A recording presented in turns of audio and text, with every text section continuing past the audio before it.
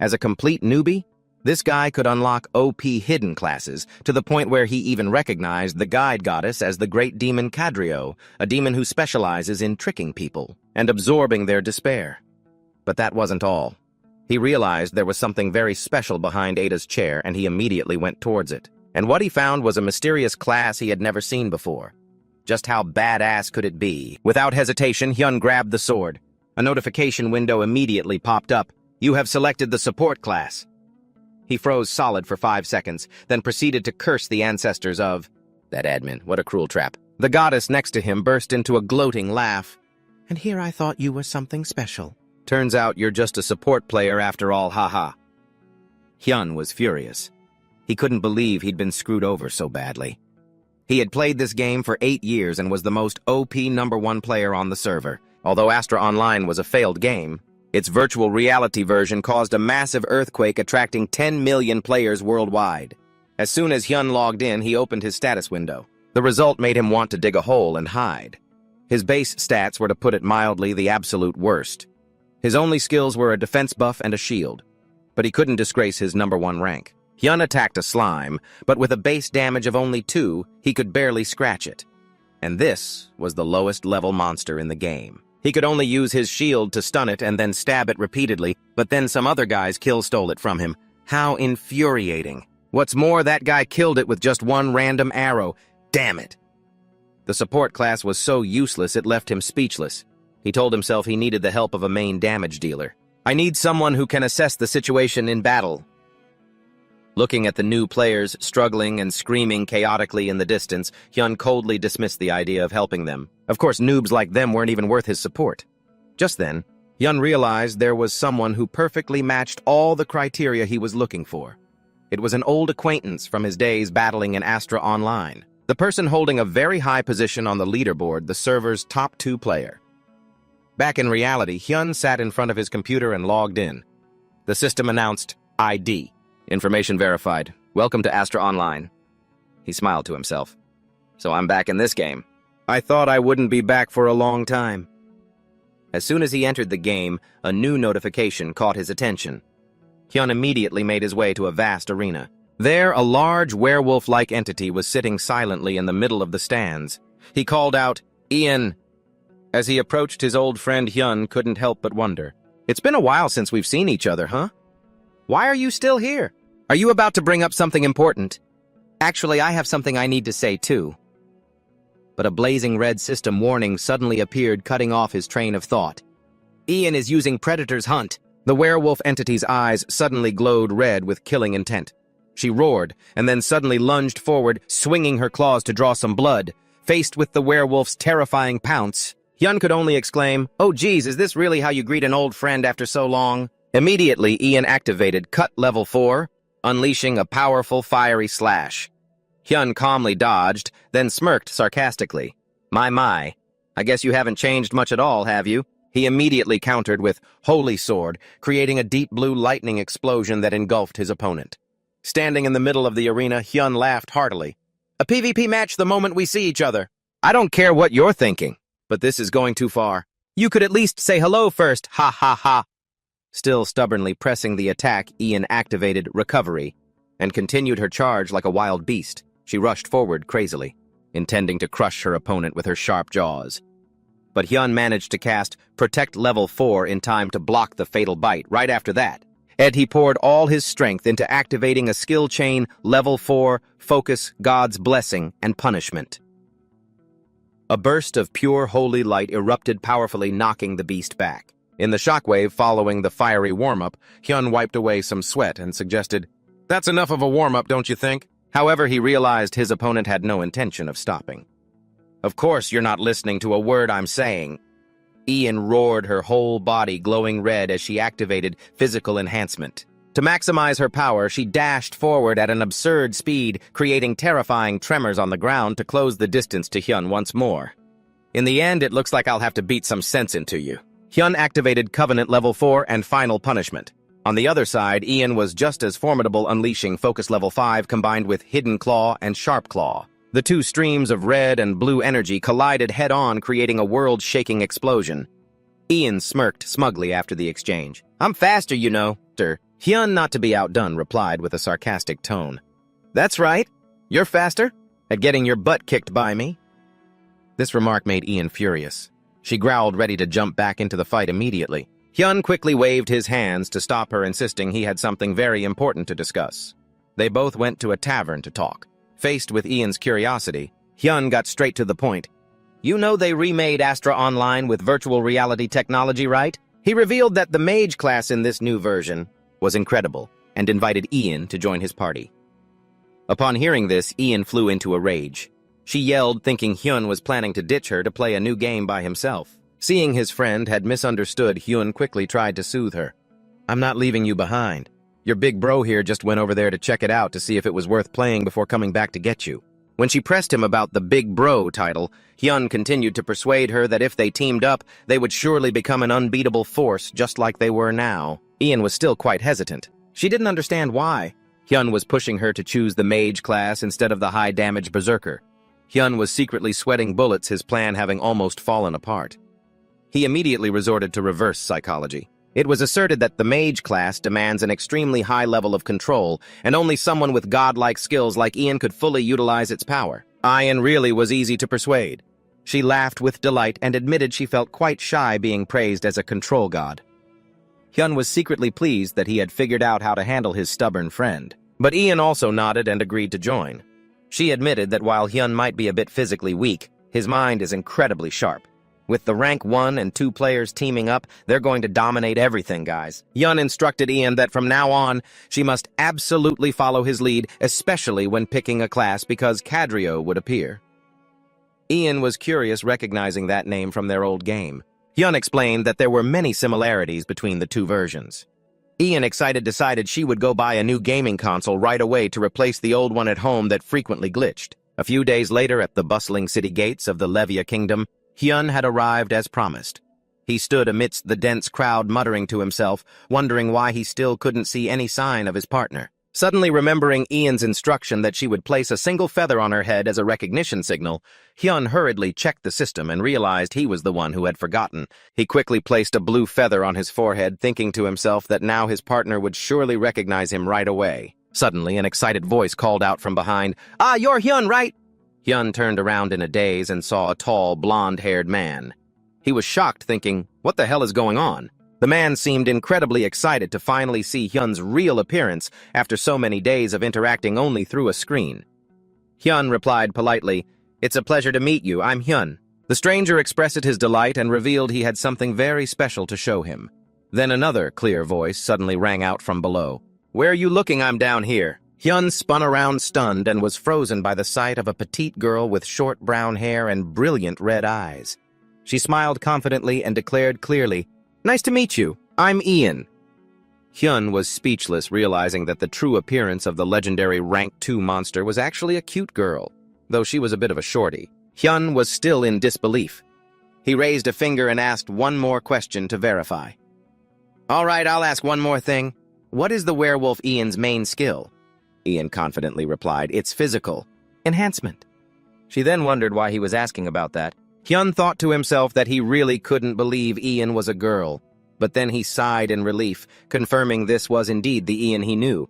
He pressed her, asking if she had really chosen the mage class, just as he had instructed. Ian firmly stated, of course it had to be a hidden class. To prove it, Ian excitedly opened her stat window for Hyun to check. Looking at the glowing virtual screen, Hyun was dumbfounded to see her class was Hidden Melee Mage. He froze, wondering, what the hell is a melee mage? Does she just whack people with a magic staff or something? Is she for real? Hyun quickly looked over the skill set of this bizarre class. First, the skill window appeared with only one skill, Fire Claw, which enveloped the user's hand in flames and dealt massive damage based on magic power, but it consumed a whopping 10 mana per second. Hyun also noticed the Deceiver title Ian had received after tricking Cadrio, which added an extra 15 magic power. He quickly did the math and realized that although the damage was very high, up to 225 per hit with her small mana pool, Ian could only fight for a mere 45 seconds. What the hell can she do with that? Might as well quit. Hyun's face darkened as he realized Cadrio had played a trick on his friend, and he lamented that their party was as good as dead. Meanwhile, Ian was still carefree, showing off her fiercely burning hands, feeling no pain at all. Shortly after, the flames sputtered out, leaving Ian bewildered while Hyun could only hold his head in his hands, completely helpless. Seeing her leader look so dejected, Ian asked worriedly if something was wrong, but he could only force a smile and brush it off. She excitedly urged Hyun to go hunting immediately to test out her new power. Hyun frantically stopped her, realizing they were in a level 60 area, and with their current level 1 stats, they'd be completely wiped out. Hyun pointed ahead and suggested they should use all their gold to travel to the next town, because staying here now was no different from suicide. Hearing this, Ian's face fell into a pout. She grumbled at Hyun, "You were the one who told me to come to this canvas castle. I'm only here because you told me to be." Right. Hyun thought things over. He knew that before venturing into danger, he had to test the actual damage output that Ian's new class could inflict. Seeing Hyun remain silent, Ian grew more impatient and snapped, "Hey, say something!" "What are we doing here?" Hyun suddenly made an interesting proposal. "All right, let's have a friendly match." Ian's eyes immediately lit up with excitement. She asked eagerly, "What a match?" Hyun smiled challengingly. "Yeah, a match. Your eyes are already sparkling." Though very excited, Ian didn't forget to mock him. "With a support class, you don't stand a chance against me." He just replied calmly, "Not necessarily. Go ahead and hit me with everything you've got." Ian got into a fierce fighting stance, the shadow of the beast from the old days seeming to manifest right behind her. She declared loudly, "Humph! You know I won't go easy on you, right?" "Just you wait." Hyun thought to himself that this stance didn't look like a mage's at all. The system glowed, announcing that the two players' request had been granted. The friendly match began. As soon as the command was given, Ian shot forward like an arrow, activating her Fire Claw skill, covering her hand in flames. She roared with confidence that Hyun could never beat her no matter what he did. Facing the fiery attack, Hyun remained perfectly calm. He thought to himself, "First I need to check how much damage she can do." Hyun made a decisive and risky choice. "I'll let you land one hit." A powerful explosive impact followed immediately after. Hyun collapses to the ground as his HP bar hits 0. Seriously, trying to act tough when you're this weak is just asking for trouble. A system notification pops up congratulating Ian on being the winner. But Ian herself stands there dazed, not understanding what just happened. Hyun sits on the ground, clutching his wound and groaning in pain. As expected, even though she's low level, the damage she deals is impressive. Ian asks worriedly, "Why are you acting like you're actually in pain? This game has a sensory synchronization feature, doesn't it? Man, that really hurts." But then her tone immediately shifts to irritation. "Anyway, why was that win so easy? I don't like it. Accept a rematch right now." She even threatens that if he doesn't give it his all, she'll quit playing entirely. Hyun forces himself up, his eyes turning serious. "All right, I'll go all out this time." The rematch begins. Ian immediately lunges forward, her eyes glowing red with determination. Seeing her attack head-on again, Hyun silently evaluates her moves. "A frontal assault again, huh? Using an immortality skill would be a waste. I can dodge this." He easily sidesteps his opponent's pounce. He feels a bit disappointed because Ian's attack speed is too slow, leaving too many openings compared to her days in Astra. Hyun tells himself she's probably just getting used to things. Since she hasn't fully mastered her new class yet, her attacks are far too easy to avoid. Ian roars in frustration. "Ugh! What is wrong with you? Fight back!" Hyun stands his ground and throws out a taunt. "Go on, try and hit me." These words are like pouring gasoline on a fire. Ian grinds her teeth and growls, "You!" before charging at him like a maniac once again. Hyun is convinced she'll just charge straight in like before, but his expression suddenly twists in shock. "If she just rushes me like last time, it won't work." "Wait, what?" Ian's speed suddenly skyrockets. Her body is enveloped in a blazing fire. She screams as she activates her Flame Claw skill, her eyes flashing with lethal intent. Realizing he can't dodge at this pace, Hyun grinds his teeth. "Her speed increased. I can't dodge this." He immediately pours all his strength into casting God's protection, creating a brilliant shield of light. To block the devastating attack, Ian gasps in shock. "What?" In the blink of an eye, Hyun activates the next phase. The system announces Hyun as the winner. This leaves Ian screaming in pure frustration. She sulkily demands another rematch right away. She really is a goddess of war, but up against him the odds are just too stacked. Ian grumbles in dissatisfaction. "What kind of cheat skill is that? You're definitely not a normal support. If it wasn't for that, I would have won." However, she still asserts her confidence. "Now I'm sure I can counter and break through it. Let's go again." Facing Ian's competitive attitude, Hyun just watches her quietly. She continues to emphasize, Yeah, I have better control over my skills now. You're going to lose the next round? Hyun calmly replies, that was my trump card, you know. This makes Ian pause. Well, if you say so. She immediately brightens up. You're probably just flattering me. Anyway, she quickly changes the subject. When are we going hunting? Hyun flashes a mysterious smile and commands, follow me. The two of them stop in front of an ancient, gloomy castle in the dead of night. Hiding behind some rocks, Hyun whispers, if everything goes according to plan, then we can test out our classes and grind some experience points here. Under the crescent moon, a legion of skeleton soldiers equipped with swords and bows is guarding the city gates. In the dark night, the Night Demon Fortress stands tall with a recommended level of 60. Huddled behind the rocks, Ian can't help but feel anxious.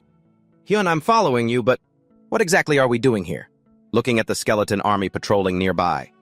Hyun calmly replies, one look is enough to tell they aren't mobs, that we can actually hunt. Seeing Ian look worried, he immediately reassures her. Don't worry, we aren't going to fight them. Ian looks at him confused. Hyun chuckles and explains that they won't be lifting a finger, feeling completely lost. Ian snaps, you're making me so confused. Are you planning to use some kind of cheat or trick again? Hyun quickly apologizes, and then firmly declares, to put it simply, we aren't the ones hunting the monsters. He points toward the NPC guards standing on the castle walls. He reveals the real plan. Those NPC guards will do the work for us. The core strategy is to round up all the monsters and lure them right to the guards' position. We let the NPCs automatically wipe them out while we soak up the experience. It's a simple strategy from the Astra days that doesn't require much thought. Although later games blocked this exploit by not giving experience if NPCs joined the fight, modern players have gradually forgotten about it because of those changes. Ian asks skeptically, you mean a strategy from Astra actually works here? Hyun confirms, since Azrian uses the Astra engine, the basic mechanics definitely haven't changed yet. Ian cheers up instantly.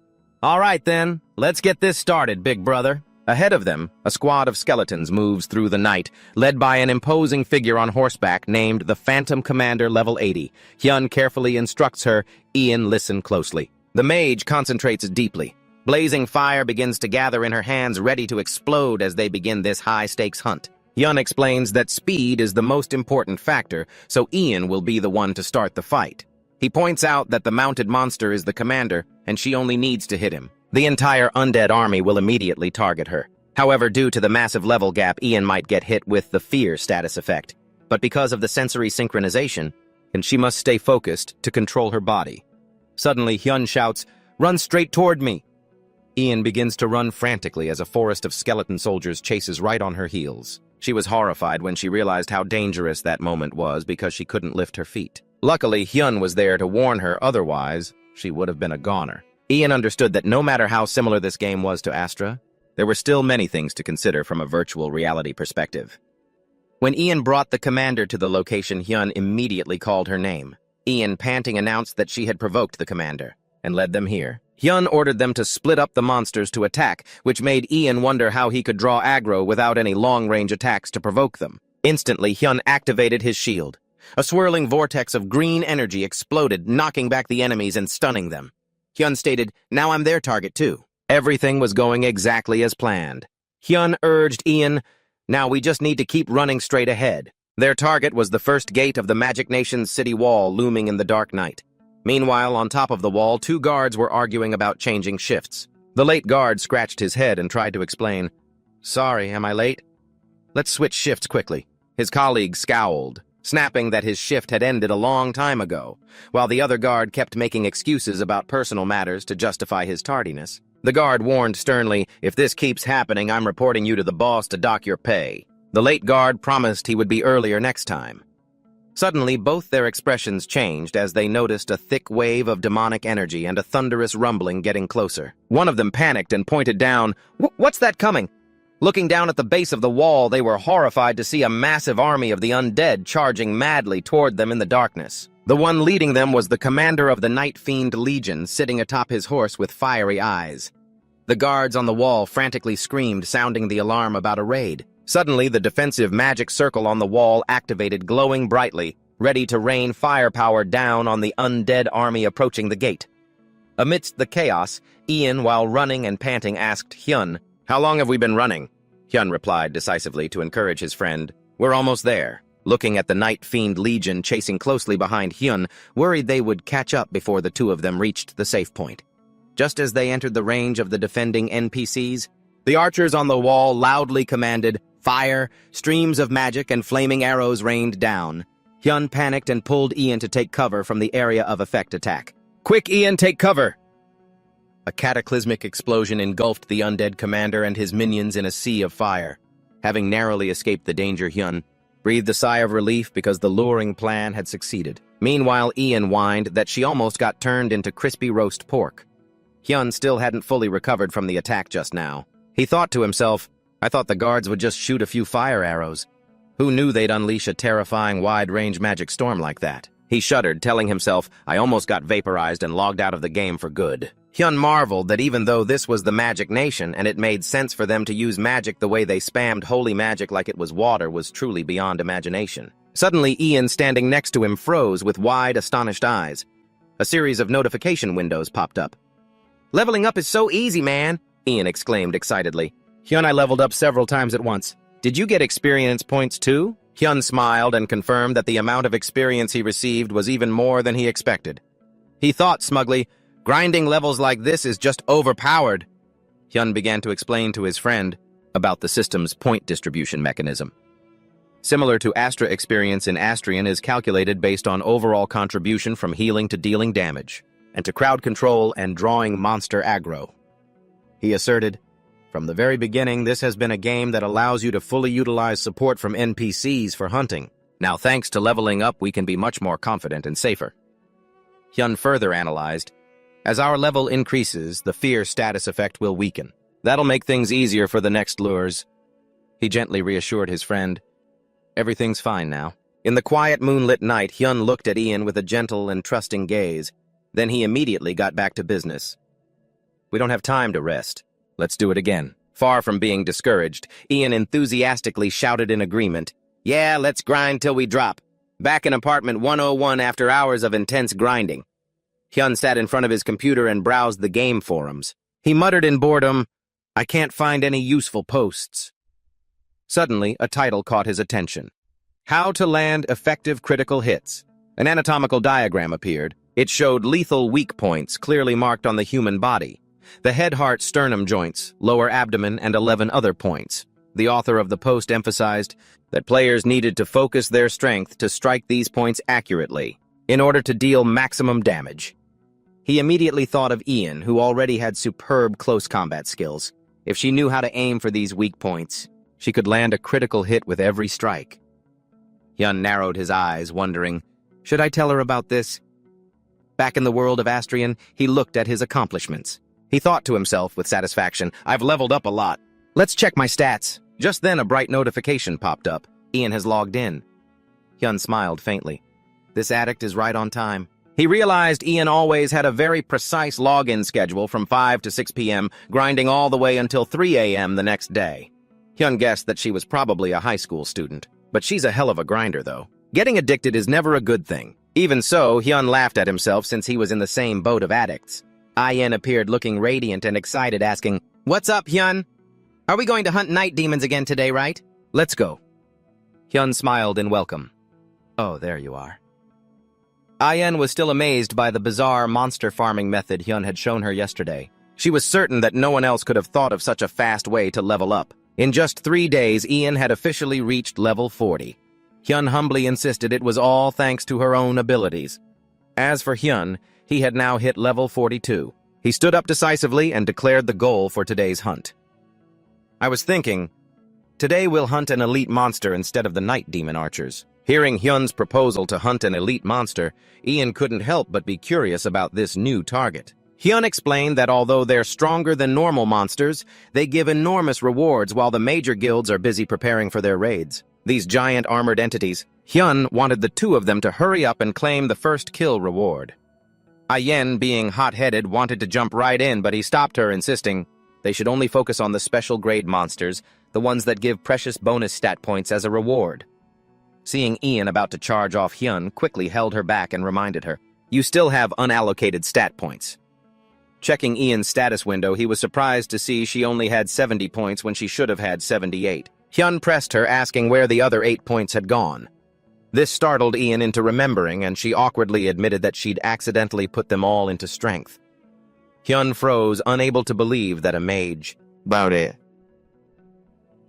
would raise their physical strength stat. Ian stammered an explanation that because of her habit of playing a werewolf character in her old game, she did it instinctively, hoping her skills would make up for this shortcoming. Although Ian tried to be optimistic, saying her base stats were still good, Hyun was just speechless at her logic. He firmly insisted on helping her allocate the rest of her points in the most optimal way. A moment later, Ian's level 40 stat sheet was officially revealed, showing her class as Anonymous Melee Mage. Hyun calculated silently that even though Ian's health was quite low due to her class's nature, with his support skills, this problem could be completely solved. Noticing that Ian could now deal over 500 damage with her Fire Claw skill, Hyun decided to save her remaining 39 stat points as a reserve for unexpected situations. Hyun calculated that with his support, the two of them could finish off high-level monsters in just 5 minutes.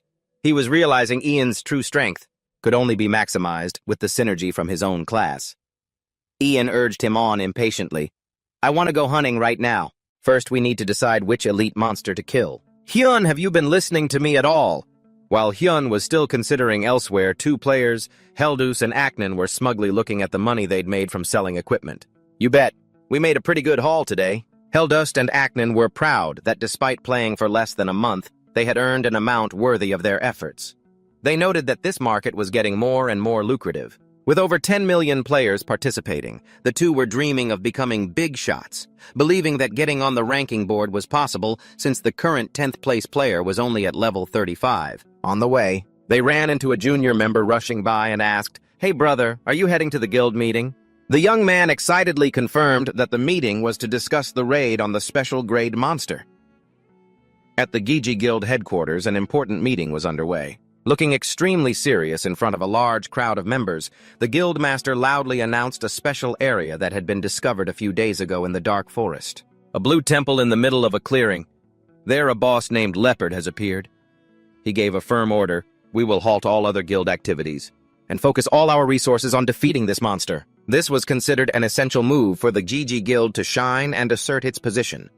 Back with Hyun, he said that he had also finished making a list of monsters to hunt.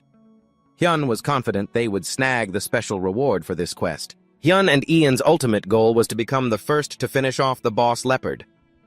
Amidst the thick fog and heart-wrenching screams, a young man was trembling in absolute terror. He screamed in despair, "No, no, no! Please make it stop." Witnessing his comrades fall right before his eyes, he could only cover his face and sob in shock. Why did things turn out like this? Why did this have to happen to us? Flashing back to a few hours earlier. Before the tragedy had struck, the Gijin Guild's entire expedition team was ceremoniously advancing deep into the dark forest to find the boss Leopard. Amidst the crowd, a red-haired man named Hercules turned and asked his partner, "Hey Aknin, what do you think about this?" Aknin replied, "The first expeditions are usually just to analyze the special monster's attack patterns, but who knows? They might just succeed on this first try." He turned to ask the opinion of the blonde kid with them. "What do you think, Takta?" The 16-year-old boy named Takta could only scratch his head awkwardly, as he was probably a newbie. Seeing this, Heldus put an arm around his shoulder encouragingly. "Come on, kid, man up. A man shouldn't be this spineless." The old man insisted that Tata should be proud of reaching the required level to join the expedition party. The whole group suddenly halted before an ancient, gloomy structure. The leader announced firmly that this was the entrance to the tomb and warned everyone to stay on high alert. Since they could be ambushed the moment they stepped inside, the leader strictly ordered the guild members to maintain absolute focus and alert the others. "If you guys spot anything strange, report it immediately." He emphasized that this was the guild's first official raid, so everyone needed to pay close attention. As the massive stone gate glowed with a surge of purple mana, the guildmaster shouted the command. "All right, let's move out." The expedition party marched into the dark dungeon across a long stone bridge. The guildmaster reminded them once more to maintain discipline, saying, "As you all know, no acting on your own. There are no rewards for those who rush to their deaths." Amidst a thick fog that restricted their vision, a bone-chilling gust of air suddenly hit them, making it impossible to see what lay ahead. The guild masters screamed for everyone to stay calm and hold their positions. The system continuously warned that the freezing cold was slowing everyone down as agonized screams began to erupt from all over. As members were brutally attacked by the frost, one player asked in shock, "Is this it? Is it over?" But a bald martial artist grit his teeth and insisted, "Not yet. There has to be something else. No way in hell it ends just like this." Right at that moment, a massive magic circle glowed brightly above. The guildmaster roared a warning for everyone to prepare as a special boss was appearing. He warned that this boss had the power to manipulate their senses. So everyone be extremely careful. Out of the blue light, an old mage with long white hair and glowing eyes emerged.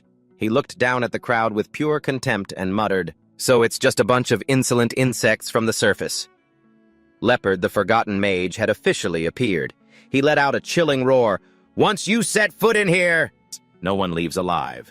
Faced with such terrifying power, the players were all paralyzed, unable to move a single muscle. Realizing the situation was critical, Acnon immediately ordered the guild to get into formation. He identified the enemy as an ice-type mage and warned everyone, "Be especially careful of those area of effect spells."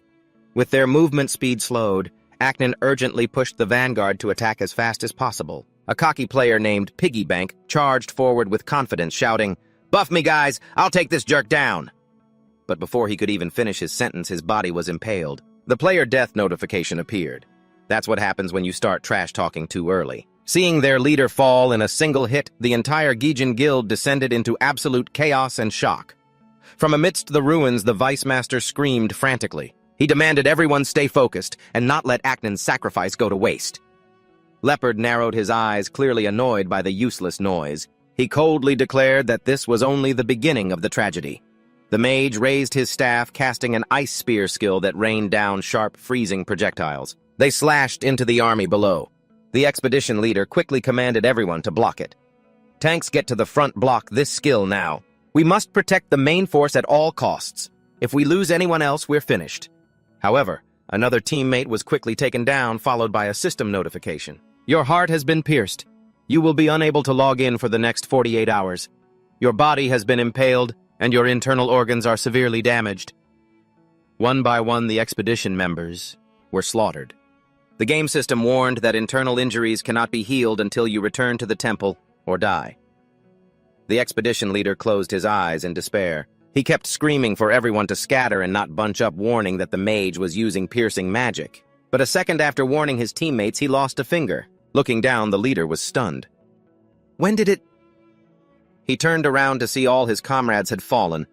Shaking, he asked himself, "What am I supposed to do now? Is it even possible to win?" He couldn't stop thinking. There was no way a level 30 could stand against this. After wiping them all out, Leopard grumbled about how boring it was. Meanwhile, the leader was still calculating 60 no. "It's at least level 70. We should have been much more careful before approaching it." Raising his staff, Leopard shouted again, "Behold my power, you mortals!" The leader quickly snapped out of it and tried to encourage the survivors to dodge the attack, his voice constant as he tried to coordinate the situation. "We have to stay alive to figure out its attack patterns." But then the leader was sent straight to the afterlife when he was hit a second time. Leopard watched them struggle and laughed with delight. "Ha ha ha! How entertaining, run if you can! Ha ha ha!" Then came more screams. Leopard, in high spirits, asked, "Are there any more little rats hiding?" "Ha ha ha!" Tata, hiding in a corner, couldn't stop trembling. "Damn it, what should I do?" He squeezed his eyes shut, too terrified to look. "Is everyone else really dead?"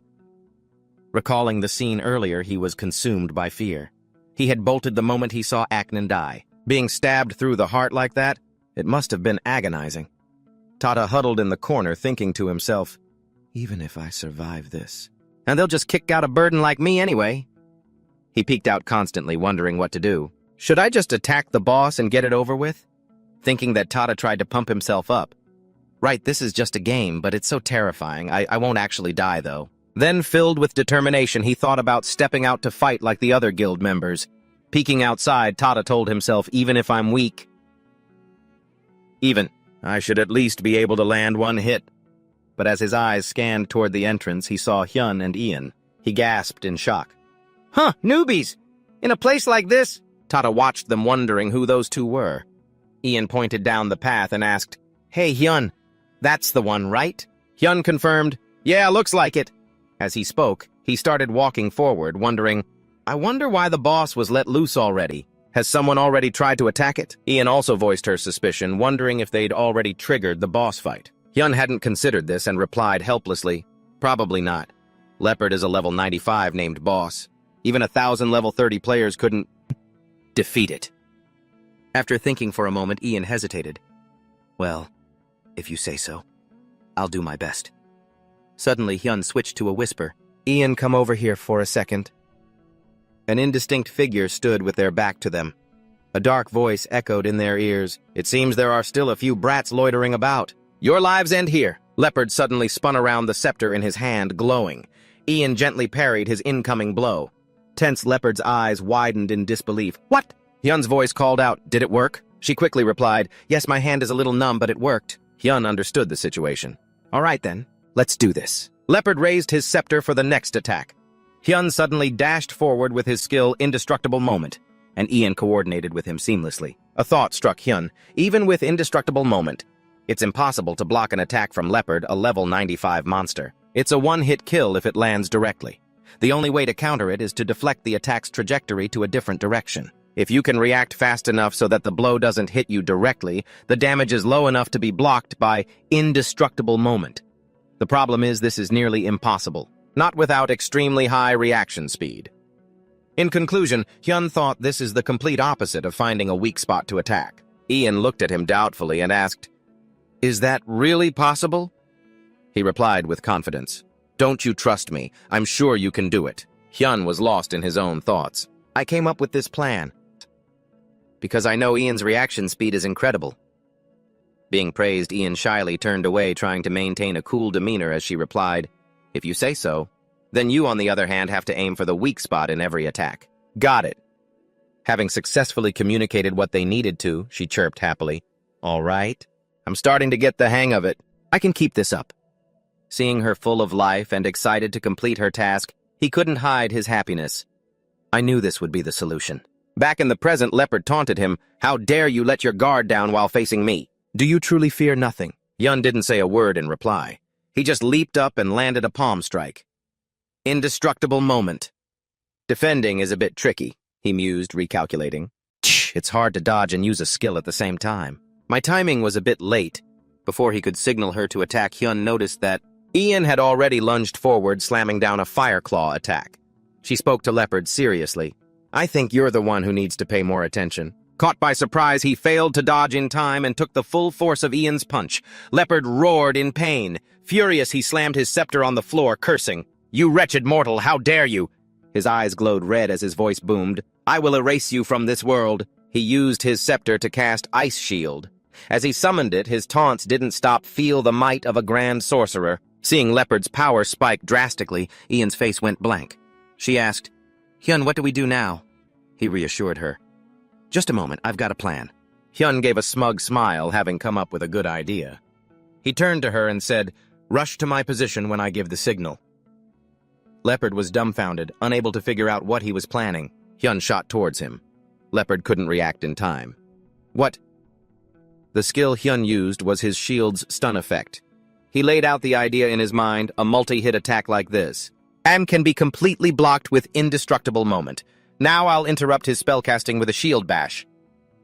Choosing the perfect moment, Hyun signaled Ian. "Now." He's stunned. "So now's our chance to attack." Ian excitedly rushed forward, confidently saying, "Leave it to me."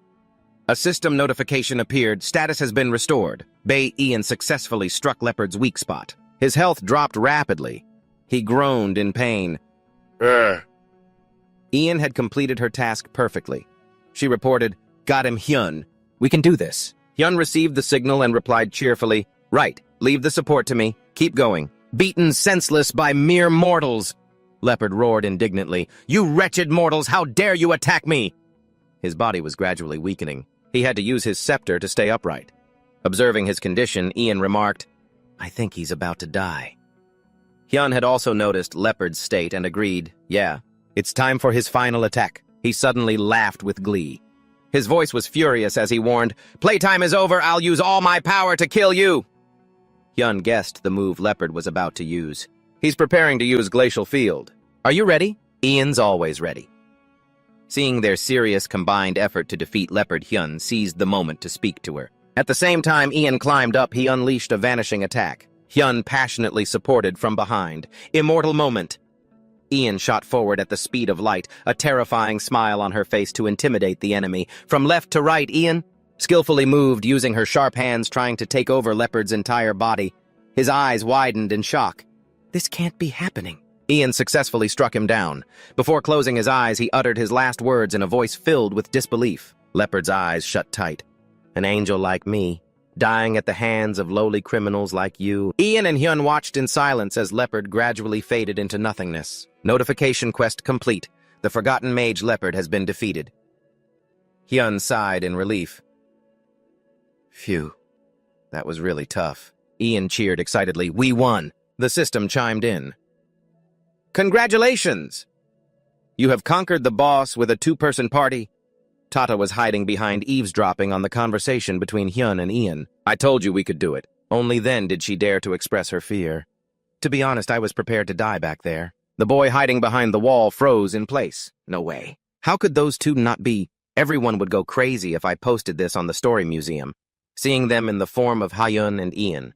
Tata wondered, who are these people? Returning to his train of thought, he mused, including Leopard, we've defeated 18 named monsters. As for the items we received, we've earned 20,000 gold and we have 9 rare items. All we need is 1 more unique item and we're set. Ian was engrossed in choosing the rewards. He thought to himself, Ian is a damage-dealing mage, so she should take the staff and I can have the rest. Hyun awkwardly began to explain to her. A unique item is worth 10 times a rare item. So if you take the unique staff and I get the rest of the rare items, it can be considered an even split. Ian quickly agreed, sure, whatever's fine. Picking up a staff, she asked him, Hyun, what am I supposed to do with this staff now my class weapon is gauntlets? Hyun suggested, what if we use that staff for enchanting?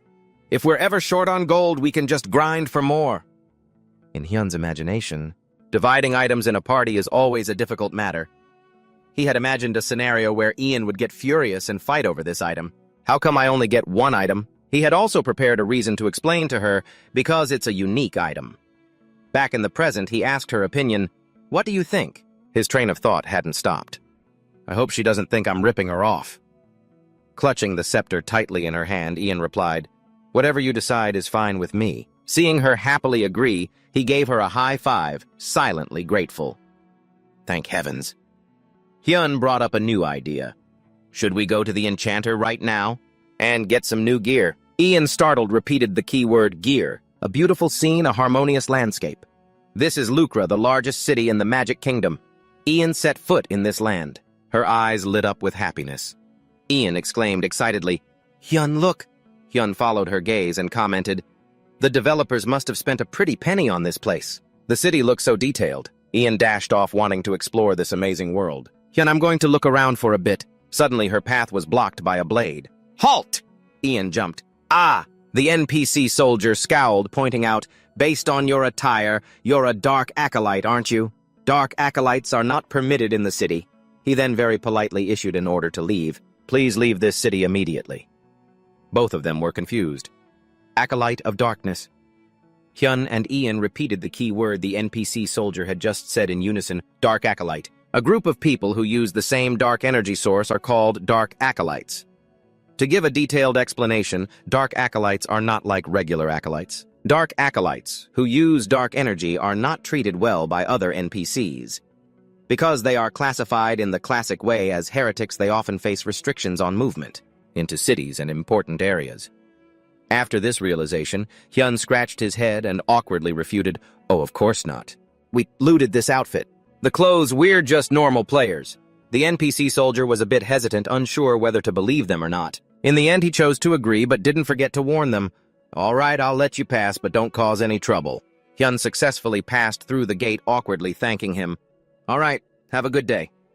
On their way, Hyun and Ian didn't have an easy time due to the whispers and gossip about them.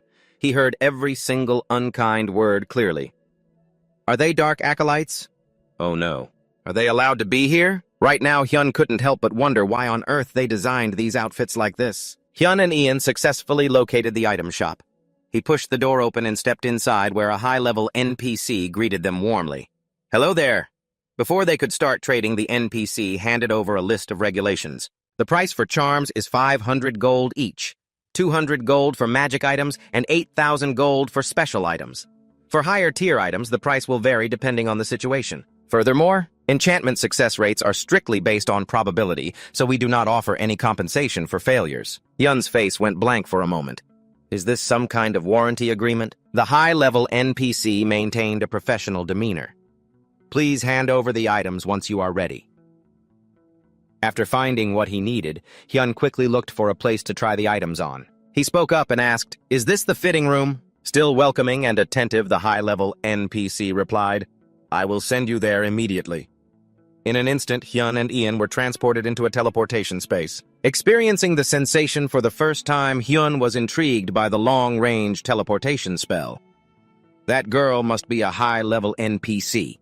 Ian was just as excited. She kept shouting, "I can't believe it!" Hyun moved quickly, stripping off his clothes to change items without any hesitation.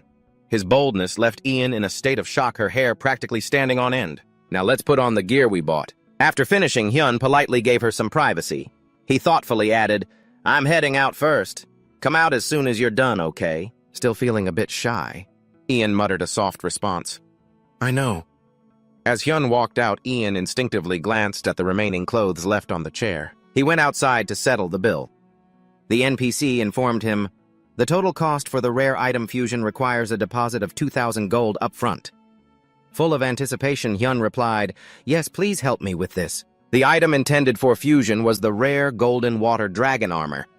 Having received all the necessary materials, she began the fusion process with a look of pure passion on her face. After a concentrated effort to fuse the rare item, a set of iron armor was successfully created. However, Hyun's face fell with disappointment. The NPC, still optimistic, announced, "It's a failure. Would you like to try again?" Having come this far, he felt he had to see it through. He accepted the challenge again. "Fine, let's do it. I didn't think it would work on the first try anyway. There is only a 45% chance of a successful fusion, so one of these is bound to work. Let's try this next." The next thing Hyun sacrificed was a special book, the Rare Book of Godlike. Another loud explosion erupted right in front of him, but the high-level NPC remained unfazed. He kept trying to fuse the rare items over and over. Even after 3 attempts, success was nowhere to be found. Annoying notification sounds kept ringing in his ears. Rare Easter's life has been completely destroyed. Rare Blue Bone armor has been completely destroyed. Rare Blue Demon armor has been completely destroyed. Watching the string of failures unfold, he was furious and couldn't believe it. How is this possible? There should have been at least one success. The high-level NPC calmly explained, "The success rate is just a matter of probability." Hyun kept questioning her, "How is this not a total scam?" Suddenly, Ian's excited voice rang out beside him. "Success!" Hyun turned his head as the NPC noticed and said, "Oh, it looks like the young lady succeeded." Her face was glowing with joy. "Congratulations, Ian. The chances of success were actually very low." Ian was completely mesmerized by her newly fused item, and that item was special brown leather gloves. Equipment requirements: magic power, 120. Durability, 55 out of 10. These leather gloves have a simple design and are sold in almost every shop, making them quite easy to obtain. This gear was crafted from the leopard's admiration for the heavens. It amplifies all magic power factors by 50%. When using 5 ice element spells, enemies become encased in frost. Long-range magic speed is increased by 1.5 times. Seeing someone else's success felt like a slap in the face to Hyun. His head spun in disbelief. No way, this can't be happening. He had failed every single time. Then Ian opened her equipment tab and suggested, "Maybe you could try this." He pointed his finger at Ian's item and scoffed, "Hey, this looks like total junk. Are you sure you want to fuse this?" She had to remind him, "It's not junk, just give it a try." After a moment, Ian held out a cloak to Hyun. "Wear this." He stood there dazed, unable to process what was happening. The cloak brought back memories for Ian as she said, "This is the one you used to wear." The cloak, enveloped in a radiant glow, was the rare Black Demon Commander's cloak. Level requirement level 20. Durability 24 out of 70. It's a full-body hooded cloak with a very dark hue. You could easily be mistaken for a dark priest when it's combined with the Blood Fairy cloak. This is the long, flowing Blood Fairy cloak. Be careful to maintain self-control when your strength is low. Defense plus 22%. Active skill. Blood Fairy's Frenzy increases speed by 50% when health drops below 20%. Duration 60 seconds. Cooldown 12 hours. He took the valuable gift into his hands. Hyun, I'm so happy I could cry. You did the fusion for me. My talent is finally being recognized. Of course you deserve an item this good. Hyun couldn't hold back his emotions any longer. Thank you, he thought to himself, feeling incredibly lucky. That's right, he's such a powerful ally. Outside the park, Tata stood alone with his back to the lake, letting out a long sigh. His face was etched with sadness as he thought, I got kicked out. He remembered what had just happened.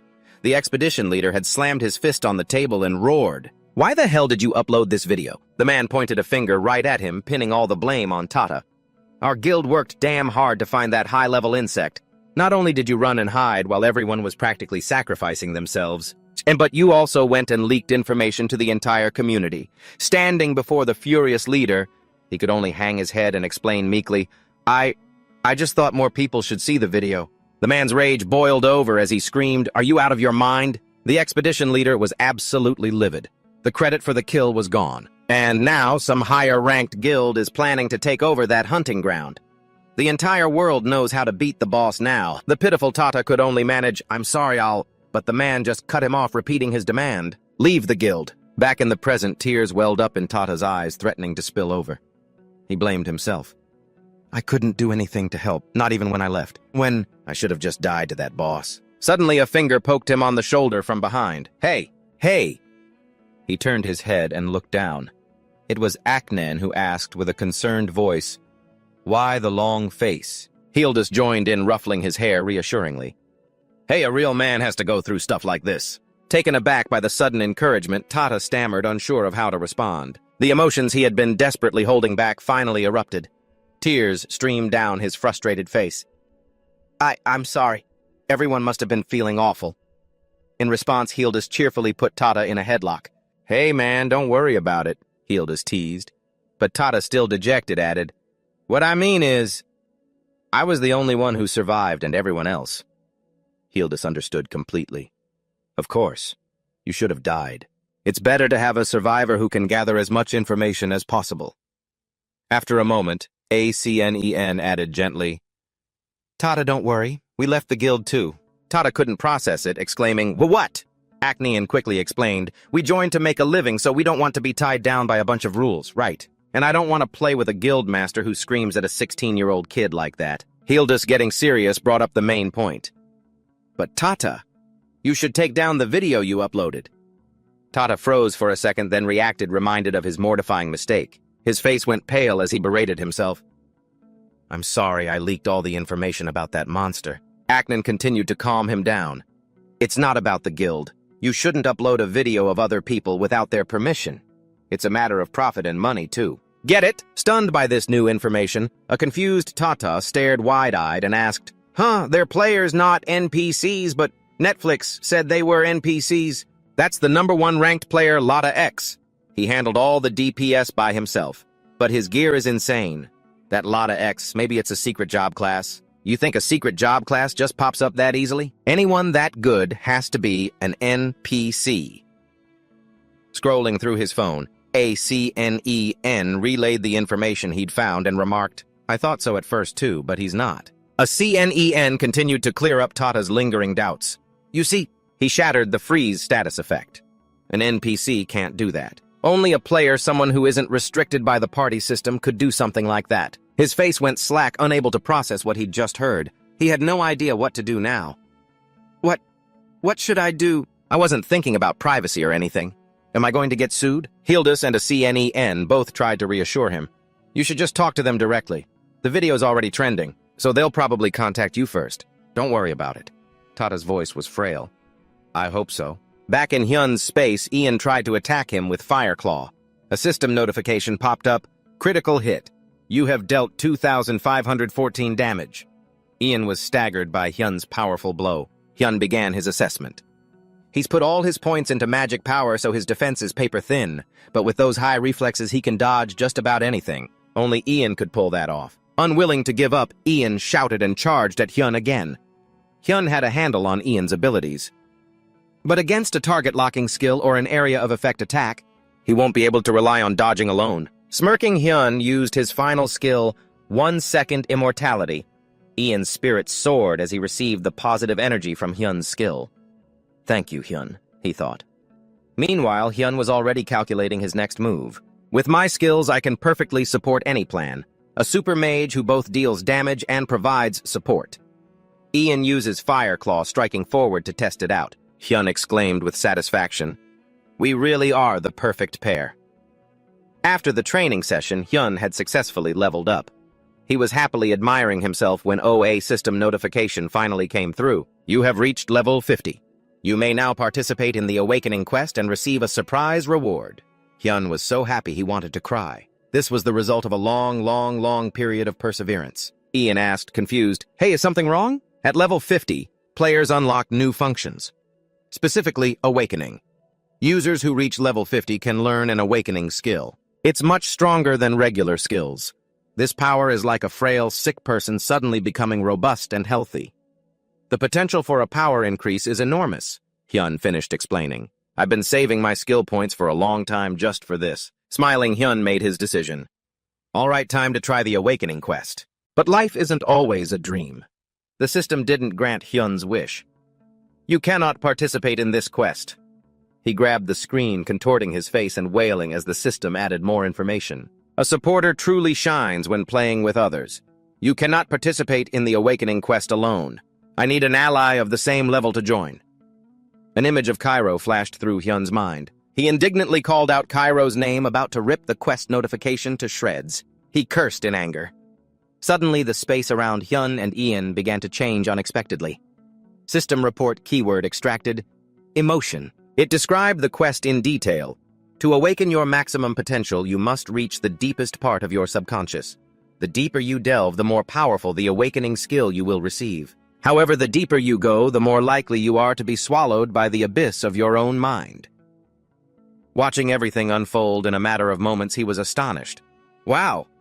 The system wasn't done sending signals yet. Fortunately, you have one single opportunity to turn back time. She looked around, fascinated by every nook and cranny. Unexpectedly, Hyun was now beginning to sink into worried thoughts. Can we turn back time because of the keyword time? Countless questions arose in his mind. Being able to turn back time right before you die. Doesn't that sound amazing? System target transfer successful. Area construction complete. A line of text began to appear before Ian and Hyun. He checked in with her. Are you ready? Ian was in position. Yes. Before the quest began, Hyun offered some encouragement. We're going to dive as deep as we possibly can. Upon entering the quest, the system laid out some rules. All of your stats will temporarily be reset to 10. All skills have reverted to their initial state. All skill points have been removed. After completing the Awakening quest, everything will return to normal. The shifting space was a novel sight for Ian. Wow. Hyun latched onto the keywords from the announcement, repeating them to himself. Stat reset. He quickly put it together. Of course. There's no way they'd just give us the ability to turn back time for free. That's it. The initial stat reset is the restriction placed on the time reversal ability. After the teleportation process, both Hyun and Ian were feeling dizzy and disoriented. He was the first to speak. Ian, you okay? Ian struggled to get the words out. I feel like I'm going to throw up. Seeing that she could still answer, he reassured her. Well, that means you're still doing all right no matter how you feel. Hyun was still excited. The word start appeared. Let's get this journey started. A thought occupied his mind. You scratch my back, I'll scratch yours. Ever since I became a top-ranked player, this principle has remained the same even after I became a supporter. The system processed the data, quickly teleporting Hyun to a suitable quest location. The Awakening quest will now begin. Current location, first floor. He was a bit surprised by the level of this quest. As it progressed, Hyun grew more and more tense. This is starting too fast. What's happening? Suddenly, he was snapped out of his thoughts by Ian's shout. Hyun, look! Following her pointed finger, a flickering figure had just materialized in front of the two of them. The figures looked exactly like Ian and him. He observed, they're clones of you and me. The illusionary Ian and Hyun on the other side smirked wickedly. Hyun suspected, are these things created from the data of us playing together? Reacting to the situation, Hyun voiced his theory to Ian. Looks like the condition for clearing this is to defeat our own clones. Ian was still stunned. Whoa, they look just like us. Her casual readiness for battle made Hyun a little unnerved. Aren't I being a little underestimated here? No matter how good the artificial intelligence is, it can't compare to the skill of a real person. Enthusiastically stretching his arms and legs, he gauged Ian's mood. Ian, what do you think about fighting our clones? She responded with excitement. Sounds like fun. He stared intently at the illusionary Hyun across from them and said menacingly, We're going to have to teach someone a lesson. The illusionary Hyun and Ian showed no signs of concern. He seized the initiative, lunging forward and shouting excitedly, Shall we test the AI's skills? Then the illusionary Ian nimbly unleashed her fire claw. Hyun dodged the attack with ease, then paused, suspicious. What is it just mimicking Ian? Isn't it a little clumsy? System. Character profile. Imaginary. Ian level 1. HP 60 out of 60. Mana 100 out of 100. Strength 10, Speed 10, Vitality 10, Magic 10. Skill Fire Claw level 0. Hyun read all the details about the clone in front of him. The stats aren't too different, but its control can't compare to the real Ian. Its movements are predictable. Hyun summoned a blade. With a single swift motion, he struck down the advancing illusionary Ian. Critical hit. You have dealt 23 fire damage, Fire Claw level 0. The system calculated the amount of damage. You have dealt over 33% of the target's maximum health in a single blow. The target will lose a part of its body. Hyun casually commented, easy. On the other side, Ian had already finished her fight as well. The illusionary Hyun was gone, and she turned back to him. Oh, you won too, Hyun. He let out a sigh and complimented her. Yeah, well, they were only clumsy when compared to you, the system reported quickly. Congratulations, you have cleared the first abyss. The reward for completion is... Reward for clearing the first abyss. All party members will receive temporary stat points. Reward plus 20, temporary stat points. The second abyss will begin shortly. Please distribute your points as quickly as possible. Hyun muttered to himself, calculating. So this is a roguelike. We get points every time we descend. Ian, having received her quest reward, giggled. Skill points. He didn't even think about the reward, just lost in his thoughts.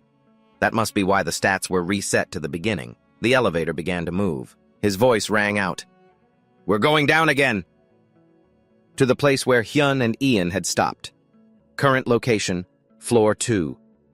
In front of the two of them, a dark shadow slowly began to take shape. She asked Hyun, do you see that? He confirmed, yeah, it's coming. The illusions of Hyun and Ian successfully formed. Emitting a dark energy, it landed on the ground. He announced, floor 2 has begun. Looking at the Ian in front of him, not much had changed. She didn't look very different from before. It even copied Ian's laugh. Hyun got his knife into a ready stance. Prepared for battle, he swiftly struck the Ian illusion multiple times. The damage points ticked down continuously, even though the combo attack dealt over 33% of its maximum health. Watching the Ian illusion writhe in pain from the attack, he silently observed and compared it to the real one. This was too simple. The fight ended quickly and easily. Hyun asked in disbelief, so this is all there is to floor 2. Reward for the mission received. Reward for completing the second abyss. All party members will receive temporary stat points. Reward temporary stat points plus 40. Temporary stat points plus 20. The third abyss will begin immediately. Please distribute your points as quickly as possible. Ian then returned completely unscathed. Hyun asked, that was great. Ian, you're okay, right? Full of energy, she replied. No problem. The colors in the space shifted. In front of them was a portal. Ian exclaimed, look, it's blinking. The illusions of Hyun and Ian were being formed. He warned, here it comes. The Ian illusion calmly stepped out, its deep smile growing more and more terrifying as it stared at him. System character. Introduction. Imaginary Ian level 3. Health 450 out of 450. Mana 600 out of 600. Strength 10. Speed 35. Vitality 30. Magic 60. Skill list Fire Claw level 2. Question mark level 0. Hyun started to lose his composure. The stats have increased. Those question marks must be additional skills. But before Hyun had time to process it, the Ian illusion seized the initiative. It lunged forward to attack him, and he dodged out of the way. He tensed up internally. Too fast. She just rushes in without giving me time to think. The difficulty suddenly spiked. Unable to adapt, Hyun cursed, "Damn it." The illusion's hand using Fire Claw lunged at him wildly. Its movements were just like the real Ian's now. He compared the Ian illusion's current power. She's like a wild beast. However, Hyun countered it with a one-moment eternity strike. In his heart, he was clear. It's still just an AI. System report. You dealt 22 damage. The Ian illusion took the full blow, gritting its teeth in pain. Hyun was losing his stamina, his face showing signs of strain. I was aiming for its weak spot, but I missed. Once in a battle, he had to keep fighting. He tried to steady his nerves. No, it's fine. There's no time limit. Even if the AI improves, we still have the advantage. One blow, then another. Hyun carefully reminded himself, no need to rush.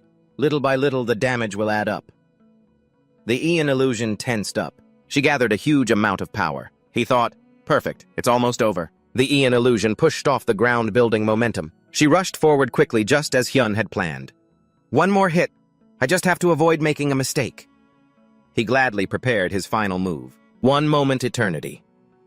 Hyun envisioned a bright future and victory. Unexpectedly, the Ian illusion changed its attack target to Hyun's arm. A system voice rang out. Status. You have taken 58 damage. Hyun froze. What?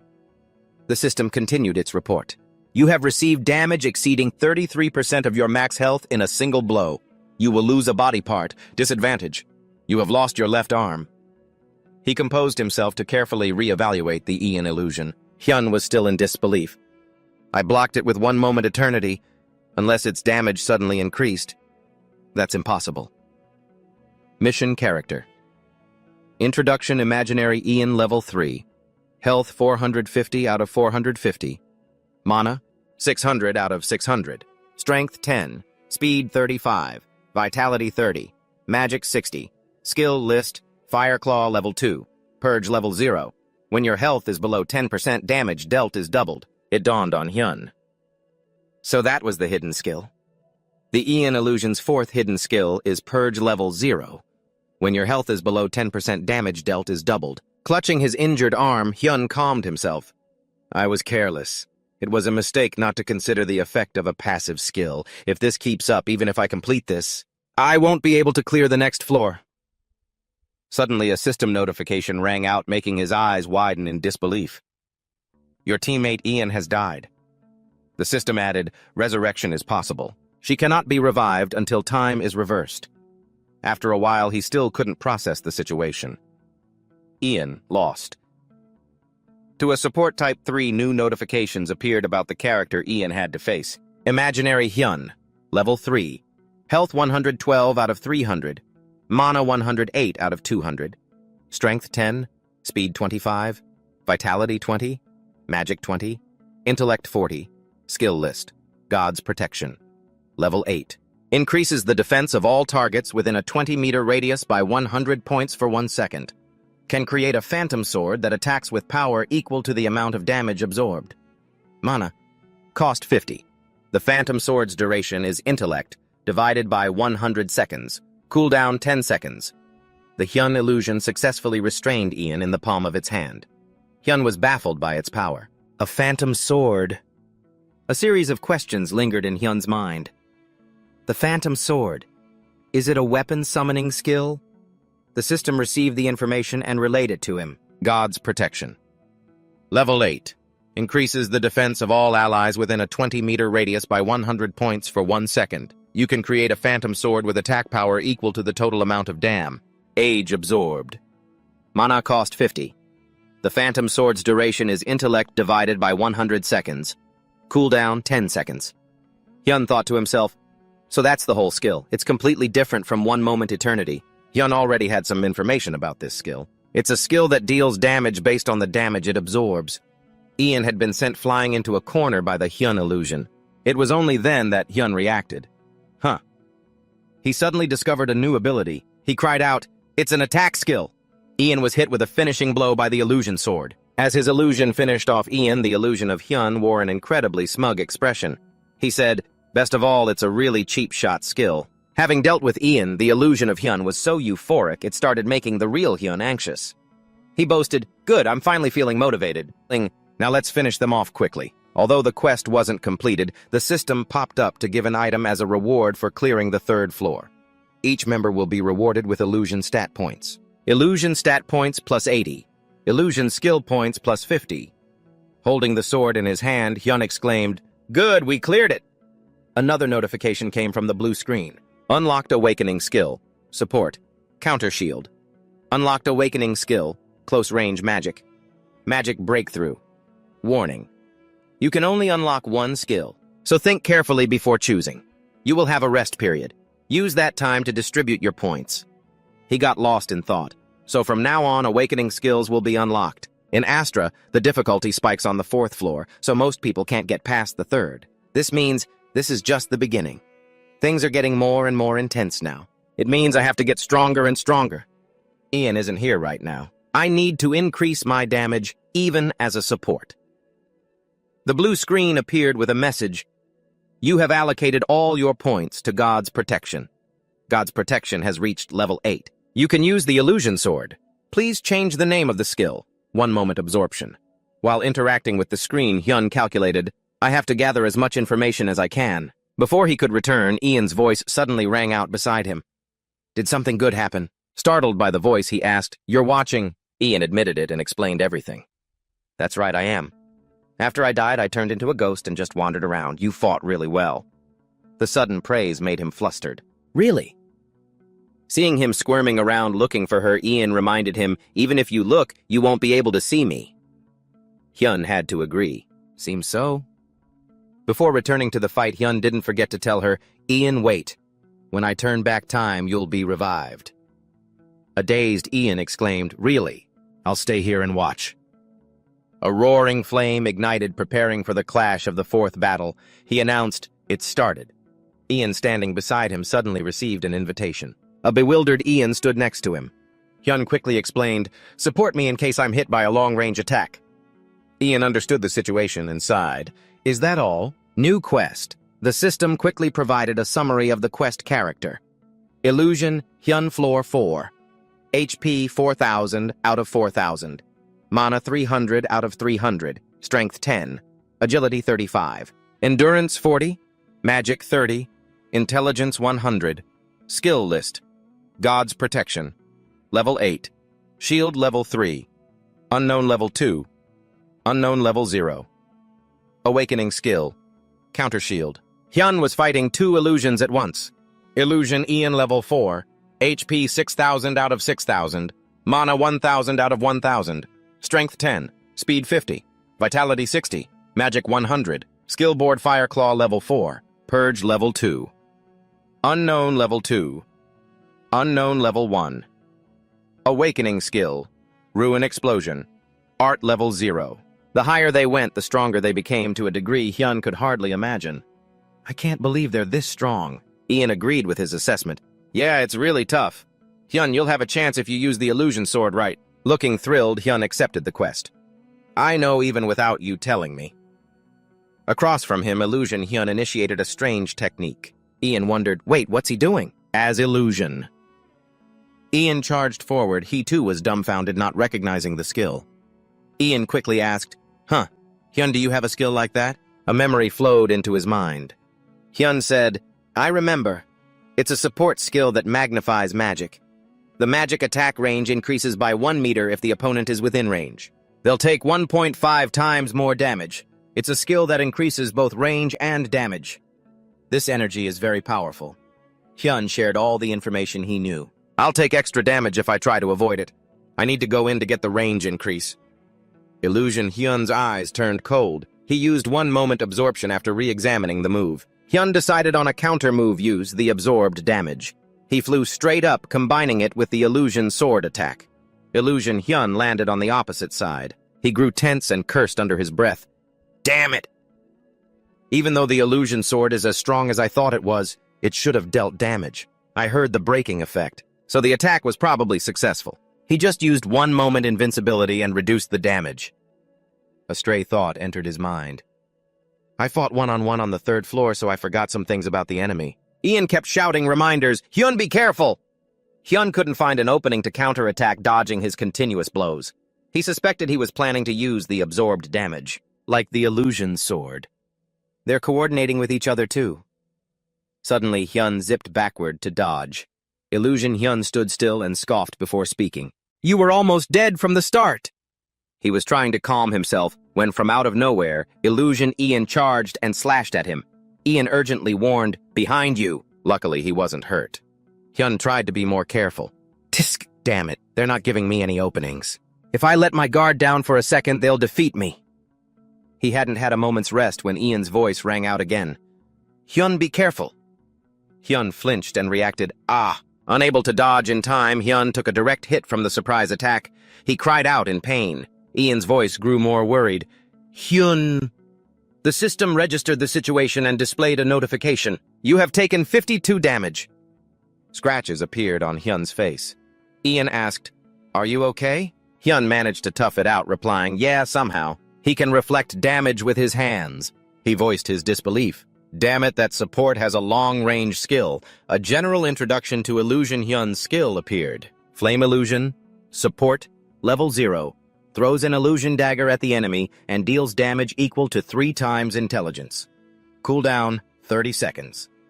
Hyun's confident expression vanished. This helplessness in his voice, everything is getting worse. Finally, Ian urgently made a choice.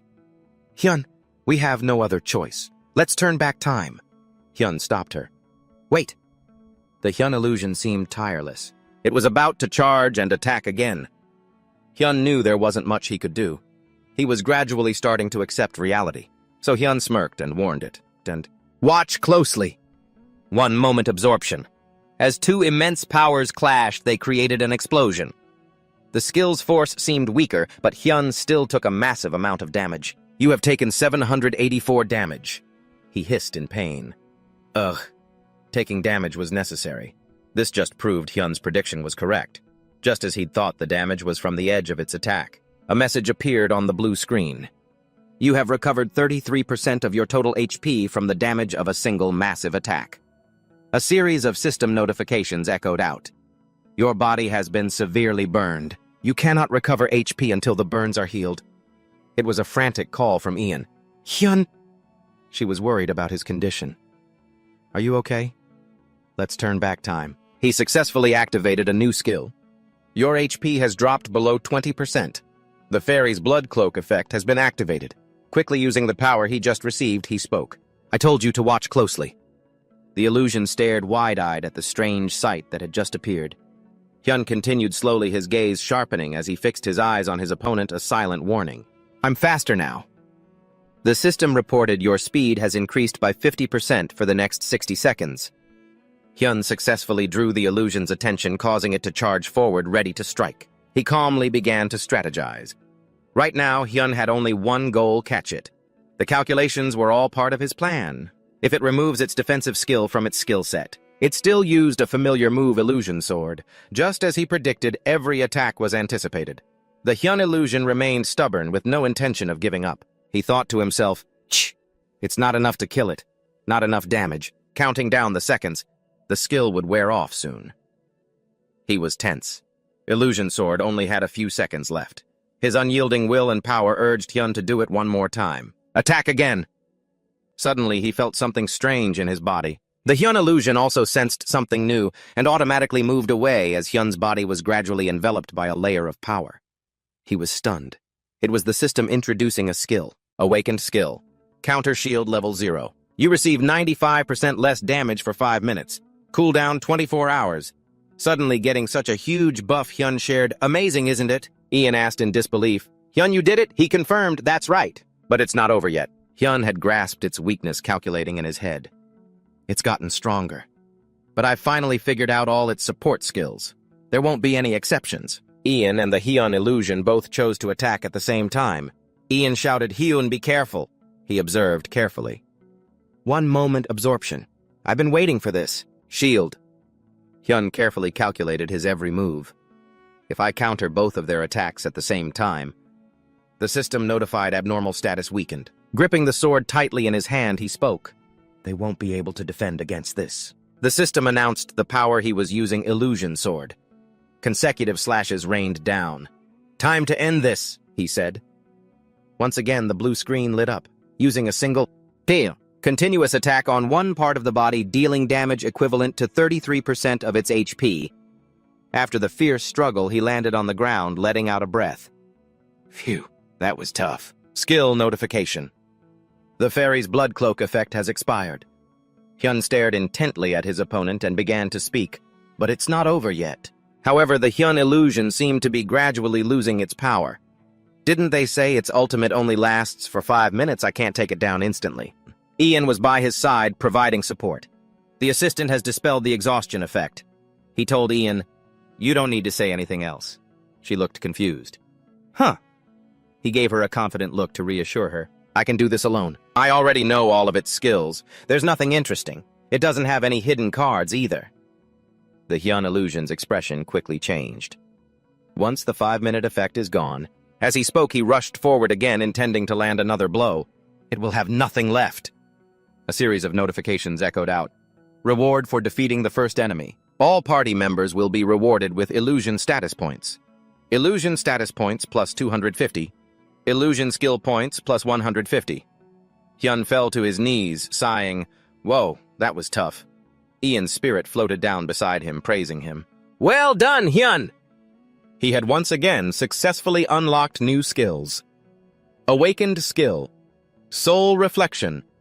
Assistant has been unlocked. Awakened skill. Close range magic. Ruin eruption has been unlocked.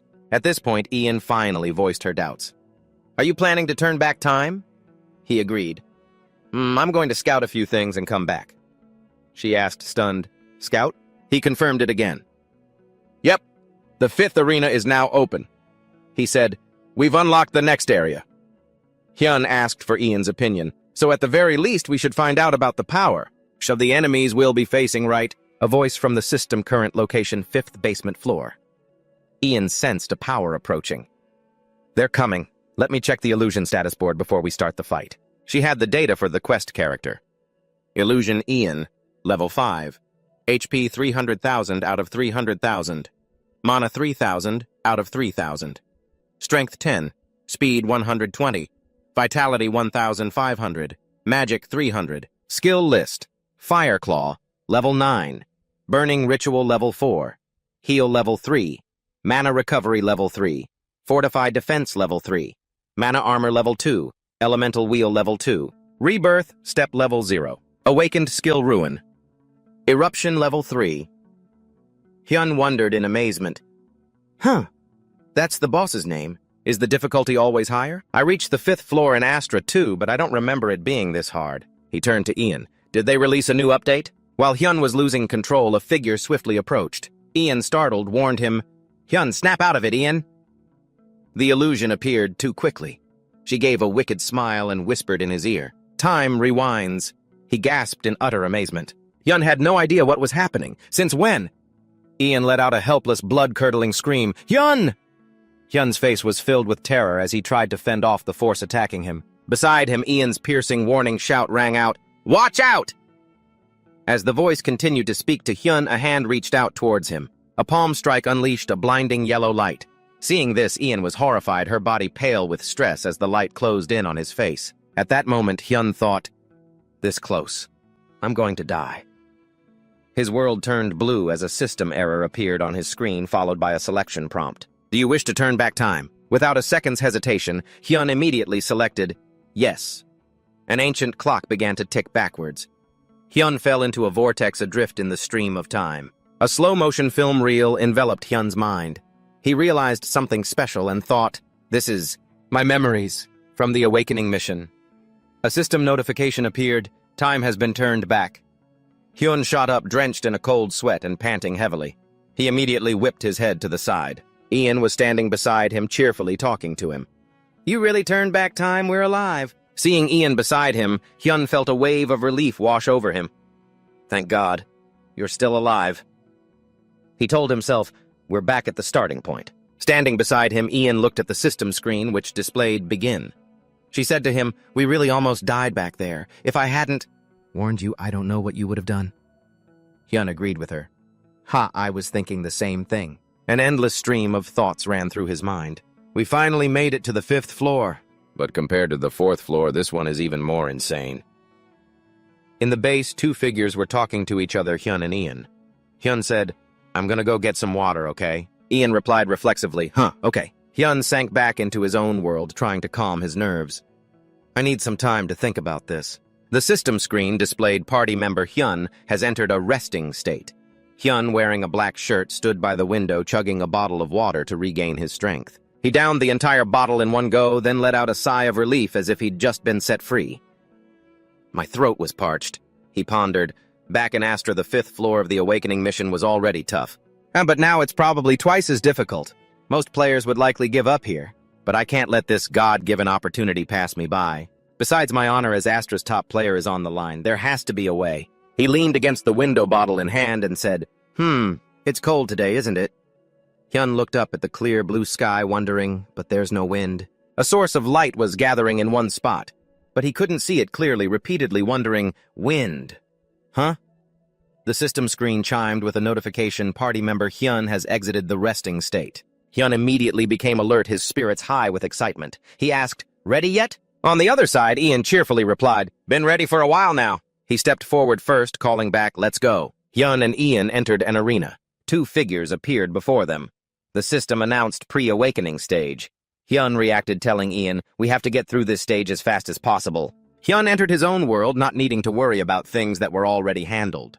He and Ian worked in perfect sync, dealing with everything cleanly as system notifications rang out continuously. First abyss cleared. Hyun told himself, "Faster." The system announced again, second abyss cleared. Third abyss cleared. Hyun affirmed to himself, more efficient. As he unleashed his skills, he reminded himself to stay constantly vigilant. Once again, the system's voice came through, fourth abyss cleared. You may now rest for a moment. Please take this time to use your accumulated points. Hyun stood in the space, looking down, and said to Ian, "There's no problem here." Hearing this, Ian also looked down and voiced a question. They seemed pretty weak, not even using their ultimate skills, huh? He stared at the system control panel, manipulating it as he replied, "We can worry about their trump card right after we finish this mission. Before that, we should focus on finishing our stat and skill upgrades." Ian, understanding the situation, replied, "Got it." The system continued to pop up with reports. Current location 5th synthesis. Opposite them was a terrifyingly powerful purple energy surrounded by a blinding yellow glow like fire. Seeing this, Hyun immediately asked, "Ian, you've got the plan down right?" She beside him agreed, "Right." Two figures, one large and one small, stood opposite Hyun and Ian, emitting a powerful purple aura that hid their faces, looking truly terrifying. He spoke up, "Time to go all out, focus 200% okay." The two purple figures charged forward in coordination. The one that looked like Ian was in front, a red spark-like light glowing around her. The one resembling Hyun was behind. A white light surrounded him. The two purple figures advanced on Hyun and Ian, simultaneously striking at them. Both got into their stances as Hyun yelled out a warning, "Here they come!" A beautiful blue light flared. Hyun smirked, drew his sword, and assessed, "Not like the first time." The system announced Sky Sword Phantom. The sky turned a pale blue-white. Hyun landed a successful strike on the illusion of Ian. He sent her flying unexpectedly. Having regained the initiative, Hyun spoke up. "Now we have the advantage." The blue sky and white clouds looked so beautiful. Seeing the opponent try to flee, Hyun shouted at Ian, reminding her to chase it down. He said, "I'm leaving it to you." Seeing Ian up ahead, he turned towards Hyun's illusion. It smiled in agreement as she swung her blade, leaving him almost no time to react.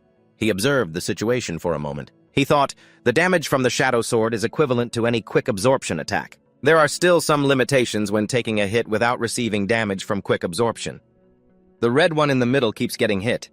5,000 defense, 5,000 Shadow Sword, 5,000 damage taken. 0 damage. The blue one also took a fair bit of damage. 5,000 defense, 28,000 Shadow Sword, 0 damage. He pondered for a long time. Taking multiple attacks and absorbing them is more effective than taking just one powerful hit. He continued to think, to maximize the Shadow Sword's effectiveness. I told Ian to learn wind-type skills and temporarily disbanded the party to receive friendly fire. Green gusts of wind swirled up from Ian's palms. Hyun was still lost in thought. By absorbing all of Ian's wind-type attacks, I can channel almost all of that damage into the Shadow Sword. Ian used her wind power to attack Hyun. Hyun happily took Ian's attack and immediately absorbed it. He thought, this will maximize the Shadow Sword's potential, making it strong enough to block any attack from a named monster. He charged forward and slashed powerfully at the abdomen of the purple figure that looked just like him. Deep down, he had it all calculated. His balance, which had been broken after blocking the attacks, would be restored thanks to Ian's windshield skill. Ian was struggling using all her strength to support Hyun, so much so that she had to take a step back. Hyun finished his thought. Before the Shadow Sword's durability reaches its limit, Hyun leaped forward, the Shadow Sword in his hand. A bright green light emanated from him. It was a beautiful sight. His face was sharp and more serious. His thoughts continued. I have to get as close to them as possible. His sword slashed across the monster's body. His thought ended with 2 words, and slash. After landing the hit, he was overjoyed and exclaimed, all right, they don't even have a time to use their skills anymore. It worked. Through the fight, he deduced his strategy. Ian will distract its master by moving constantly. Over on her side, Ian was moving nimbly, just a blur to distract her illusion. He eagerly devised a countermeasure, and I'll use windshield to stop it from attacking me. He sprang forward, sword in hand, towards his lookalike, thinking, this one's mine. While Ian is doing a great job with her task, Hyun told himself, I have to finish this guy off and fast. He swung his sword at his own illusion. It was a little surprising. The illusion was laughing maniacally when suddenly everything around them turned purple. His eyes widened in shock. He froze for a few seconds, stunned. Wait a minute. What is this? A beautiful flame erupted, scorching the area around him. Seeing this, Ian screamed Hyun's name. Hyun, covering his mouth, emerged from the flames. Ian yelled, Hyun, are you okay? Hyun was panting heavily. He thought, damn it, this is not good. Hearing Ian's question, he shouted back, I'm fine. That wasn't an attack skill. The flames lit up the whole area. Hyun sank into thought. Honestly, using an attack skill would have been better than this. The illusion was engulfed in a sea of fire. Hyun cursed under his breath. This bastard. The sky blazed. He yelled, it's using its trump card. System notification, awakening skill. Soul mirror level 0.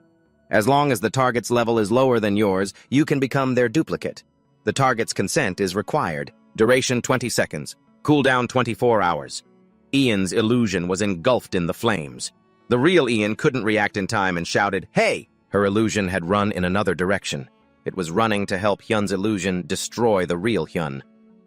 Ian immediately shouted a warning, Hyun, be careful! He whipped around in surprise and immediately reacted with a shocked, what? Hyun was surrounded by both illusions. He'd heard Ian's warning shout. It suddenly changed targets. A blast of power rushed towards him from the front. He couldn't react in time, wondering, changed targets? What do you mean? He then quickly sensed an attack from behind. He tried to bring himself back to the present to focus. I got distracted. He was surrounded by both illusions. I reacted too late, he thought. They're too close. How can I possibly escape now? 2 attacks closed in on him and he wondered in a panic. Shit, is this really how it ends? Suddenly, a green light enveloped him, protecting him from the 2 illusions' attacks. The surrounding area was crimson. Ian immediately moved in to attack her own illusion. She yelled at Hyun, what the hell are you doing, Hyun? Hyun, surprised, called back to her. Ian. While busy fighting, Ian reminded him, focus, keep dodging. Hyun regained his composure and landed on the ground. Right, thanks, he replied. As Hyun stood facing the 2 illusions, Ian yelled out to him, there has to be a way to deal with them, right? I'll back you up. We have to try something. Hyun grimly touched the weapon in his hand and muttered, up until now, I've always been the support.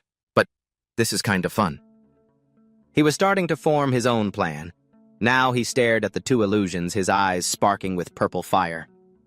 With chaos all around him, he asked himself mysteriously, now what should I do with you 2?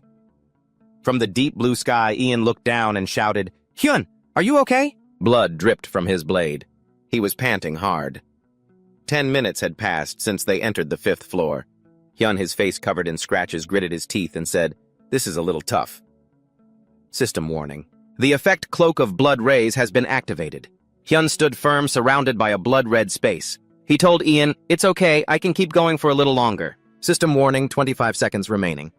Hyun said to himself, to be honest, this situation is not good at all. He narrowed his eyes and asked, if we were filming this, it'd look like some kind of crazy movie, wouldn't it? The Ian illusion advanced towards him, a slash creating a trail of yellow sparks. Hyun thought, My opponent can completely defend with 1-second absorption, and even I have a hard time with it. He dodged her attack, his blood fairy's cloak active and glowing a fiery red around him. The Ian illusion attacked continuously, and he dodged just as relentlessly. Hyun assessed, even if I dodge her attack, a follow-up will come from my blind spot. The Ian illusion is always looking for an opening to strike. He didn't rest. He thought I've been able to hold on until now thanks to Ian's support, but even that has reached its limit. He wondered, just landing a single attack on one of them? The 2 Ian illusions targeting me is already hard enough. Is there really no way out of this? 2 identical Ian illusions faced him, radiating crimson sparks. Hyun and Ian stood side by side, facing the 2 illusions as if they were standing in a sea of fire. He said, "Anyway, at least one of them," which made Ian look confused with question marks over his head. An Ian illusion's hand moved slightly. Ian immediately noticed and said, "Hyun, look." The Ian illusion raised its palm towards the 2 of them. Ian didn't understand what the illusion wanted to do and asked, "What is she doing?" Hyun also didn't understand the illusion's action and said, "I'm not sure, that thing." After seeing the flames around them, he immediately said, "The fire. It's gathering." The surrounding flames moved towards the Ian illusion's palm. The flames combined into an orb controlled by the Ian illusion. Hyun immediately screamed, "Ian, that's an ultimate skill." He thought everything starts from a single point and spreads throughout the universe. But in the end, everything returns to the void. This is the power of a god that can erase existence. Hyun immediately shouted a warning, "Dodge it!" A system notification appeared. Explosion trace level 3 gathers all residual mana used in the area and fires it forward. The more mana gathered, the larger the beam. Cooldown 120 hours. A powerful beam of fire shot out from the 2 Ian illusions, tearing through the entire area and heading for Hyun and Ian, forcing them to dive to opposite sides. Hyun jumped up to avoid the flames, saying, What? He thought, what kind of skill has such terrifying destructive power that it could destroy an entire game arena? Suddenly Ian shouted, "Hyun, look ahead!" He immediately looked in the direction Ian pointed. His face turned pale as if he couldn't believe his eyes, and he asked, "What?" He leaped up and landed on the ground, his eyes fixed on the 2 Ian illusions as he shouted, "That's another ultimate, they're using it again." The sky turned black and white. He thought it's a skill with damage proportional to the amount of mana already used in the area. The system's voice echoed. His train of thought continued. If we add the mana from the first ultimate and the second ultimate, how much bigger will it be? Hyun gripped the sword in his hand and thought on. Defending is impossible. I doubt I can even block it. He reaffirmed to himself this is the only way. He said to himself, I have to do it now. He threw his dagger forward with incredible force. His thoughts continued, I have to change the direction of her attack at any cost. The dagger he threw immediately lodged into the Ian illusion's right hand, distracting her at that moment. The Ian illusion realized something and panicked. Fiery red flames exploded everywhere. The Ian illusion's attack went wild. Hyun used his arm to shield himself. Seeing this, Ian shouted his name loudly, Hyun! Red sparks shot out everywhere. Hearing Ian call his name, Hyun warned him, Get back, Ian! As he tried to shield himself and hold on, he thought such incredible destructive power, if an attack like that was fired straight ahead. A purple hole appeared in the ground right where the Ian illusion was standing. Hyun shouted, What is she doing? He immediately screamed, It's going to collapse! The large hole was trying to suck the remaining Ian illusion in with its force. A system warning. The floor has collapsed and energy from the abyss is leaking out. The remaining Ian illusion let out a desperate scream. The system announced again, Caution! A normal person! Hyun leaped backward. The system announced, Cannot resist the energy of the abyss. Time remaining for the Blood Fairy's cloak, 10 seconds. Ian landed right beside Hyun. She asked, Hyun, is she dead? Hyun answered seriously, Probably. He looked at the gaping hole and the Ian illusion struggling not to be pulled in, thinking we were lucky to get one of them. But we don't have the short sword anymore, and the Blood Fairy's cloak is about to run out of time. I don't want to use a strategy like that again. Hyun said seriously, Ian, this is our chance. Follow me. Hyun immediately leaped up, leaving Ian behind and heading towards the Ian illusion ahead, thinking we have no other choice. I don't want to admit it. But this is our limit. The Ian illusion saw Hyun behind her and panicked. Hyun continued to think all the strategies I prepared have failed. And this is my limit, 1 second absorption. Hyun got close to the Ian illusion and shouted, 1 second absorption, then yelled, Ian, push me! Ian reacted from behind. He struck Hyun from behind. Hyun held the Ian illusion in his hands, thinking I thought we would still get through this, somehow. But I didn't want it to end like this. He and the Ian illusion jumped down below. He thought that's why. If we meet again, things will be different. The system announced, "You have cleared the 5th abyss." A shout echoed, "Wow, that was insane!" 2 hands were clapping loudly in praise. The voice continued, "They did it!" Another person confirmed, "They've beaten the 5th floor." A doctor in a white coat offered praise. "Oh my God."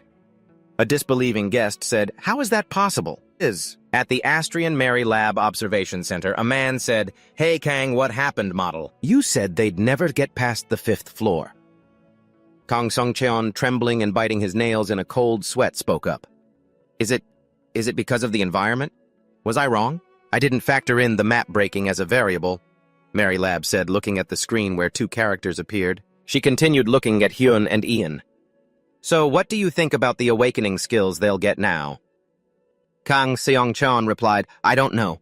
Ultimately, it all depends on how they use them." Robert Connor raised a hand and said, "Putting aside the awakening skills, isn't the Phantom Sword just too overpowered?" Mario Wataru replied, "It has too many limitations to be called overpowered." Robert Connor responded, "Is that so?" At that moment, a half-shadowed face emerged. It was Fretges. He calmed everyone down. "Asrian is a completed game. We cannot touch it. Only that person has the authority to touch Asrian," Fretges continued, "which is why we should simply watch them." He then turned his gaze back to the screen. On the screen, Hyun and Ian appeared. Just then, Ian was wailing, "No, this isn't fair!" A system announcement chimed, "The vestige of the past has been destroyed." Ian's voice carried on. "We worked so hard and finally beat the 5th stage." The system announcement continued, "You cannot view skills of other attributes." Still unhappy, Ian complained, "How is that even fair? We don't even get to choose our awakening skills just because the floor broke." The system announced, "The awakening skill has been automatically selected." The 2 of them stared in surprise at the notification. Ian wailed and shouted, "I wanted to pick my own skill." As Hyun watched helplessly, he turned to comfort her. "There's nothing we can do about what's happened. So let's just check the skill first." Hearing that, Ian sniffled and agreed.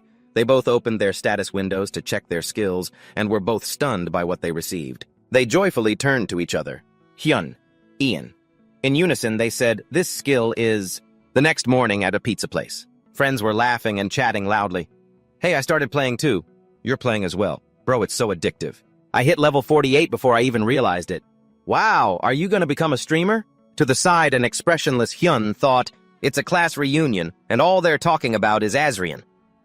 As he cut his food, he mused, "Even though they're university students, the fact they only talk about games hasn't changed. I suppose I don't need to join their conversation. I'm just grateful to be eating for free at an expensive place." But then a hand tapped on his table. "Sehyun, how have you been lately?" It drew his attention to the speaker, Kim Jae-hoon, a Korea University student who had organized the reunion. He waved at Hyun, saying, "I recently started playing Asrian." "You play too?" While eating, Hyun tried to be evasive. Yeah, I'm playing too. It's great to see everyone after such a long time. Haha," Kim Jae-hoon continued. "Yeah, it really is great to see you all. Sehyun, there's something I wanted to ask you," Kim Jae-hoon continued. "The game you used to play, it was Astra Online, wasn't it?" The question caught his attention. Kim Jae-hoon added, "If I remember correctly, you played that game for quite a while." Hyun confirmed. "Ah, that's right.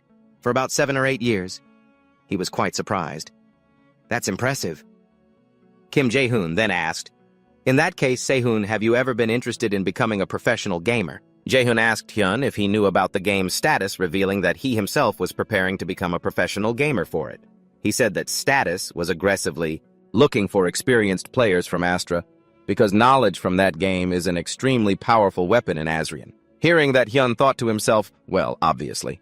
That dying game only has around 300 players left anyway. When Jae-hoon invited him to join, Hyun immediately refused. "Sorry, I can't right now."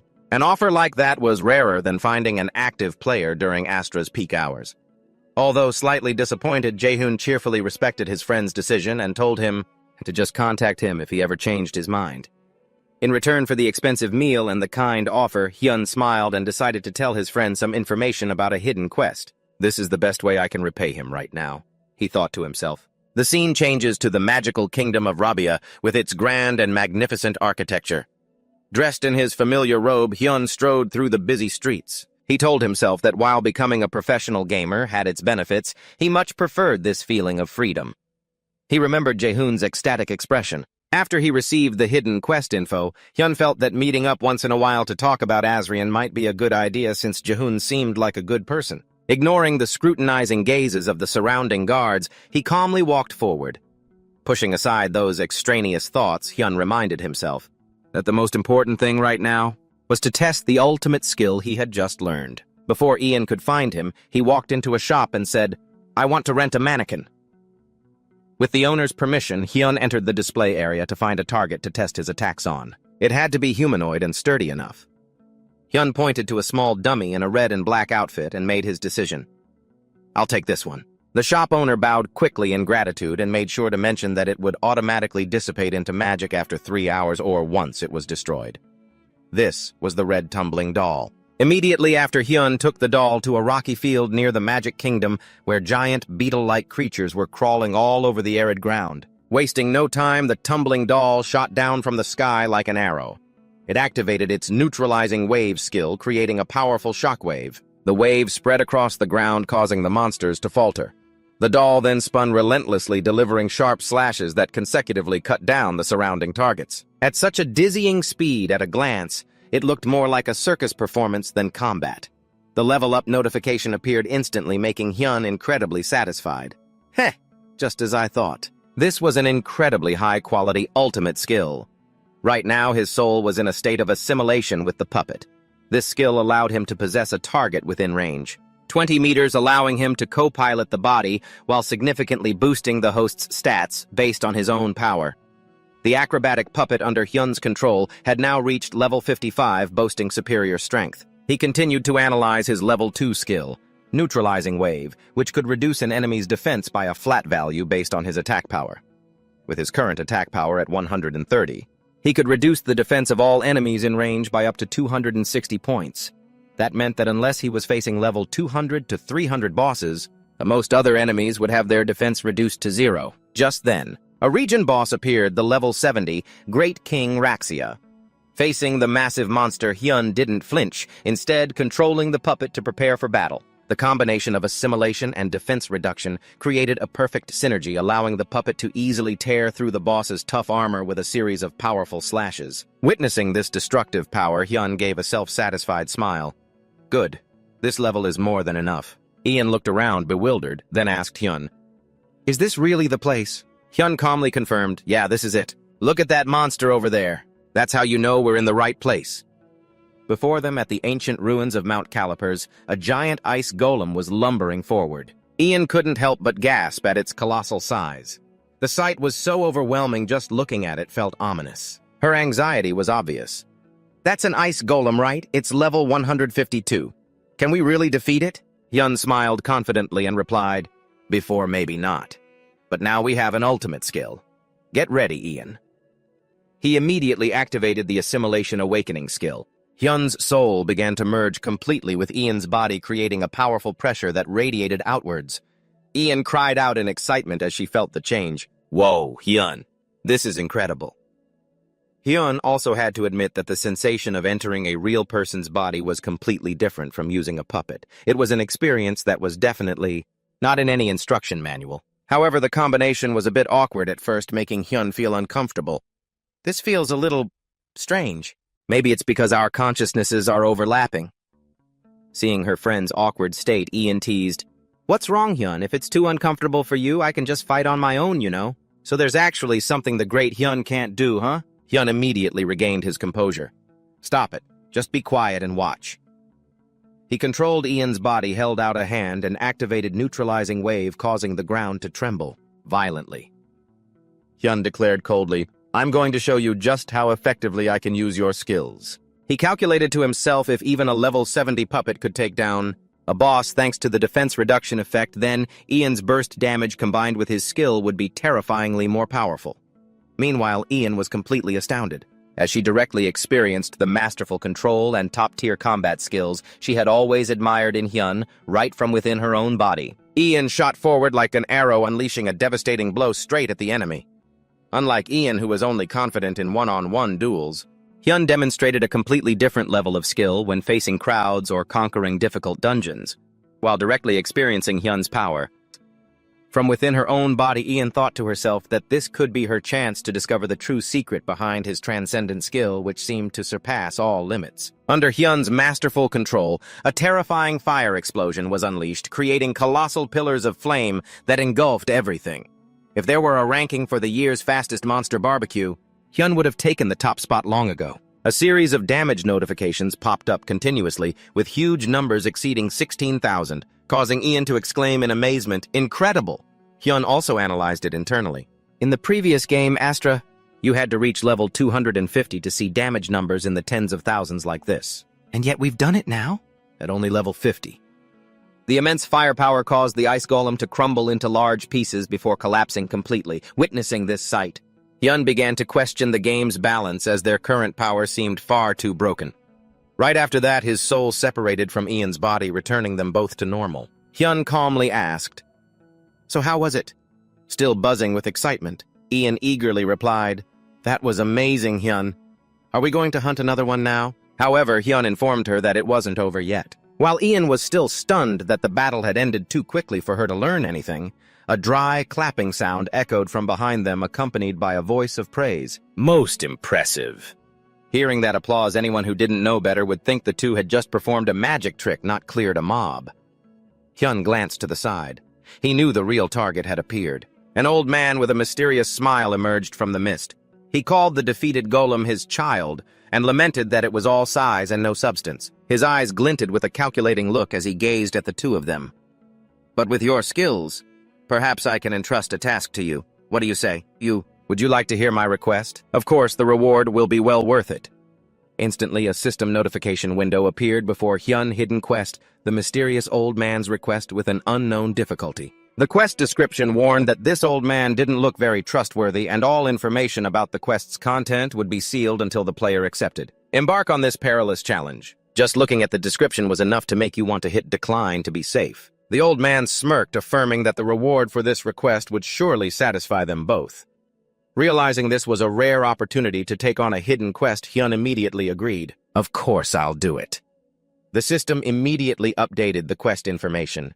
The old man seemed very pleased with the boy's decisiveness and explained that the job was nothing major. Hyun just needed to act as the gatekeeper for these ruins. The old man stressed that he didn't need to guard all day, just for 1 hour starting from midnight. When the moon Luna reached its zenith, the only task was to stop or eliminate anyone who dared to trespass here. It sounded simple enough, but this had trap written all over it. Before leaving, the old man didn't forget to warn him that no matter what happened, he must absolutely not set foot inside the ruins. Hyun replied nonchalantly, "Got it." As soon as the old man's figure vanished into the mist, Ian curiously asked if quests like this also existed in Astra, and how Hyun knew so much about it. He explained that a former guildmate had told him. Ian's expression suddenly changed as she pressed him, asking who it was and whether or not it was a girl. Hyun answered awkwardly, I don't really know. When we were playing Astra, I thought you were a boy too." Ian, her mood soured, urged him to get ready, leaving Hyun bewildered and wondering what he had said wrong. The first day of the quest began. In the dead of night, a giant pillar of light suddenly shot straight up into the sky from the mountaintop, astonishing the nearby soldiers on guard. In contrast to Hyun's caution, Ian was incredibly excited. "Whoa, that's awesome. It looks like a laser show." If they were selling tickets, Ian would have been in the front row cheering. To Hyun, however, the sight looked as if someone was using an ultimate skill from the 5th level of the awakening. Despite the strange phenomenon, the first day ended, without a single intruder appearing. Ian began to get bored and demanded a duel with Hyun, who had to struggle to stop her. The quest reward was 2 skill points, and Ian generously gave them all to Hyun. Meanwhile, a mysterious figure was silently tracing strange characters on the ground with a tree branch. They were so bored they nearly started a duel to pass the time. On the second day, Ian started getting antsy and asked Hyun, "Is no one coming today either?" Hyun calmly replied, "Who knows? If that's the case, we'll just have more free time." But it looks like that's not the case. Ian, get ready to fight. At the foot of the mountain, a group of adventurers was excitedly making their way up. One member praised lavishly, "Sharon, you really hit the jackpot today." Another chimed in, "Yeah, that's right. I can't believe you got such a juicy quest." Sharon modestly replied that he hadn't done much. He just got lucky with an investigation quest and wanted to invite everyone along. The group continued to praise him endlessly. They praised Sharon and promised to give him a larger share of the reward. As they drew closer to the brilliant pillar of light in the night, they became incredibly excited because the path was so clear. We're here, right? That pillar of light is beautiful. However, Sharon suddenly stopped short when he noticed something unusual. Wait, over there. Another member wondered nervously if it was a monster or a human since the silhouette looked very much like a person. The figure blocking their path was none other than Ian. She coldly declared, "You're not going through here." While the adventurers were still bewildered, Ian began to radiate a fiery killing intent along with a challenging smile. "If I told you all to turn back, would you listen?" Realizing the danger, their leader shouted, "Everyone be careful, prepare for battle!" But it was too late. Ian charged in like a whirlwind of fire, throwing their ranks into chaos. A member at the rear didn't even have time to retreat before being engulfed by the flames. The system notification appeared coldly, instant death. He was wiped out before the game even had a chance to lag. Sharon screamed in horror as he saw their leader get taken down. He couldn't believe their opponent had struck so fast they didn't even have time to react. Instantly, Ian closed in and launched a fiery punch directly at Sharon. Another notification appeared, instant death. Watching their teammates fall one by one, the remaining members could only cry out in despair. Ian flashed a demonic smile. "See? Of course, even if I told you to, you wouldn't have turned back, would you?" The pink-haired mage trembled and backed away, trying to activate a magic defense circle and screaming in fear, "Don't come any closer! It's a little late to be thinking about turning back now." As the brilliant rays of magic shot towards her, Ian nonchalantly swatted them all away with her bare hands, leaving her enemy frozen to the spot. How is that even possible? The female mage and her comrades were completely crushed as they witnessed this absurd power. They couldn't believe their eyes as every attack proved useless against an overwhelmingly superior opponent. Ian just walked majestically through a barrage of magic bullets. She swatted everything away with her bare hands as if they were harmless toys. A trembling member of the adventurer party realized something. That outfit, those skills, and that magic-reflecting physique. I'm sure I've seen them somewhere before. He suddenly remembered this was the character he had seen on social media, but what terrified him the most was Ian's expression. She was wearing a smile of pure ecstasy while spreading fear to others. The group was certain that with such insane power, she definitely wasn't a player but a terrifying system NPC. After finishing the job, Ian stretched refreshingly. "Ah, that feels so much better." Seeing how excited she was, Hyun asked, "You seem to be having fun, huh?" Ian enthusiastically replied that it had been a long time since she'd gotten to enjoy a real PvP experience like this. Although Hyun privately thought their opponents were just small fry, he had to admit that the adventurer party had pretty good coordinated teamwork. Just then, the mysterious old man appeared again with a dry smile to praise their work. The old man took out a sparkling purple potion and introduced it as the celestial elixir replica. This is a divine medicine capable of increasing health by 20,000 and boosting energy recovery speed by 10 times for 1 hour, getting a reward handed to you right after a fight. This is truly 5-star service. Hyun was incredibly surprised to see this item. Whoa, the celestial elixir is appearing here. He knew very well that in the old Astra, this was an extremely rare and hard-to-find item. Without hesitation, Hyun handed the potion to Ian. "Here, Ian, you should take this." To his friend's bewilderment, he explained that he already had the assimilation skill to protect himself, while Ian was the one fighting directly on the front lines, so it would be most effective if she used it. Ian took the gift, flashed a radiant smile, and gave her sincere thanks to Hyun. Looking at her happy expression, Hyun thought to himself, "Ian's in a really good mood today. Of course she'd be happy to get a buff handed to her like this." Under the peaceful moonlight at Mount Calabas, the scenery appeared poetic. Back in reality, Jahoon was excitedly treating Hyun to a lavish pizza and declared, "Hyun, eat up, it's my treat today." He couldn't hide his excitement as he revealed that thanks to the hidden quest Hyun had shown him, he had skyrocketed 10 levels in just 1 day. Faced with his friend's profuse thanks, Hyun just humbly replied, It was no big deal." But Jahoon firmly insisted, "No way, it was truly amazing." To repay the favor, Jahoon took out his phone and revealed, "Just now I got some super hot info. Look, I took a screenshot." Hyun glanced at the screen and was stunned to realize it was information about the very quest he was doing. Count Alan's request investigate the strange pillar of light. The quest details mentioned a giant pillar of light at Mount Calipers, with an incredibly tempting reward of 10,000 gold and 80,000 experience. Hyun silently realized the purpose of this quest was to stop what he was doing. While Jaehoon was still rambling on about how his gaming team was in an uproar over the lucrative reward, Hyun coldly threw a bucket of cold water on him. "You guys probably won't be able to complete this," Jaehoon asked, bewildered. "Huh? To be hit with a line like that when you're at peak hype is a total mood killer." Looking straight into his friend's eyes with an extremely serious expression, Hyun gave a final warning. "Jaehoon, don't do this quest." Faced with his sudden decisiveness, Jaehoon asked bewilderedly, "Huh? Don't do it, why? Is there a reason?" Hyun was a bit flustered, not knowing how to explain it reasonably. He thought to himself that telling the truth would ruin everything, so he just blurted out a reason. "Just don't do it. Because if you had to face me, it would be really awkward." This vague answer left Jaehoon frozen in confusion. After hearing that, Jaehoon was probably even more confused than before he asked. But faced with Hyun's extremely serious attitude, Jaehoon had no choice but to accept. Back to the gatekeeping quest at Mount Calabas. Ian looked around the quiet night and murmured, "Hyun, looks like no one is coming today, huh?" Hyun nodded slightly in agreement, but his mind was still replaying the moment he persuaded Jaehoon. He breathed a silent sigh of relief for having temporarily tricked his friend out of heading into danger. He also told Jaehoon to trust him for a few more days because the risk of this quest was too great. Seeing Jaehoon promise to try and convince his whole team to stop, Hyun felt truly relieved as he didn't want to have to personally take action against his friend in the game. The third night of the quest passed in silence. Ian was a little disappointed because she wanted to PvP, while Hyun felt a bit guilty for accepting a lavish meal from Jaehoon, only to stop him from making a profit. Just then, the mysterious old man appeared again with his dry smile to praise them. "Ka! You've worked hard today as well." The third day has officially ended, and there were no intruders whatsoever. And this time the reward is an extremely valuable unique grade sword. 3 peaceful days in a row and you still get premium gifts. This is like getting rich for doing nothing. However, that quiet was just the prelude to a huge storm that was about to hit.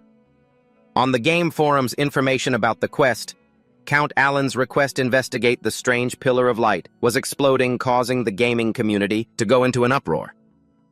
Not only was there a huge amount of gold and experience, but this time the reward also included skill points, an extremely rare type of reward that had never appeared in Astra before. The sudden difficulty spike for the level 50+ requirement, along with its generous rewards, has attracted the attention of all the major powers from Korea's third-ranked Sinhwa Guild to the Dark Knight Guild. The strongest guild at the moment, which boasts the 2nd, 7th, and 9th ranked players in the Hall of Fame, is also urgently preparing to head to Mount Clappers to fight for this lucrative prize. After hearing about the reward, everyone was confident they could pull it off. Now that it has started, the event is really blowing up.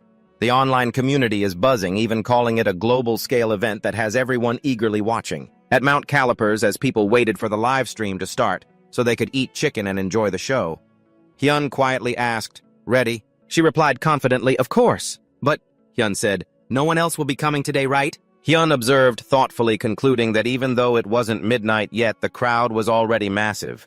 The rumors about the quest must have spread far and wide, and they would need to be extremely careful today. To prepare for the battle, Hyun reminded her, "Since this is the last day, don't let your guard down." He immediately activated his awakening skill assimilation to enter Ian's body.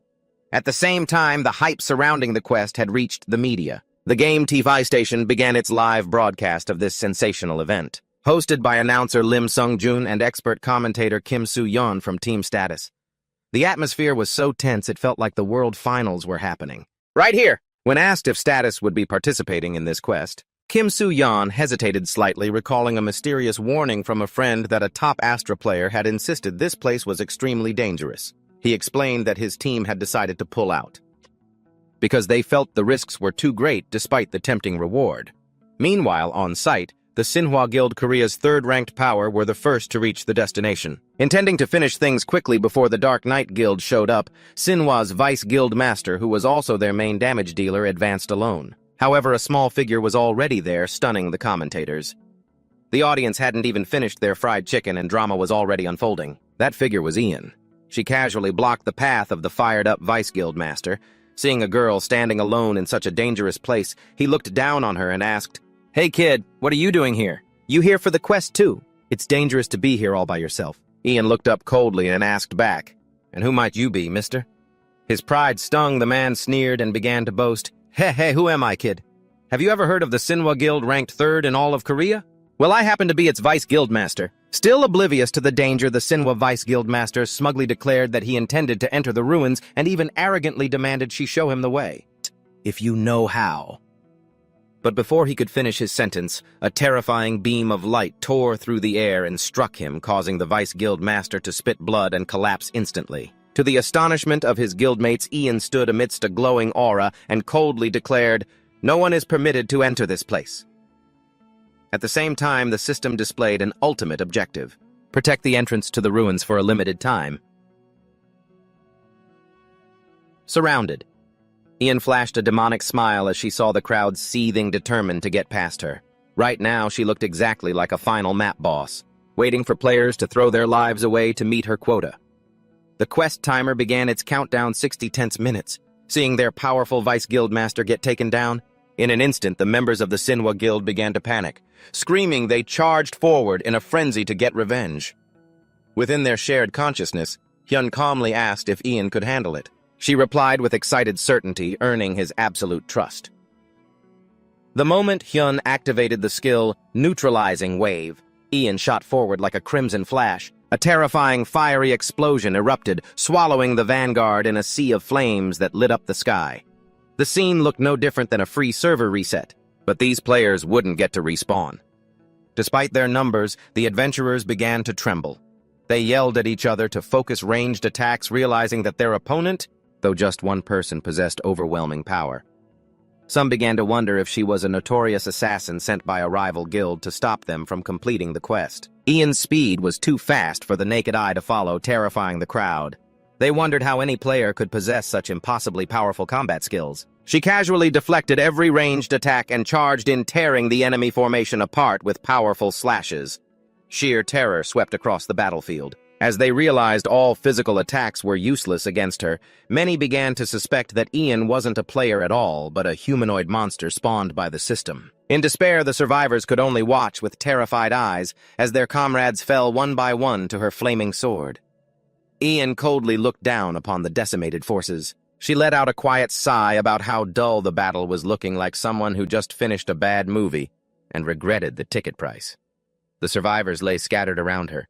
Trembling, they wondered if she was a quest boss with an absurd level of power. Back at the studio, the commentators were utterly shocked, crying out in disbelief at the scene unfolding on screen. Announcer Lim Sung-jun announced in a shaking voice the catastrophic fall of Korea's third-ranked guild, as even their guildmaster had been killed in action. The expert Kim Soo-yeon remarked that this boss was not only powerful, but also incredibly cunning, proactively charging into the crowd to seize complete control of the fight.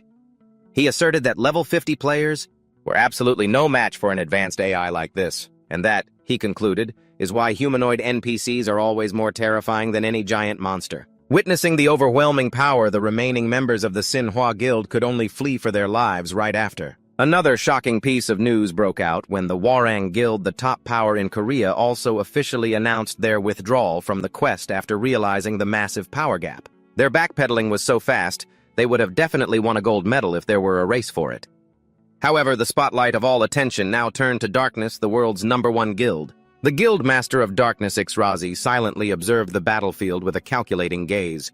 Looking at Ian's figure in the distance, he wondered pensively if this was the person he had encountered in the past.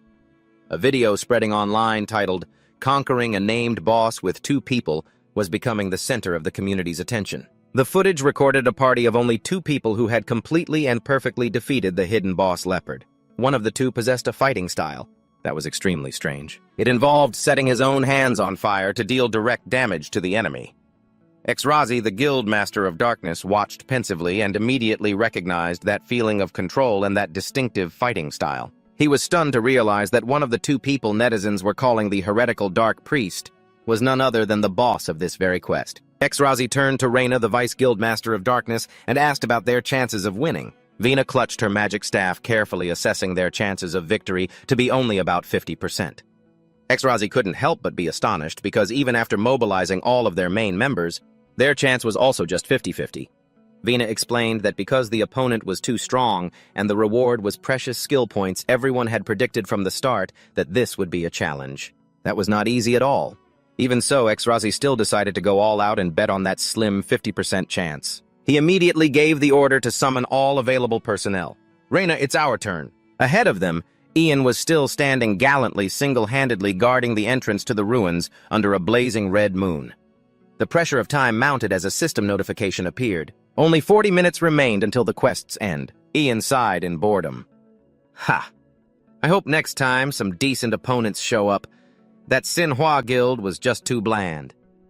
Hyun, who was currently in his spirit form beside her, gently reminded her that the ones approaching seemed very different this time. Just a glance is enough to tell they're not here for a stroll. This is a real hunting party. He could tell from their movements. It exuded caution and extreme discipline, a feeling rarely found among domestic guilds. Hyun squinted, observing the warriors who were armed to the teeth, silently advancing, and wondered if these were the world rankers. Hyun observed the enemy and noticed something unusual when only a single vanguard advanced. He then quietly understood their tactic. So that's how it is. They're funneling all their buffs into a single person. To put it simply, this is the raise one carry to rule them all strategy. One wrong move and the whole team wipes together. The mages in the back continuously cast their spells, creating a massive vortex of energy around the lead warrior. Feeling the power surging through his veins, he excitedly swung his weapon. "Whoa, this is amazing! It feels like this isn't my body anymore, it's so light." Ah!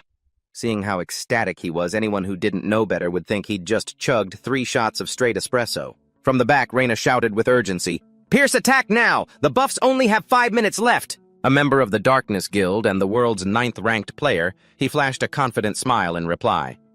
Yeah, I know, sis." He stomped his foot hard to gain momentum, then shot forward like an arrow. "Here I come!" Pierce roared as he charged straight at Ian with a giant pillar of fire. His presence was overwhelming, looking like he was about to one-shot the boss in an instant. He was confident that with his boosted stats and his spear rush skill, which increases damage based on distance, his opponent wouldn't even have time to react. However, his smile vanished when Ian suddenly closed the distance and blocked the attack in the nick of time. "Damn it, because she got too close, my rush skill was cancelled." Pierce staggered back in disbelief.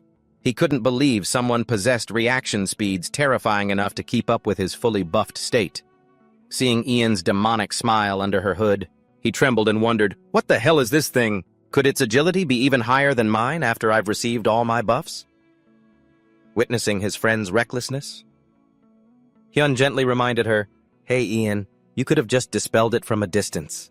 Wasn't charging in like that a bit too risky?" Ian, still looking thrilled, replied, If I didn't do that, I would have just let him pass." "Isn't it more interesting this way?" Hyun could only sigh in resignation. All right. Have it your way, but I'll provide support during dangerous moments or against long-range attacks." He silently worried about her body, which was as fragile as paper if she were to take a critical hit. In the distance, the other members of Darkness were stunned to see Pierce, who was at his maximum power, gradually being overwhelmed and pushed back. Pierce gritted his teeth in desperation.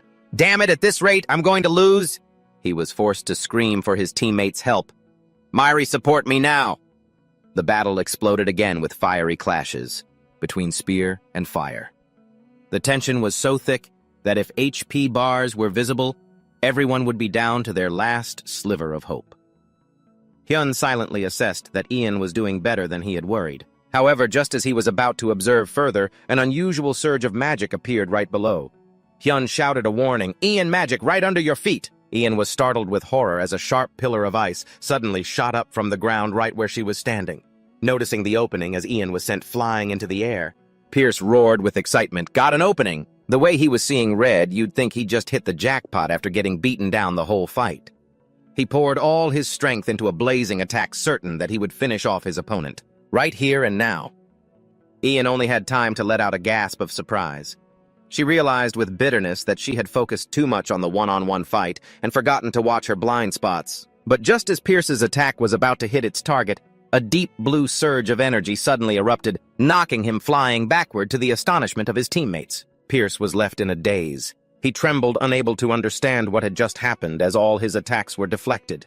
Just then, Hyun's spirit appeared behind Ian and calmly reminded her, "See, I told you so. In dangerous moments or against long-range attacks, I'll be the one to handle it." He explained that he had activated his absorption ability for a split second to nullify the sneak attack. Ian smiled in relief. "Thanks, Hyun." Not wanting to waste this golden opportunity, Hyun commanded. "The enemy is stunned right now, Ian," she replied enthusiastically. "Got it." She immediately charged in to attack. Under Hyun's control, Ian unleashed a punch carrying devastating firepower straight at Pierce, who was trying his best to resist. But his body was now completely out of his control. Pierce screamed in despair, "No way!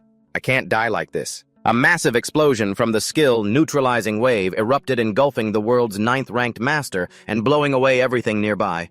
Witnessing this horrifying scene, the members of the Darkness Guild could only stand there rooted to the spot in disbelief. To think Pierce was taken down so easily. In the midst of the chaos, a commander shouted to rally the troops. "Everyone hold your positions. This isn't over yet." He asserted that the Darkness Guild was still going strong and ordered them to immediately deploy their next plan. Right after a giant shield-bearing warrior stepped forward, supported by a series of buffs from the mages. This formation was designed for a battle of attrition. Too bad their opponent wasn't playing by those rules. Hyun narrowed his eyes and observed, "Here they come again, Ian. This time it's a tanker, and he's getting all the buffs." He realized the enemy was trying to drag out the fight. To wear them down, Hyun worriedly asked if Ian had enough energy to continue fighting. She casually took out a sparkling potion and drank it all. "Yeah, I used it all up just now, but I'm fine now." Ian let go of the celestial replica potion vial, letting it fall to the ground and shatter, ready for the upcoming war of attrition. Then Ian suddenly spoke up. "Hyun, I want to use my ultimate skill." Stunned, Hyun roared, "What, you want to use it here?" Hearing this, Hyun probably wanted to log out immediately to save himself the heart attack. He quickly reminded her that they had both agreed to save it for the boss hunt after this mission was over. But Ian just chuckled. "Did I say that?" Ignoring Hyun's pleas, the mage, her red eyes blazing with excitement, declared, "But Hyun, I think this is way more interesting right now." Under the effect of the elixir, Ian's health shot up by 20,000, and her energy regeneration speed increased tenfold. She shot forward like a giant fireball, leaving Hyun to scream helplessly. On the other side, the members of the Darkness Guild still believed that no matter how strong she was still alone and must be exhausted after the fight with Pierce. The next person to step forward was Bersyud, the world's 7th-ranked player. He was confident in his solid defense, but the moment they clashed, Bersyud realized with horror that his opponent hadn't even been using her full power until now. An earth-shattering pillar of fire erupted, engulfing the 7th-ranked master, to the utter shock of everyone watching. The moment happened so fast that before the viewers could even process it, they were already thinking, "Wait, this wasn't part of the plan." The crowd trembled as they saw Bersyud, who had received the highest-level defensive buffs, taken down in a single blow. They couldn't believe the absurd power unfolding right before their eyes. Amidst the sea of blazing flames, Ian emerged looking like a majestic fire goddess. Seeing that powerful aura, no one would argue if you called her the final boss. This was her awakening skill, Determination of Ruin. When activated, she transforms into a fire god in the form of a wolf. It triples the damage of all her fire-type attacks and increases the level of all her fire skills by 1, though it comes at the cost of continuously draining her life force and preventing her from receiving healing from teammates, all for a single hour. But this destructive power was turning Ian into a true nightmare on the battlefield. At the broadcasting studio, commentator Lim Sung, Jun couldn't hide his astonishment at seeing such a seasoned master fall so quickly. All eyes were now on Ian, who was striding majestically towards the main darkness forces, looking like an all-powerful god of fire. Expert Kim Soo-young stated that, just as players often save their ultimate skills for the very end, this boss has also kept his secret skill hidden until now. The excitement, mixed with anxiety, was plain to see on the commentators' faces as they realized that Phase 2 of the battle was just beginning. And at that moment, Ian was flashing a sinister smile. Smoke and fire engulfed the battlefield as explosions erupted one after another. Amidst the rubble, the members of Darkness yelled, reminding each other to stay focused and maintain their formation. They had to avoid being wiped out. Although Rina was still trying to coordinate and had no intention of giving up, Guildmaster X-Razi sensed the extreme danger. He immediately gave an order to the entire team. "Do not get close under any circumstances. Only use ranged attacks to deal with Ian's terrifying firepower." X-Razi gritted his teeth, admitting that everything had gone completely beyond his expectations. Looking back, his initial plan seemed more like a draft scribbled before an exam than a real strategy. He bitterly realized his biggest mistake was using the Manhwa Guild's strength as a benchmark for his calculations when the opponent before him was actually an immeasurable monster. Watching Ian rampage through the sea of flames, Exrazi felt their chances of victory fading into hopelessness. They desperately needed some variable to turn the tide. Just then, Mayday, the world's #2 ranked player from the Darkness Guild, suddenly spoke up asking to join the attack one more time. Although Exrazi asked with some concern with a determined look behind her glasses, Mayday insisted she was fine and could do it. Recalling how she was countered by an unknown skill earlier, Mayday began to focus and prepare for her next strike. She asked the ranged attackers to try and draw Ian's attention to create an opening for her to act. However, Hyun had already seen through her plan. He immediately ordered Ian to switch, then directly controlled his soul to deflect a magic beam that was just inches away. Seeing Ian look a little stunned that he could observe and react so quickly, Hyun casually joked that as long as she left dealing with ranged attacks to him, she could fight with complete peace of mind. Even so, he didn't forget to remind Ian to be extremely careful because this opponent was truly no pushover. Noticing the enemy was sneakily aiming for her blind spots, Hyun immediately ordered a change. He reacted so fast that if this were a game, the system would probably have to ask for permission to update the difficulty level immediately. A powerful burst of magic exploded to neutralize the sneak attack. Mayday was stunned, trembling. She couldn't believe her eyes when the attack launched from outside Ian's line of sight was dodged so easily. What I clearly shot from a blind spot. How could she have possibly dodged that? Before she could recover, Mayday froze as she met Ian's blazing red eyes staring straight at her through the screen of fire. She realized in terror that her opponent had seen right through to her position, even from an angle that should have been absolutely impossible to see from. Ian charged forward like a whirlwind, giving Mayday just enough time to cry out in despair before being taken down. "No way! How could she have known my position too?" Witnessing that scene, Exrazi gritted his teeth in anguish, realizing that now even the most deadly attacks from blind spots were useless. His plan had probably shifted from victory and to a less embarrassing retreat. He bitterly acknowledged that this was an opponent they couldn't handle and ordered Rina to retreat quickly. Rina calmly regained her composure and ordered an immediate withdrawal for everyone. "We've lost." Watching the Darkness Legion retreat in silence, Hyun calmly concluded that the enemy had finally given up. Ian cheered with excitement. "With you and me here, how could we possibly lose?" Hyun thought to himself that most current Asrian players were still just beginners compared to the true masters of Asura from the past. As the quest time was about to end, he asked Ian, "Let me take control for a bit." Hyun revealed that this hidden quest had another completion route that he had heard about, and now was the time to do it. Just then, the mysterious old man suddenly appeared, laughing wildly. "Wahaha! It's finally complete!" The old man roared with joy, seeing the fruits of his 4 days of effort finally about to be realized. He could feel his body gradually being cleansed by the light of the heavens, but his smile vanished the moment he saw Ian's silent figure approaching. He roared in anger, "Who's there, you kids? Didn't I tell you to guard the entrance? Do you want a taste of suffering, huh?" Seeing the opponent continue to advance silently, the old man began to panic. He tried to both threaten and entice them, promising an extra 10 skill points if they would back off immediately. He screamed in desperation, realizing he was just a little bit away from achieving his grand goal. But Hyun and Ian's body coldly unleashed a fiery attack. The old man only had time to let out a hateful scream before being swallowed by the torrent of fire and vanishing completely. It was such a swift end that he was gone before he could even get out his last words. Ian looked around bewildered and asked, "Did he run away?" Hyun calmly confirmed that it was all over. Just as planned, the quest timer stopped with 5 seconds remaining.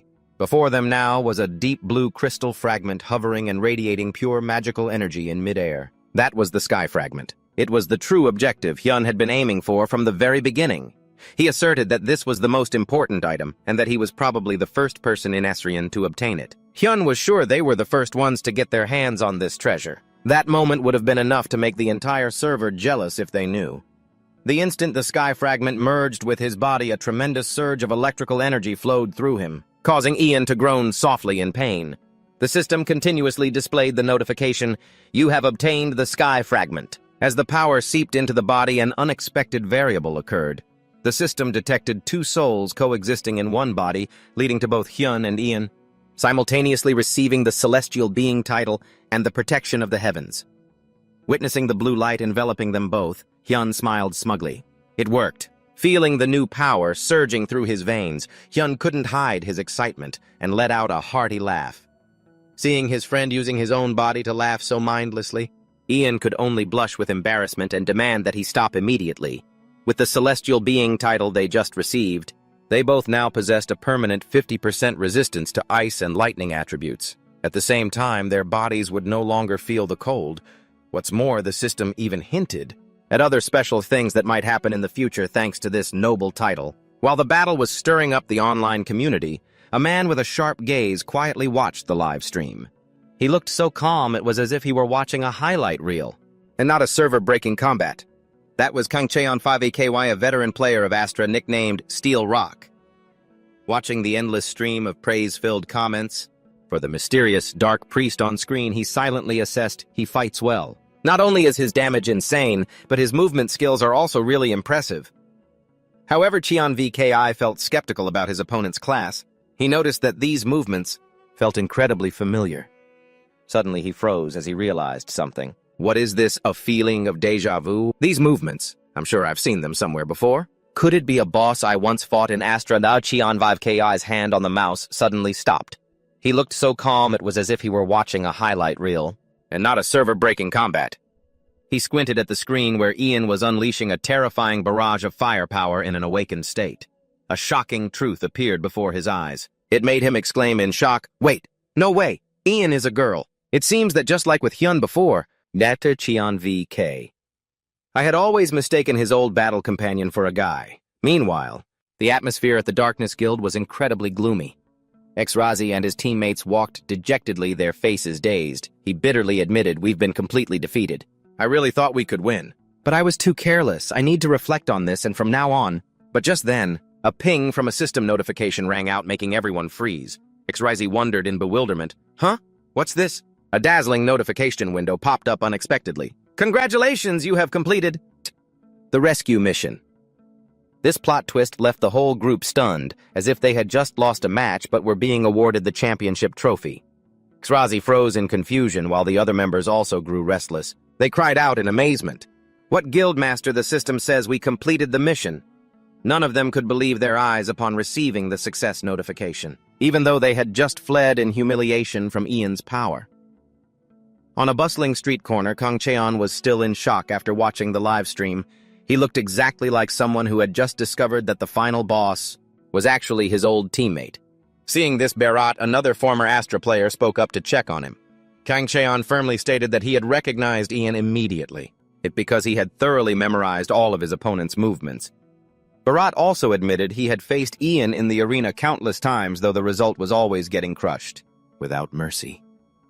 The two of them walked on their minds, still reeling from the shock of Ian's true identity. Kang Cheon felt utterly bewildered knowing that Ian was actually a girl. He had always imagined his rival to be a burly berserker. Berat, on the other hand, was calmer, suggesting it might just be a customization. Just of his appearance with long hair, that's all.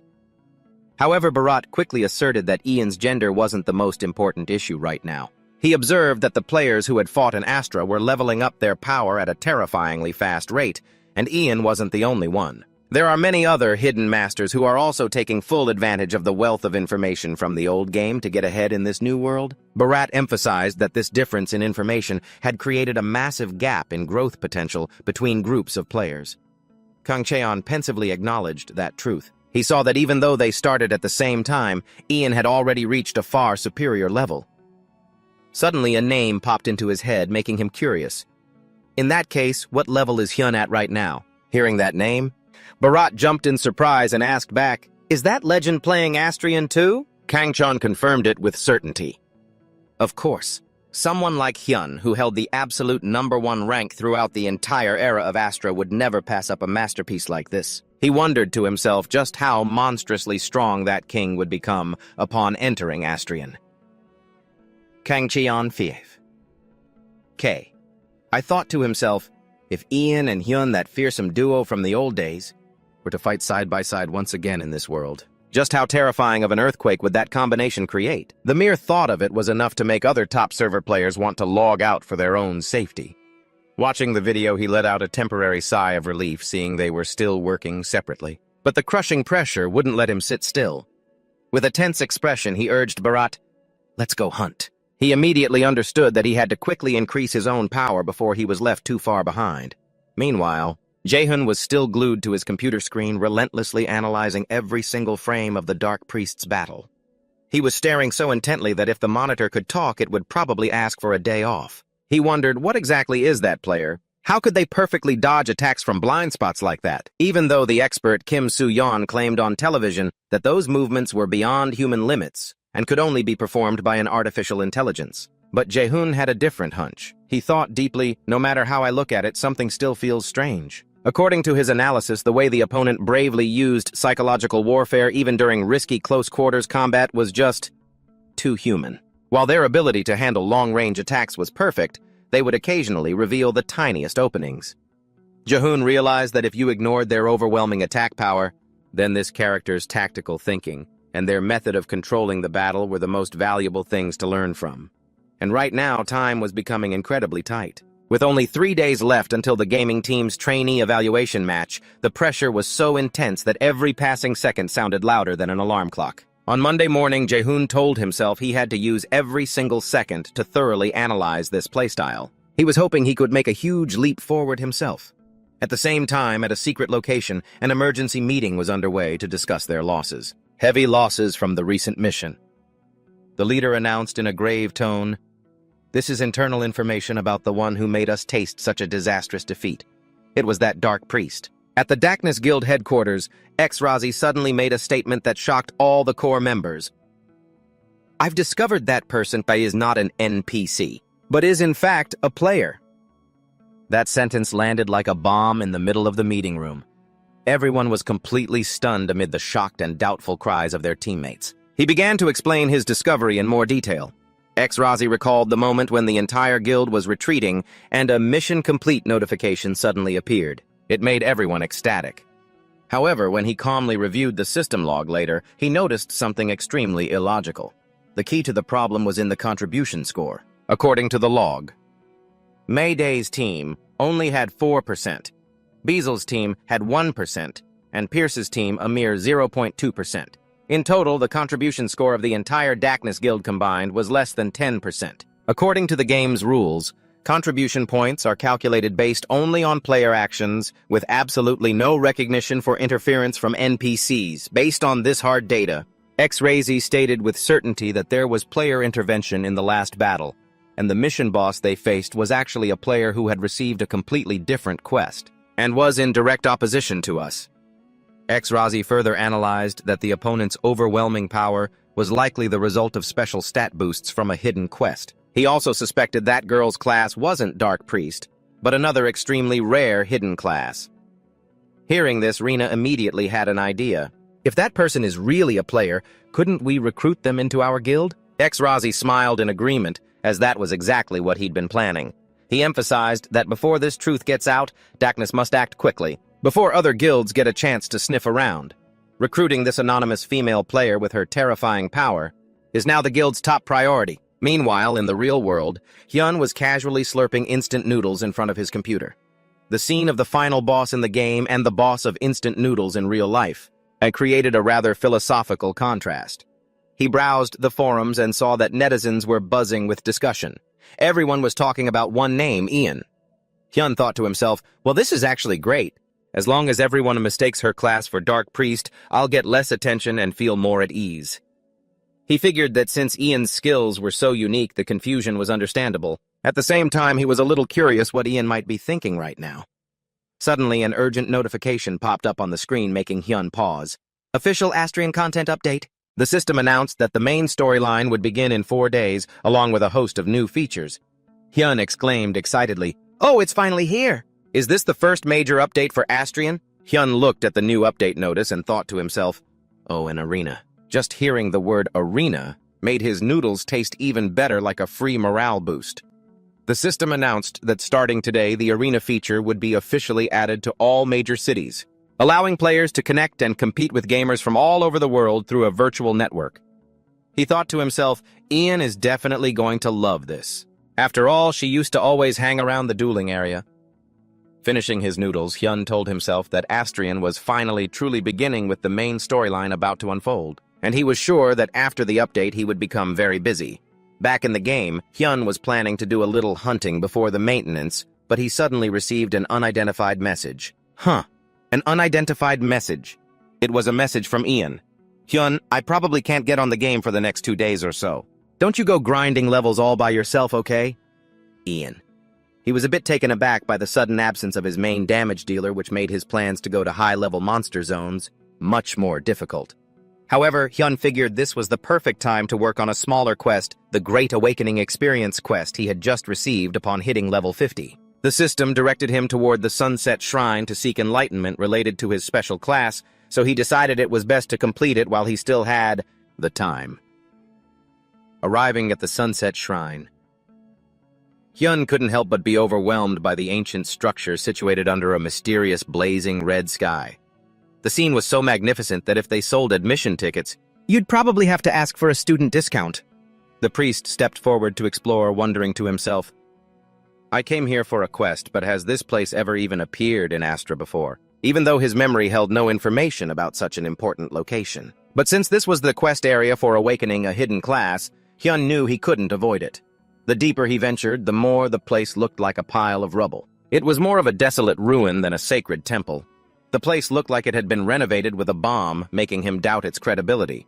Just as he was busy observing, a feminine voice suddenly rang out, "Oh my, do we have a visitor?" Hyun flinched, turning around and was stunned by the appearance of a beautiful woman with fiery red hair in a seductive white priestess outfit. She flashed a radiant smile in welcome. So it's a player welcome, looking at her rather daring style of dress. Hyun couldn't help but wonder if any priestess would actually wear an outfit like that. Hyun walked along the long red carpet inside the Sunset Temple.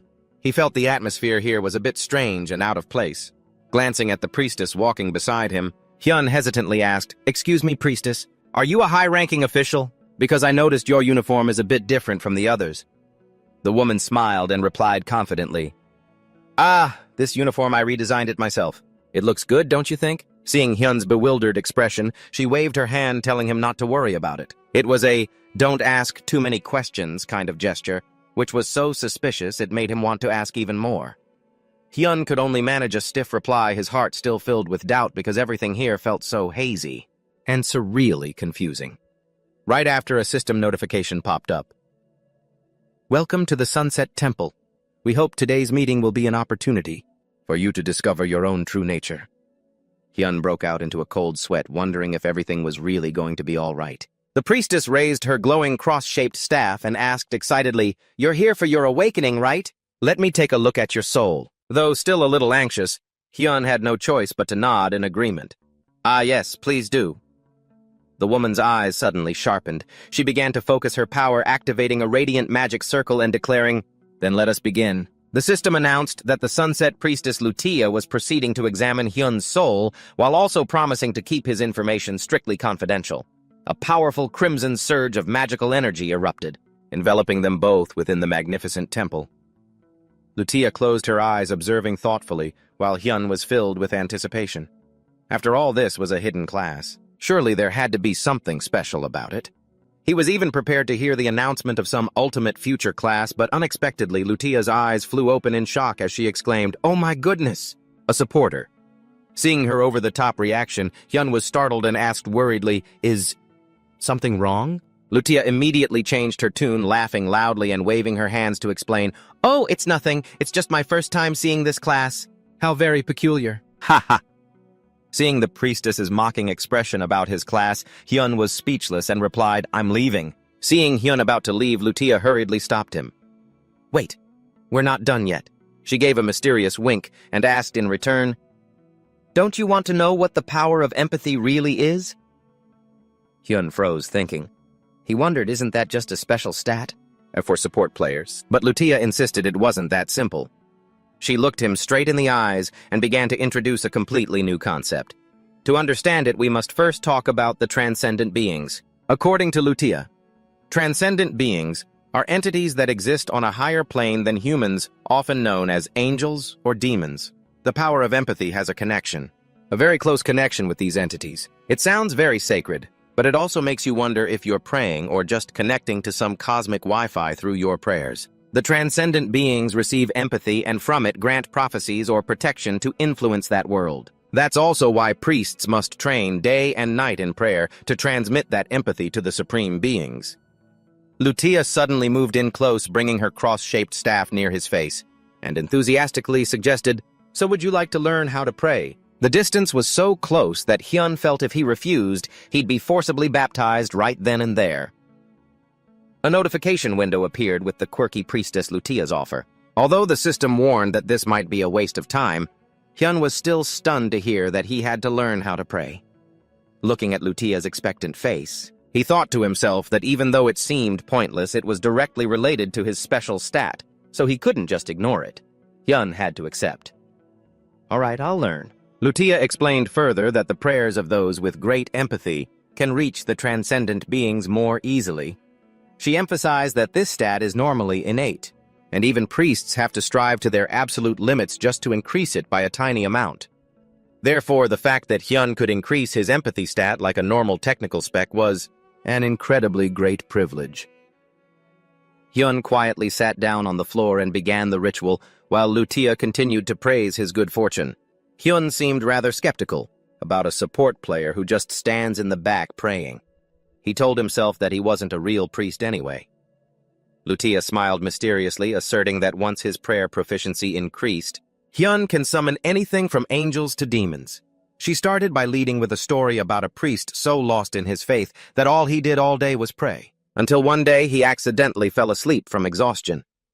When that priest opened his eyes, the surrounding scenery had suddenly transformed into an incredibly strange place. Lutia appeared amidst wisps of hazy black smoke. She asked Hyun with amusement if he found that interesting, and she suggested they both try going to that place once. Immediately, a pitch-black energy enveloped Hyun, causing him to let out a gasp of surprise before being sucked into an endless void. Waking up amidst the ruins, Hyun wondered if he had just fallen asleep. He stared in shock at the surrounding area, which was once a solemn temple. Now there were only cracked walls under a blazing red sky and a bizarre jet-black sun. The scene looked like a glitched update of the world where everything was suspiciously inverted. While Hyun was still bewildered, not understanding what world he was in, Lutia suddenly appeared right behind him, making him jump. She calmly continued the story, revealing that the priest from long ago was actually hiding a shocking secret. That secret was that he wasn't worshipping an angel at all, but was serving a demon. Because he prayed and achieved empathy with the demon he surpassed, the boundaries of normal rituals to enter the world closest to the demon realm. After hearing that, Hyun could only wonder if this was an awakening or if he had just accidentally accepted a side quest, a horror-themed one at that. Lutia explained that if there was a space close to the celestial realm, then there must also exist a symmetrical place close to demons. She asserted that where they stood was the point of intersection, closer to the demon realm than anywhere else, and here all prayers would reach the ears of demons. Hyun, shocked, wondered if a symmetrical world like this had ever existed in Astra before. He worriedly asked Lutia if he could return to his own world, and received a very reassuring answer, "Oh my, of course you can. Then let's go back, shall we?" Right after a brilliant flash of blue light, Hyun found himself back in the normal temple in a state of bewilderment. "I'm back already." Seeing that Hyun had regained his composure, Lutia smiled and asked if he was more interested now. He nodded in agreement because a new path to a mysterious world was opening right before his eyes.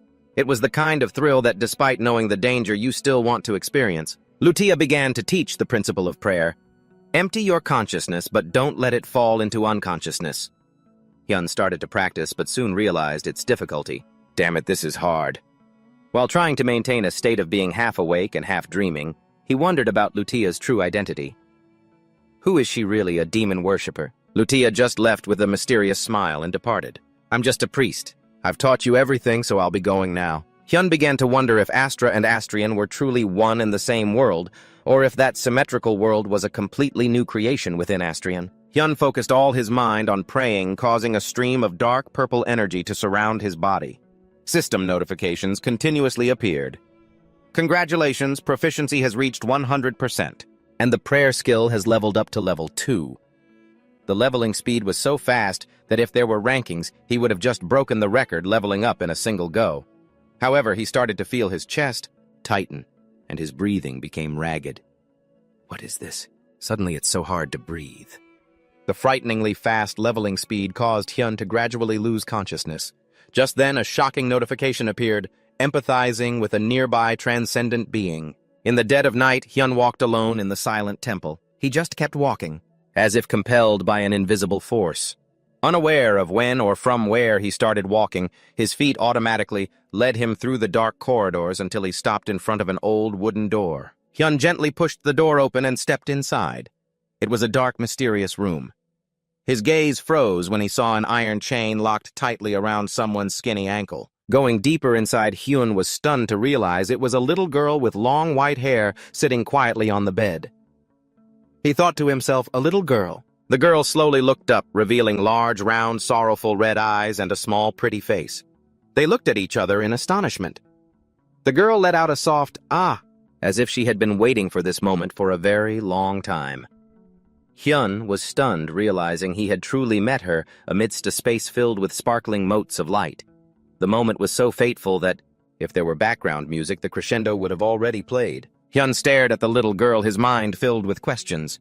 What is this? He noticed the girl's eyes were completely soulless, as if they had lost all focus. Although she seemed to still be conscious, Hyun realized the girl was in an extremely serious abnormal state. He wondered who did this and for what reason. Seeing the girl with both her feet chained, sitting in the middle of a bizarre magic circle, he couldn't help but feel a pang of pity. The scene was so heart-wrenching it made him want to ditch his observation mode and just slam the table in rage. He was even starting to doubt why he had accidentally wandered into this gloomy hellhole. Suddenly, the sound of heavy, hollow footsteps echoed from outside, making Hyun jump. Damn it, I need to see what's happening first. He quickly scrambled to find a place to hide. Just as two strange priests entered the room, Hyun wondered to himself why people who called themselves holy officials were even appearing in a place like this. What the hell was going on anyway? One of them grumbled about who left the door open while the other casually replied it was definitely Gran's fault. Then one of the priests raised his staff high. It emitted an eerie, deep blue mana. Hiding behind a closet door, Hyun held his breath, his face tight with anxiety. What in the world is that? He recognized it instantly. It was a powerful skill that inflicted severe mental status effects. He watched in horror as that tiny little girl had to endure such a terrifying surge of magic. Hyun couldn't help but feel furious seeing them activate a magic circle beneath her feet to increase the pressure.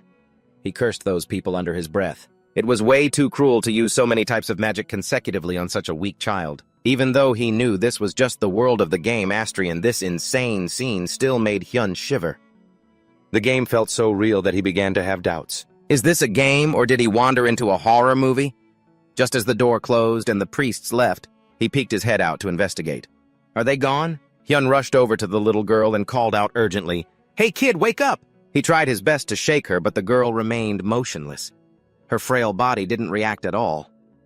Hyun gritted his teeth, realizing her condition was even worse than before. Looking into the poor child's lifeless eyes, he bitterly realized that being hit with so much magic and abnormal status effects had completely shattered her spirit. Having no other choice, Hyun clicked his tongue.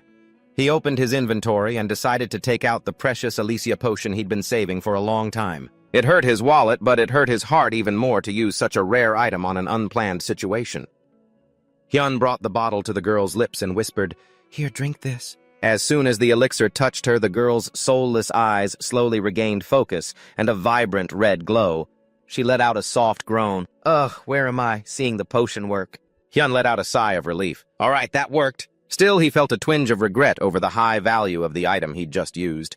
Taking advantage of the moment, Hyun pulled out his dagger and quickly sliced through the chains, locking her feet. Seeing herself free, the girl was stunned.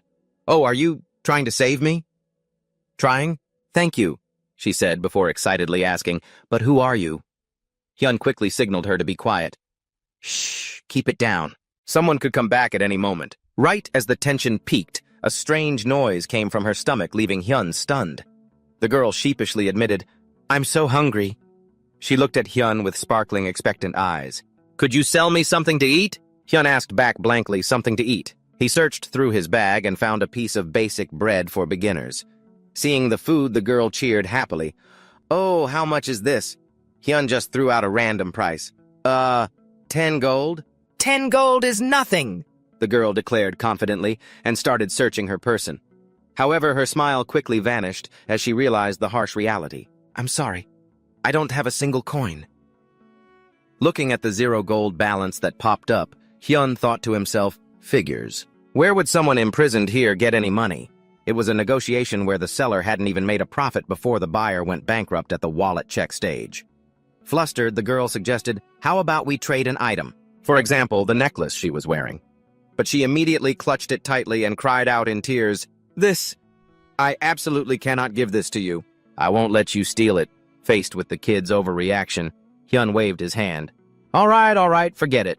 I won't take it. You can pay me back later. Just eat." Hearing that the girl happily wolfed down the bread. "It's so good. This is delicious." Watching her, Hyun concluded that if she was imprisoned here and still kept that necklace, it had to be an incredibly special item. At the very least, its value was proven by the fact that she'd rather starve than let it go. Hyun watched her eating happily and asked for her name. Chewing on the bread, she replied, "My name is Louis." The name made Hyun pause because he'd never heard it in Astra before. He handed her a cup of water and said, "This is a free service." Louis looked confused and asked, "Free?" Hyun noted that the name sounded like a noble's, and he was wondering how to handle the situation, when a notification suddenly appeared. It was a main quest, Rescue Louis. The quest details stated she was being held captive by unknown individuals and desperately needed help. Even though the current reward was still 0, Hyun was stunned because this was a main quest. Furthermore, the system had sent it automatically before the NPC even had a chance to ask. He looked at Louis, certain she wasn't just some ordinary background NPC. Hyun looked straight into her eyes and asked, "Louis, do you want to get out of here?" Louis's eyes lit up with hope. She asked back, unable to believe her ears, "Yes. Can you really help me for real?" With that, Louis started sobbing. Tears streamed down her cheeks as she choked out her thanks to Hyun for agreeing to save her. It was such a touching scene that if there were an audience, they'd probably be wiping away tears too. Looking at her pitiful state, Hyun thought her way of speaking and her situation were truly unique. He calmly stated, "I'll help you escape. I've got plenty of time on my hands anyway." Louis nodded slightly in agreement. Hyun told himself that even if the system hadn't given the quest, he would still want to help this child. Immediately after accepting the quest, Hyun scooped Louis up and under the cover of night took a decisive leap off the high temple balcony. His decision was so quick it was like he was squeezing in a world-saving mission before bedtime. Hyun was glad it was dark so there were no guards around. He observed his surroundings carefully and realized he hadn't been transferred to another world. As long as he stayed hidden in the shadows, he could avoid any sudden attention. Suddenly, 2 glowing red dots like a demon's eyes flashed in the bushes, making Hyun jump. He growled, "Who's there?" But when he looked back, there was no one in sight. He wondered if he was just being too sensitive and had imagined it. Shaking off his suspicion, Hyun turned to ask the little girl he was carrying in his arms, "Hey kid, can you run fast?" Louis stared blankly and asked, Are you talking to me?" Hyun replied coldly, "If not you, kid, then who else would I be talking to?" Louise quietly revealed that she could use wind magic to move faster. Hyun immediately signaled, "Good, let's go." The two of them started to dash through the night. Hyun was amazed to see that this small girl could keep up with his speed without showing any signs of fatigue, even knowing she had magical support. But Louise's incredible stamina was a huge relief to him. However, another serious problem began to surface even after they had been running at full speed for 10 minutes straight. Hyun realized with a shock that the temple was still looming right behind them. Suspecting they had fallen into a spatial barrier, he quickly shouted, "Louis, stop for a second." They both stopped short in the middle of the temple grounds. Hyun concluded that they were stuck in an endless loop. Louise, trembling, also confirmed that the path ahead seemed to stretch on forever. There was no end in sight. Just then, a mysterious voice suddenly echoed, asking them where they were heading. It was a situation where no matter how fast you run, you can't escape the same spot. A blinding flash of light suddenly erupted from the temple, causing Hyun to shield his face in terror, afraid that their movements had been exposed. But then that mystical voice whispered in his ear. It urged him to open his eyes. Hyun was stunned to see the space around them begin to transform magically. Louise squealed with excitement as she spotted a path leading through the deep forest. It had just appeared brilliantly before their eyes, shattering the barrier that had trapped them. Hyun quickly urged the little girl, "All right, let's go now." He couldn't help but be shocked by the appearance of a path that hadn't existed just moments before. A series of questions about the mysterious person who was secretly helping him escape flooded Hyun's mind. He really had no idea what the hell was going on. The feeling was like getting a free power-up, but not knowing who activated it. Hyun and Louis were now dashing through the silent darkness of the forest. As they ran through the dense woods, Hyun turned to ask Louis, "What's our destination?" The little girl could only stammer in confusion, as it seemed she didn't have a specific destination herself. Realizing that Luis truly had nowhere to go, Hyun was a bit taken aback. Huh. You don't have one, you must have one. Well, we'll figure that out later. He decided the nearest place from here was Lakacha Castle, so for now they would head there. Even so, Hyun couldn't help but worry as he looked towards the distant mountains. He wondered how far the two of them could run through this forest without being discovered. Suddenly, a strange light flashed between the canopies, making Hyun stop in his tracks. A bolt of deep purple energy tore through the air, rushing towards him and filling him with terror. He yelled, "What the?" The deadly attack was aimed straight at Luis, making Hyun scream in desperation, "No, Luis!" A terrifying explosion of energy erupted, blasting everything away, and created a massive shockwave. Hyun rushed towards the little girl who had collapsed on the ground. Luis, trembling with fear, could only let out weak, pained whimpers. As her body trembled uncontrollably, Hyun shook her worriedly, calling out, "Stay with me!" Looking at the little girl sobbing in a state of panic, he silently cursed. Damn it. Even though I reacted in time and used my 1-second absorption skill to block it, it was a real close call. Hyun was stunned as he realized the speed of that last attack. It seemed even faster than the attacks of the leopard boss he had once faced. He narrowed his eyes, looking towards the two dark figures in the distance who were radiating a sinister purple aura. He concluded they were definitely not temple priests, but professional assassins radiating an incredible magical pressure. Hyun guessed their levels were at least 200 or higher. It was a matchup where one look was enough to know this wasn't going to be a friendly sparring session. Hyun realized the enemy wasn't just one, but two formidable assassins. He knew very well that with his current strength he couldn't face them head-on, so he hurriedly urged Luis, "Luis, snap out of it. Hurry up, there's no time to rest. Get up now." Seeing that the girl had regained her composure, he drew his sword and commanded, "When I give the signal, you run with all your might. Got it." Immediately, Hyun activated his secret sword skill, creating a giant pillar of blue light that shot straight into the sky. "Now!" Hyun roared as the energy from his sword slammed down onto the ground. It created a terrifying explosion accompanied by thick smoke and dust. The two assassins were completely caught by surprise by this wide-area attack. They only had time to gasp in astonishment, as their vision was completely obscured by the dust and blinding light. He used the smokescreen as a barrier to create an opening. Hyun shouted, "Run now!" Lewis quickly replied, "I understand," and then both of them took off in a mad dash. Hyun calculated to himself that while this move was unlikely to shake off professionals, it would at least buy them some precious time. However, only a few seconds later, the sinister aura rushed them from behind again, making him realize with terror that they had already caught up. It was a chase where the distance closed so fast, it was as if the enemy had a GPS tracker on them. Hyun gritted his teeth and swung his sword to block an incoming magic attack. "Damn it! At this rate, we're not going to make it," he urged Lewis. "Don't you dare stop." But having to run while also focusing on defense significantly slowed Hyun down. In this desperate situation, hanging by a thread, he shouted, "Lewis, a notification window!" These suddenly appeared in front of the little girl. It read, "Player Hyun wishes to control your body. Do you agree to entrust your soul to him?" Lewis, stunned, stammered, "My soul." Seeing the little girl's hesitation, Hyun roared in desperation, "I'm sorry, but hurry up. At this rate, we're all going to die." Lewis could only stare, her mouth wide open in astonishment. She had never seen anything so strange happen before. It was an offer that sounded terrifying, but under the circumstances, like the last emergency rescue button left, Luis nodded firmly. "I understand. I'll entrust my soul to you." The system immediately confirmed the subject's consent. Hyun smirked victoriously. Well done. Now he could use the assimilation skill on Luis. A deep blue energy surged as Hyun's soul merged completely into the girl's body. Luis's status window popped up. The kid was only at level 35 with a rather modest health pool.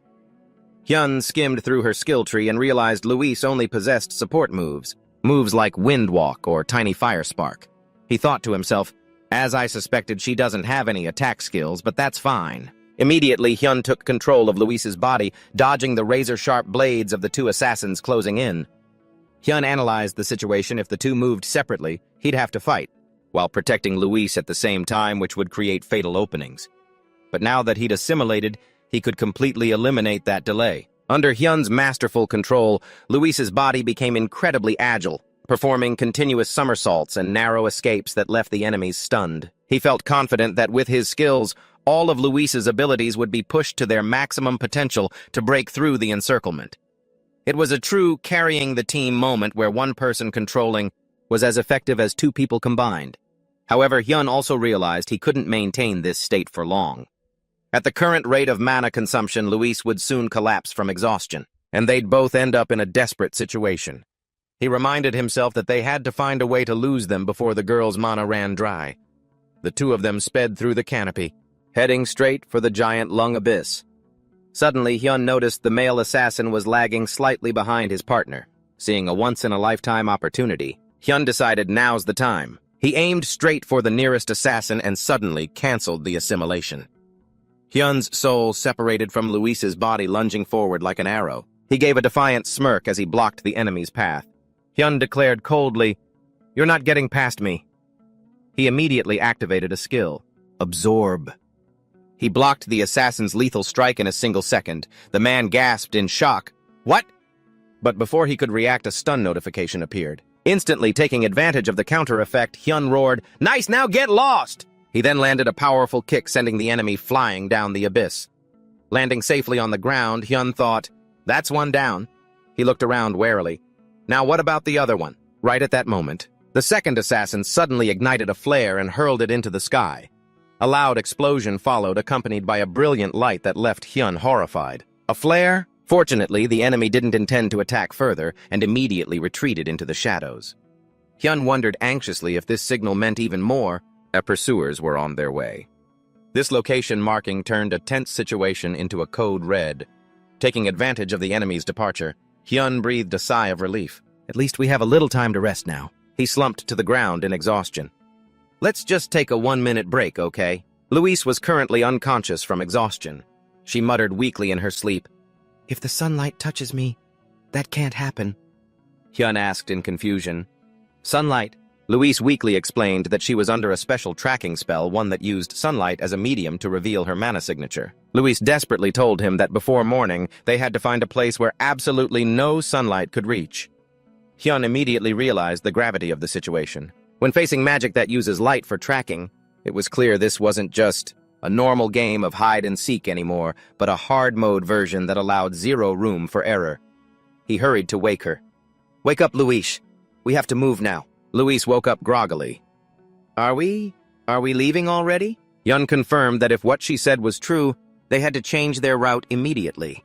Luis wondered if that meant they weren't going to Lakacha Castle anymore. But Hyun was firm that they couldn't enter any villages or towns now. In his mind, he analyzed the spell Luis was suffering from. It was definitely the Light Mark, a unique skill used only by angels or extremely high-level celestial NPCs. Hyun couldn't understand why a child like Luis would be targeted by such a terrifying power. He looked at Luis and declared firmly, "Kid, you said we have to avoid the sun, right? Then right now we're going to a place where the sun can never reach." Water dripped steadily in the dark space of a deep dungeon. Hyun was there with Luis. He thought to himself, we're in a dungeon now. The reason he chose this place was to completely avoid the sunlight which triggers the light mark spell Luis was under. A dungeon was the most ideal spot. At first, Luis was terrified at the thought of coming in here, but then she gathered all her courage. No, I've already entrusted my soul to you anyway. I'll follow you to the end. Hyun could only give a wry smile. It doesn't have to be that dramatic. Thanks to Luis's trust, they had ventured deep inside to find a place to rest. Luis quickly fell into a deep sleep, completely drained from their intense escape. Meanwhile, Hyun noticed the quest details had changed. Safely escort Luis to the nearest village or city. However, Luis had nothing to give him in return. 0 rewards. Even though a major update was right around the corner and he was doing a quest for free, strangely, Hyun didn't feel any regret at all. He smiled and whispered to himself, I guess I'll rest for a bit before heading back. Immediately after, the system announced that the player Hyun was entering rest mode. Meanwhile, at the game development headquarters, the atmosphere was incredibly tense as lines of corrupted code flickered across the screens. On the main monitor, the causality index was plummeting to -82%, accompanied by worried clicks of the tongue. A voice rang out. We've got a major problem. At this rate, there's no way we can proceed with the update. The man holding a cup of water with a pensive expression was Kwon Dae-ho, the CEO and lead developer of Astrian Online. He realized that the main story arc of Asriel was being influenced by something and was changing completely from the population and environment to religion and the economy, history language. Every variable that made up Asriel was in total flux.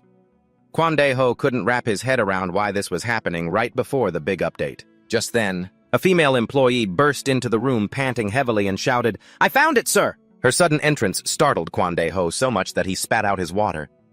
Wiping his mouth, he asked in shock, "Huh? You found the cause? What is it? What's causing this?" The assistant frantically apologized for the intrusion and rushed to report. "Yes, doctor, I mean Chairman." She looked at Chairman Kwon Dae-ho with absolute certainty. She explained that all this current chaos was being caused by the actions of a single player. He was stunned. All of this because of just one player. After looking at the monitor tracking Louise as she fled, he wondered if it was an NPC. The assistant quickly clarified that the one currently synchronizing with that child was the very player they were looking for. Chairman Kwon let out a calculating smile.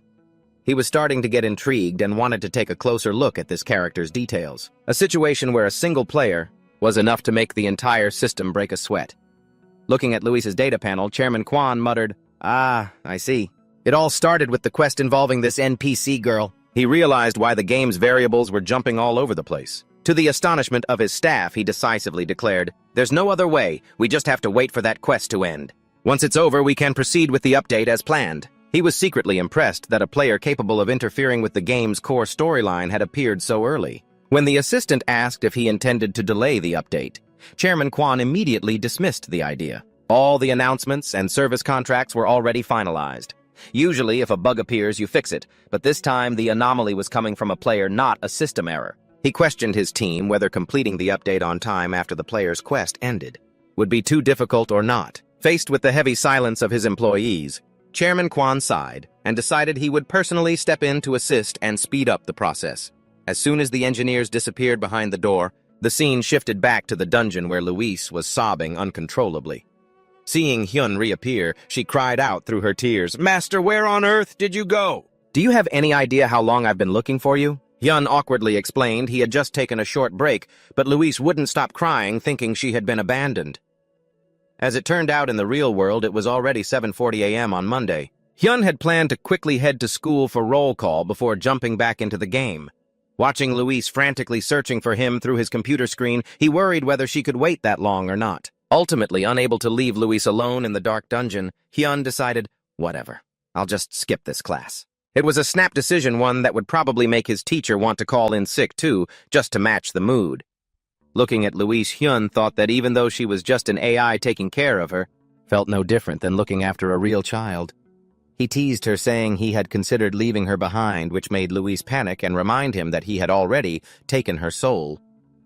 As they went deeper into the dungeon, Louise grew more terrified of the darkness and begged to leave. But Hyun firmly refused, believing they weren't truly safe yet. He explained that with the skill level of those assassins, they could track them even without light and were surely waiting in ambush at the exit. In other words, going out now would be like hand-delivering their own heads on a silver platter. Louise trembled in fear, but Hyun reassured her that no one knew this place better than he did and told her to trust him. Louise nodded weakly and then curiously asked for his name. Hyun calmly replied, "Hyun, just call me Hyun." Noticing Louise used a rather strange, archaic way of speaking, Hyun wondered if it was just a habit of hers. Louise blushed and explained it was a habit from childhood, making Hyun realize she wasn't even consciously aware of it. As they reached a precarious cliffside, Louise began to feel uneasy and doubted the path ahead. Hyun insisted they were going the right way and pointed up toward a high ledge at the very top of the cavern. Louise was shocked, wondering how they could possibly climb up there. Hyun asked her, "Do you know what centrifugal force is?" Seeing the little girl look confused, thinking it was some kind of magic, he immediately activated his assimilation skill. He explained he would use the cylindrical structure of the cave to propel them both upward using centrifugal force. Hyun briefly explained that they were going to run directly up the walls to get out. Louise was absolutely horrified and screamed in protest, "No, absolutely not. I'm absolutely not doing that." Staring down at the dizzying depths of the cave, Louise trembled, thinking this was pure insanity and fearing her soul had been completely stolen by a devil. Hearing that, Hyun stayed silent, wondering who the real devil was in this situation. Kid looked closely. Immediately, Hyun took control of Lewis's body and bolted forward. She could only close her eyes and scream in terror, fearing a fall into the abyss. It was an impromptu wall run so reckless that any spectator would have begged to get off and walk for their own safety. While moving at a breakneck speed, Hyun commanded, "Open your eyes. Lewis, look at what I'm doing." He explained that centrifugal force is only generated when moving in fast circles. If she slowed down even a bit, she'd fall immediately. He urged her to constantly use magic, to maintain speed, and warned her never to stop. Hyun encouraged her, "Just remember this feeling and it won't be hard. Don't hesitate." Under his decisive guidance, Lewis gradually regained her calm and began to focus fully on controlling the flow of mana in her body. It sounded simple, but the sensation was probably like learning to swim by being tossed straight into the deep ocean. Finally, they both reached the top safely. Hyun breathed a sigh of relief while Lewis was still so dizzy that the whole world was spinning. When she felt the synchronization end, the girl gasped in surprise, "Oh, my body, it's back to normal." Despite the lingering strange sensations, Lewis quickly snapped out of it. Hyun urged her, "All right, that's enough rest. Get up." Louis wondered if it was time to head outside. He immediately shot it down. "Not yet. If we go out now, we'll get caught instantly." Hyun insisted they needed to prepare thoroughly for what was coming. Approaching an ornate white door with gold carvings, he wondered to himself, why such a luxurious door would appear in a dark, gloomy dungeon? Hyun pushed the door open slightly, wondering where it led, leaving Louis in awe at the glowing light. The scene made one wonder. Is there a paradise behind this door, or an even more sophisticated trap? A brilliant space suddenly appeared before them, leaving both of them stunned, wondering, what is this place? Hyun smiled faintly as he stepped into the cozy space. Unlike his calm demeanor, Louis couldn't hide her excitement. She started running around everywhere, then dove straight onto a soft sofa. "Whoa, what is this? Everything here is so new to me. It's amazing." Hyun felt a wave of relief, realizing the place still looked exactly as it did back in the Astra days. Seeing the girl mesmerized, he explained. When Louis curiously asked, "Hyun, what kind of place is this?" a notification popped up confirming this was indeed the secret shop within the dungeon. Hyun calculated that if this place had appeared, then that item must be here too. A place this safe and high-end. No wonder any gamer who found it would probably refuse to leave. He quickly opened the item list floating in midair. This was a secret location that even high-ranking players in Astra rarely knew about. This place wasn't just an absolute safe zone where monsters couldn't enter, but also a shop selling countless rare items. Lewis's eyes widened in shock as she leaned close to the interface and asked, "Hyun, what's that?" Hyun stammered, The girl was still fascinated. "How strange. There are drawings floating in the air. I want to try pressing them too." Seeing her boundless energy, Hyun asked softly, "Louis, you're hungry, aren't you?" Immediately, a kid's meal worth 1 gold was served. Louis cheered with joy and began enjoying the delicious meal. Meanwhile, Hyun sat back analyzing the situation. He knew well that relying solely on their strength wouldn't be enough to shake off the assassins chasing them so relentlessly. He told himself he had to prepare perfectly for the upcoming battle. Hyun decided to spend 2,500 gold to buy a special item. He was determined to use everything from the environment to the enemy's own strength to turn the tables and protect Louis at all costs. After finishing his shopping, Hyun announced, "All right, everything's ready." Louis looked at him with a hint of worry. "Mm-hmm." Hyun told her to brace herself because they were about to leave the dungeon. When Louis asked if they were leaving right now, he shook his head and explained, "No. If we leave while the sun is up, we'll be tracked immediately. We'll move when it's dark. Rest until then." Hyun looked at the girl, silently promising to get her out of here safely. The two rested quietly in the cozy room until night fell over the cave. Leading Louis forward, Hyun asked quietly, "So do you understand what I told you?" The plan sounded smooth on paper. The only thing left was to pray that no unexpected variables decided to show up out of the blue. Hyun assured Louis that if she followed the plan, she would definitely be able to escape. He reminded her to remember every single step because they were very close to the exit. However, Louis suddenly stopped, her face filled with worry. As Hyun asked with concern, the little girl looked down sadly and asked if he was really okay with this decision. Hyun assured her that he was a player, so there was nothing to worry about. Still, Louis hesitated. Mustering all her courage, she asked if in the future, Hyun could continue to travel with her. He refused, his voice cold yet filled with sorrow. "Sorry, I can't do that. The brief reply was enough to make the air drop colder than the dungeon's temperature. Wiping away her tears, Louise sadly realized she had asked for the impossible. Hyun appeared in his spirit form and offered a sincere apology. He thought to himself, as long as we're alive, we'll definitely meet again someday, but I can't make a promise I can't keep. According to a system notification, the main storyline update was about to begin. The game would be down for maintenance for 3 hours. More importantly, once the maintenance was over, the world of Astrian would leap forward 5 years. That meant Hyun and Louise wouldn't be able to see each other for 5 long years. 5 years, Louise repeated, her voice hollow with disappointment. Louise wondered to herself what would happen after those 5 years passed. She looked ahead and asked, "Where are we?" Hyun explained that this was the staircase leading straight to the dungeon exit. Staring into the bottomless abyss with its spiraling steps, with no end in sight, Louise shuddered in fear. Hyun warned her that the place was full of traps, so she had to be extremely careful. Just looking at it was enough to make one wonder if this was a staircase or a test of courage with no way to pass. Suddenly he yelled a warning. Louise looked up just as a barrage of bombs rained down from the cavern ceiling. Louise stared in shock at the strange falling objects. "Move, Louise!" Hyun roared. A series of terrifying explosions erupted along the staircase. Thick smoke and fire filled the air. From high above, 2 masked assassins with glowing eyes coldly observed their cornered prey. Just as the situation became critical, the system suddenly announced the activation of the Blood Fairy's cloak effect.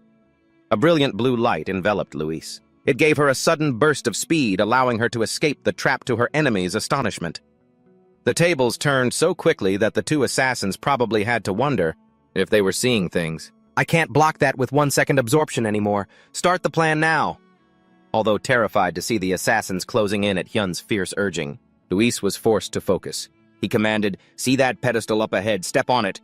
The moment her feet touched the trigger, the entire staircase behind them crumbled and fell apart. Hyun calculated that this trap would at least stall the assassins for a moment. He reminded Louise not to stop for any reason and to keep moving while he would focus all his energy on blocking attacks from behind. Louise charged forward frantically through swirling torrents of violent magic. She made a silent resolve. "That's right. I can't stay with Hyun forever. From now on, I have to do this on my own. I have to do it now." But the pursuers were faster than he had anticipated, shocking Hyun. He yelled as he sensed a murderous aura drawing near. "They're faster than—" "I thought they were about to attack again. Here it comes!" Witnessing the perfect dodge, Hyun praised her. "Good, great dodge, on to the next step now." Louise replied firmly, "Yes, I know." Hyun thought to himself that destroying the floor earlier had just been a setup to lure the enemy into position. His real target was the trap lying just ahead. The moment Louise's hand touched a hidden mechanism on the wall, a volley of sharp arrows shot out from the darkness. Hyun roared, "Jump down!" Without a moment's hesitation, Louise leaped into the brilliant, surging light.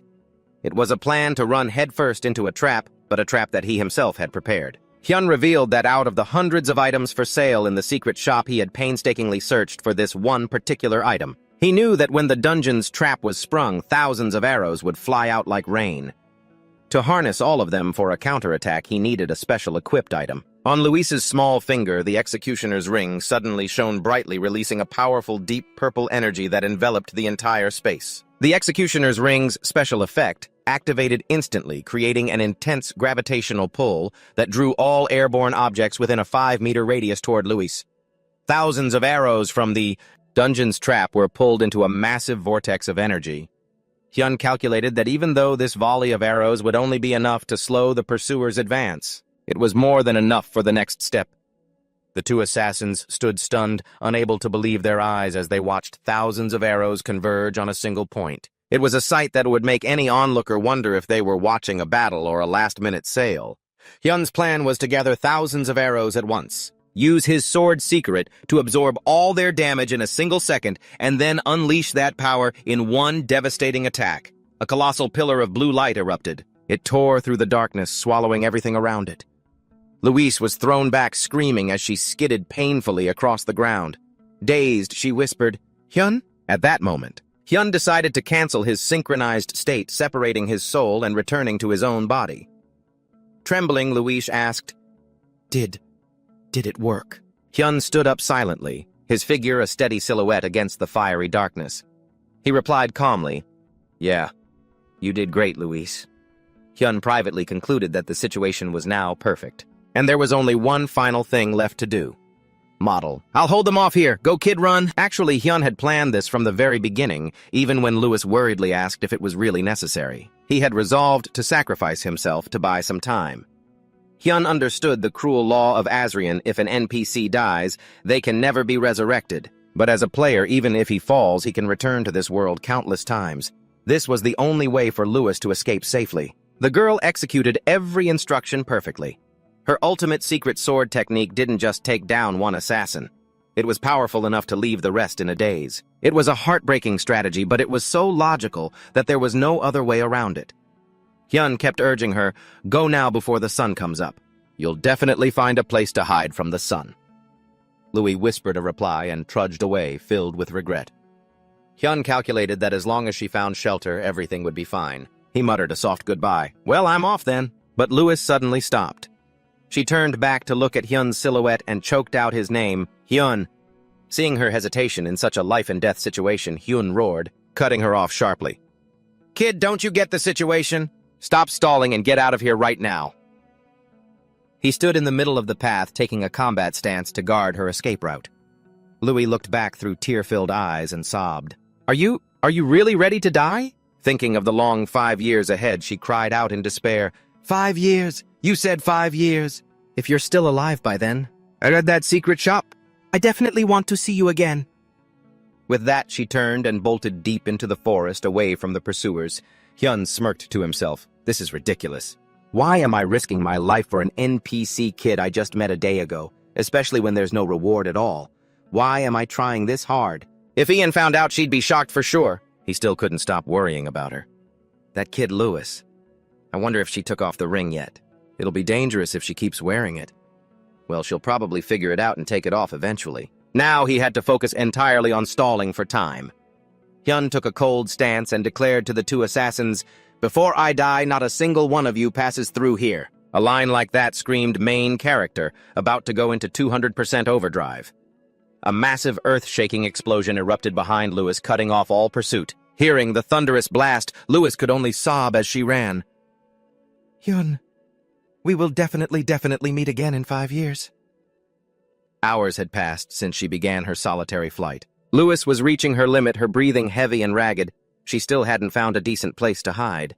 In her despair, she remembered Hyun's words, "I'm a user, so it's okay even if I die." At the time, Louis had innocently asked, "Are users people with immortal bodies?" Even though Hyun only gave a vague answer saying it would be fine, Louis knew that death wasn't something easy for him. Yet he was still willing to give his life for her. Suddenly, a scarred bare foot trailed by a heavy iron chain appeared. Louis collapsed from exhaustion. She whispered to herself that she had no time to waste and there were still so many things she hadn't said to Hyun yet. A sudden flash of light appeared, terrifying her. Was the sun already up? But right after that, Louis realized with shock that it was an eerie black sun. She wondered if she was hallucinating. The black light wasn't blinding. Instead, it felt strangely warm and soothing. Louis slowly began to drift off even as she tried to tell herself to keep moving. But her eyes just closed and she drifted out of consciousness. It was a scene so terrifying yet peaceful that her brain didn't even have time to panic before her body went offline. The scene shifts to the real world. Hyun woke up after a long sleep and checked the game system. He saw he was under a 48-hour death penalty with 28 hours left before he could log back in. Hyun thought to himself that he'd really lost out by taking on a quest with no reward, but he couldn't stop worrying if Louis had made it to safety. He remembered the life-or-death struggle against the assassins where he'd exerted all his strength to stall them until he was mortally wounded and collapsed. With his fatigue index hitting 96, Hyun had slept for 20 straight hours. As soon as he got away from his computer, he browsed the community forums and noticed the players were all buzzing about the new arena feature. Just as he was about to look for more info, a message from Ian popped up. Seeing his friend was back online, Hyun explained he was grounded after dying during a solo quest. Ian teased him and bragged about her constant battles in the arena and her impressive results. To her surprise, she noticed Hyun's level had skyrocketed. He was caught off guard too, since he hadn't checked his stats after the fight. Ian messaged him, "Call me when you get back in the game. I'll be killing time in the arena." Flashing back to 20 hours ago, right after Hyun died and went to sleep, Ian had already arrived at the arena area. She sighed, thinking she had nothing better to do without Hyun, so she decided to have some fun there. Upon arrival, Ian was shocked by the massive, bustling crowd around the warp gate. What the heck is this? Why are there so many people? Excitement was written all over Ian's face. She enthusiastically declared she'd spend the whole day sweeping the arena. As soon as she entered, she immediately started matchmaking. Unlike the agonizing 10-minute waits back in the game Astra, in Asrian, it took Ian less than 5 seconds to find an opponent. This is great. With this many people, I'll rank up in no time. The girl smugly thought to herself as she continuously took down opponents with overwhelming firepower. Ian quickly reached a 10-win streak, and the system immediately made an announcement. She was placed in Platinum 1 ranking in the top 1.3% of all players. Ian began to dream of higher tiers like Diamond Master, Grandmaster, or even the prestigious Top 100. Just then, a jet-black aura suddenly surrounded her feet. It was the Duelist's aura, a new effect that appeared after a win streak, something that didn't exist in Astra. Ian checked it out curiously and saw that while all her stats were reduced by 10% in return, she would receive double the arena coins until she was defeated. A debuff that looked like a major drawback at first glance. But anyone who understood saw it was a golden opportunity for farming resources. Realizing that arena coins meant there was an item shop, Ian immediately returned to the lobby. Amidst the admiring gazes and whispers of the crowd about her record-breaking win streak, she walked straight to the trade counter. Ian excitedly asked about a familiar item and was overjoyed to find out that Astrian had it too, exactly like in the old game. However, her smile vanished instantly when the clerk informed her this item was only for players ranked Grandmaster or higher, and its price was 690,000 arena coins.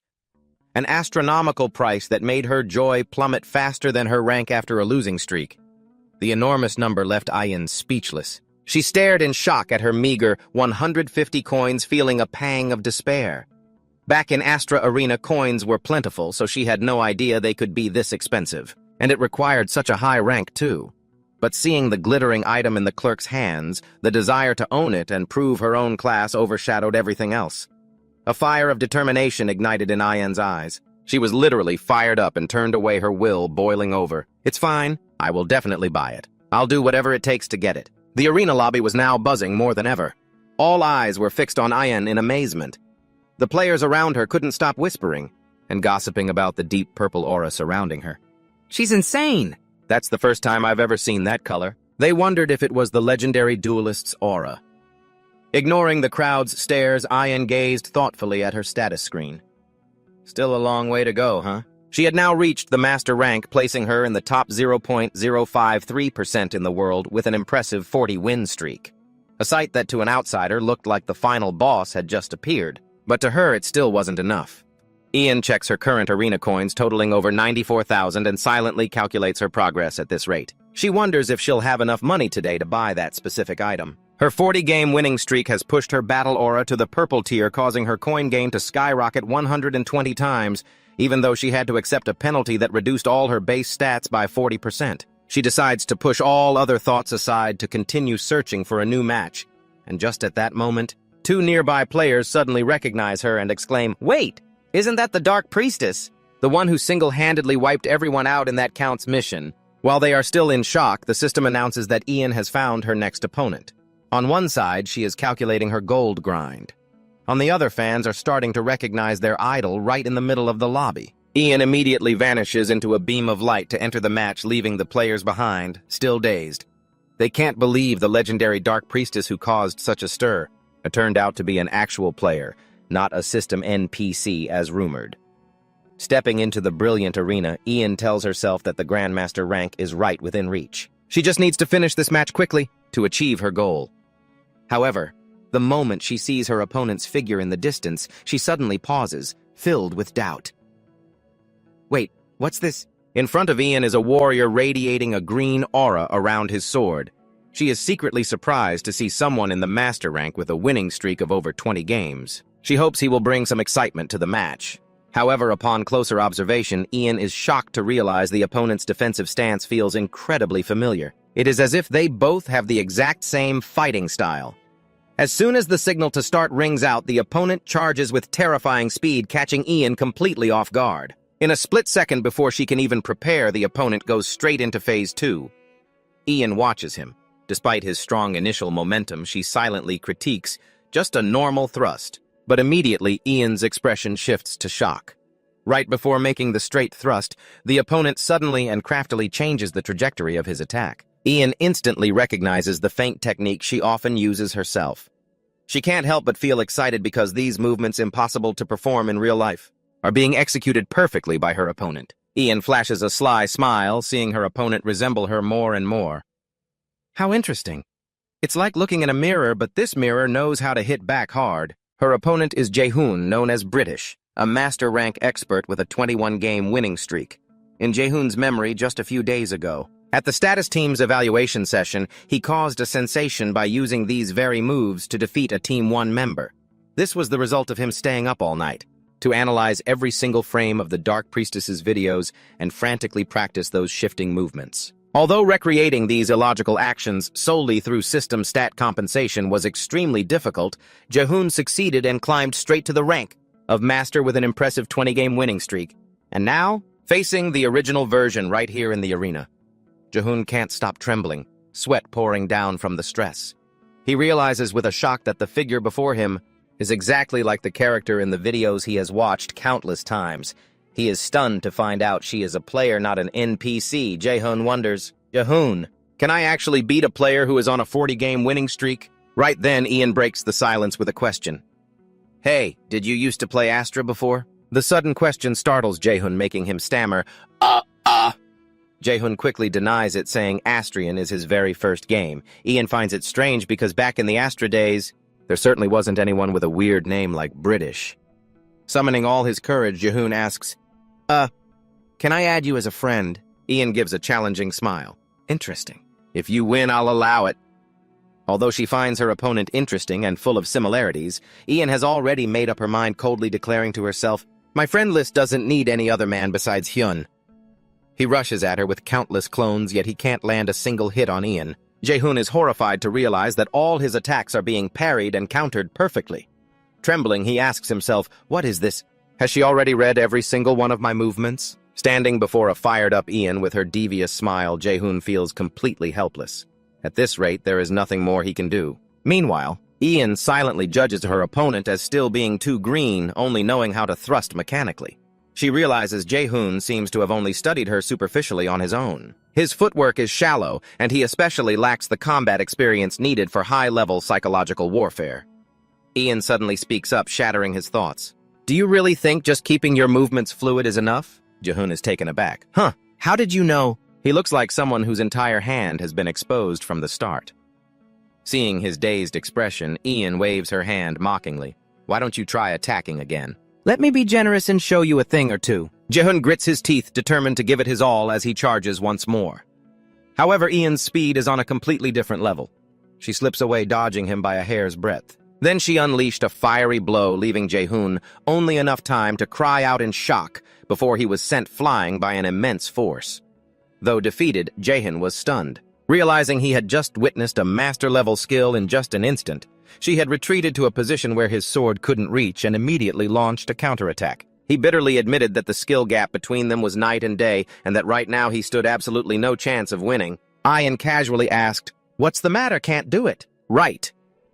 A simple question with max-level mental damage. Refusing to give up, Jaehoon roared, "But I can't stop here. I have to learn a little more." He charged forward frantically, trying to imitate the retreating footwork he had just seen. "It must be like this." However, in his haste, Jaehoon made a mistake. I rushed it." A direct fiery punch slammed right into his face, giving him no time to react. The system notification brightly displayed winner, Ian. A 41-game winning streak. Looking at Jaehoon knocked out on the ground, Ian could only sigh in disappointment. What was that? I thought he was going to use the footwork I just showed him, but it turns out he only knows how to charge in and take a beating. She thought to herself, maybe my opponent is still too clumsy with his timing. Ian retracted the flames on her hand and casually turned her back, preparing for the next match. Well, I won anyway, so it doesn't really matter. But I have to admit, out of everyone I fought today, he was the most refreshing. The name Ian immediately became the center of attention. Discussions sparked all over the game forums. Everyone was shocked that a nameless player could stay in the arena all day and achieve a 40-game winning streak in just a few short hours. Who is this person? Are they a pro gamer? The matches are over so fast it's like they just show up to thrash someone and leave. They fight so fast the opponent is gone before they even know what hit them. The hype grew even more when Ian hit the 50-win mark and officially entered the Grandmaster list. Even while suffering a heavy stat reduction penalty from the aura of battle, Ian was still sweeping through every opponent, leading netizens to exclaim, "That's true skill!" The event reached its peak when Bishopman, a level 84 Grandmaster, was live streaming and unexpectedly got matched with Ian. However, instead of a dramatic fight, the audience only saw Bishopman get completely overwhelmed and repeatedly beaten. This live stream looks like a how to get beaten up tutorial. Mocking comments flooded in. Even Bishopman is getting thrashed like this. Where are all the people who said he could take on Lattice now? Come out and watch this! At this point, a few people started to wonder if this was the Dark Priest who had once confronted the Darkness Guild. But someone immediately refuted it. That was an NPC. This person is completely different. Heated debates still erupted over whether the two were one and the same. Someone suggested that this person might not have registered in the Hall of Fame at the Darkness Guild headquarters. Meanwhile, Pierce and Mayday were also intently watching Ian's match. Through the screen, Pierce thoughtfully remarked, something's a little different. Mayday agreed. I think so too. The feeling isn't quite the same as that person back then. The combat style has changed a bit. It seems more focused on relentless attacks. Pierce nodded in confirmation. That's exactly it. Because the Dark Priest back then had a frighteningly calm presence. Although the appearance and outfit have many similarities, the difference in fighting style makes it impossible for them to draw a final conclusion. Guildmaster Exrazi and Vice Master Xena were also present to analyze the situation. While Xena thought the two were quite similar, Exrazi paid special attention to the comments of the two members who had fought them directly. He thought to himself, from the perspective of those who fought directly, they must have noticed some kind of difference. Perhaps it's a type of control skill that's invisible to the naked eye. Exrazi stared intently at the screen, still skeptical in his heart about whether this was truly the same Dark Priest from before. Meanwhile, Ian slightly adjusted her gloves, her eyes burning with determination as she told herself that this level was still not enough. Pierce stared at the spear. He wondered to himself why he had climbed all the way to Grandmaster rank 972 and still hadn't been matched with Ian. Climbing the ranks like this without meeting the target is just a painful simulator. It turns out that during the previous guild meeting, Darkness had decided they needed to meet this mysterious girl in person to verify her strength. Since the other key members were all absent, Xena had specifically assigned Pierce to the mission, because he was the closest in rank to the target. Although he initially tried to back out because he had plans to go hunting after the meeting, faced with Xena's terrifying aura and death glare, Pierce could only tremble and accept in fear. Pierce trudged off, shouldering his spear. He silently regretted not climbing the ranks sooner to avoid rushing like this. Now I'm grinding ranks like I'm rushing to meet a deadline. However, reaching the Grandmaster title for someone who was once ranked 9th in the world wasn't supposed to be that difficult. Despite some regret over losing 2 matches during his rapid climb, Pierce was still confident he had done pretty well.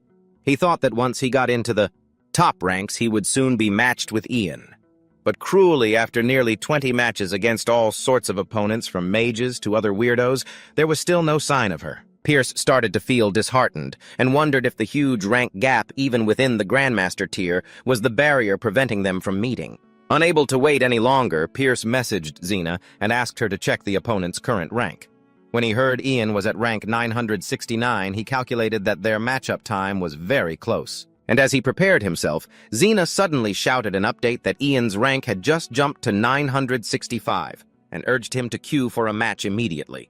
Pierce decisively hit the confirm button. He couldn't help but be amazed, realizing that Ian seemed to be fighting like a total maniac without any rest.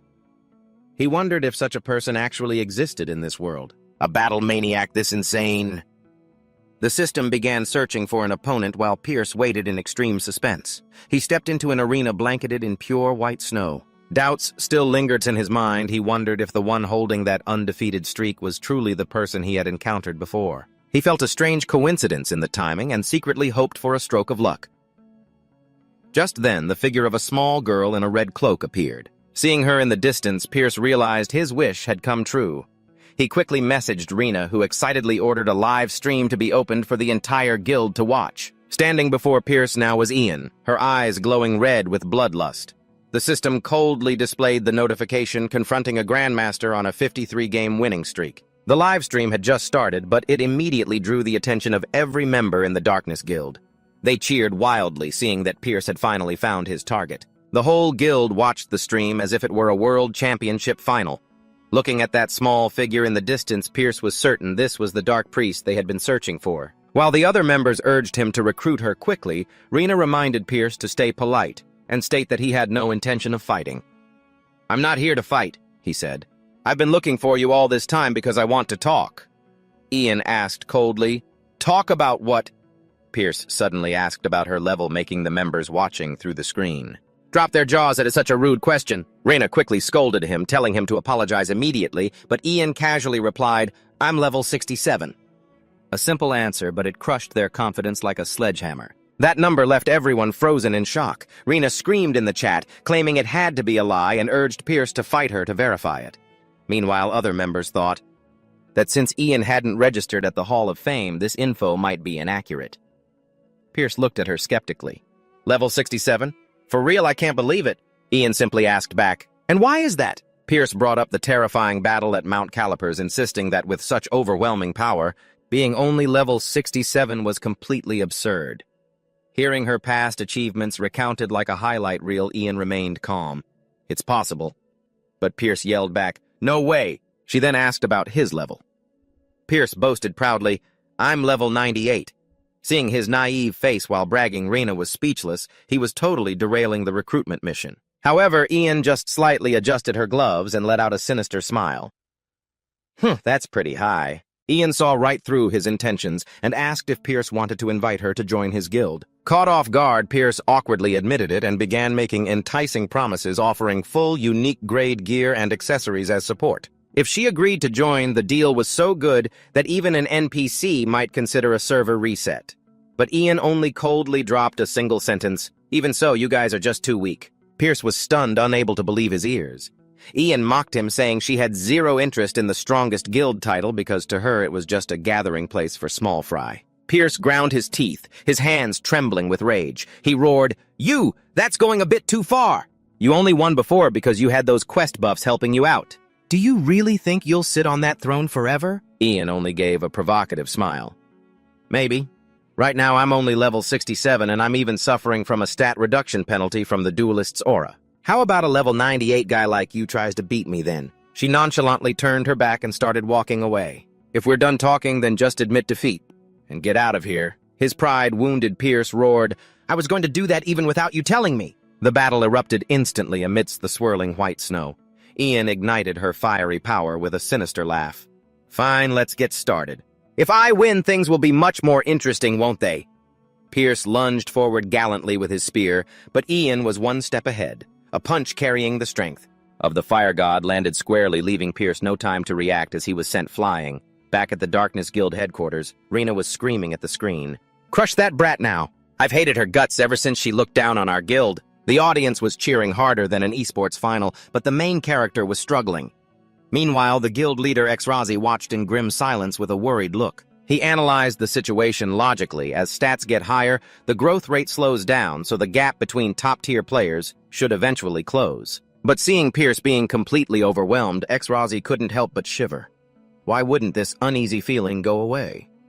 The final result was brutal. Pierce collapsed completely at Ian's feet amidst the light of defeat. The members of Darkness were stunned into silence. They couldn't believe it. A pro like Pierce actually lost. The atmosphere was as dead as a lobby after a total party wipe. Ian stood tall over her kneeling opponent and remarked casually, not bad. That battle was actually quite close, but in the end, I'm still the winner." Pierce ground his teeth in humiliation. He let out a dejected roar, realizing he had been utterly crushed by a lower-level opponent who was also debuffed. He slammed his fist into the ground, in utter despair over this painful loss. The shop clerk at his exit gave a polite bow. "Thank you for your patronage." Immediately, a system notification popped up, confirming the use of 690,000 arena coins. Holding the small box in her hand, Ian couldn't hide her excitement.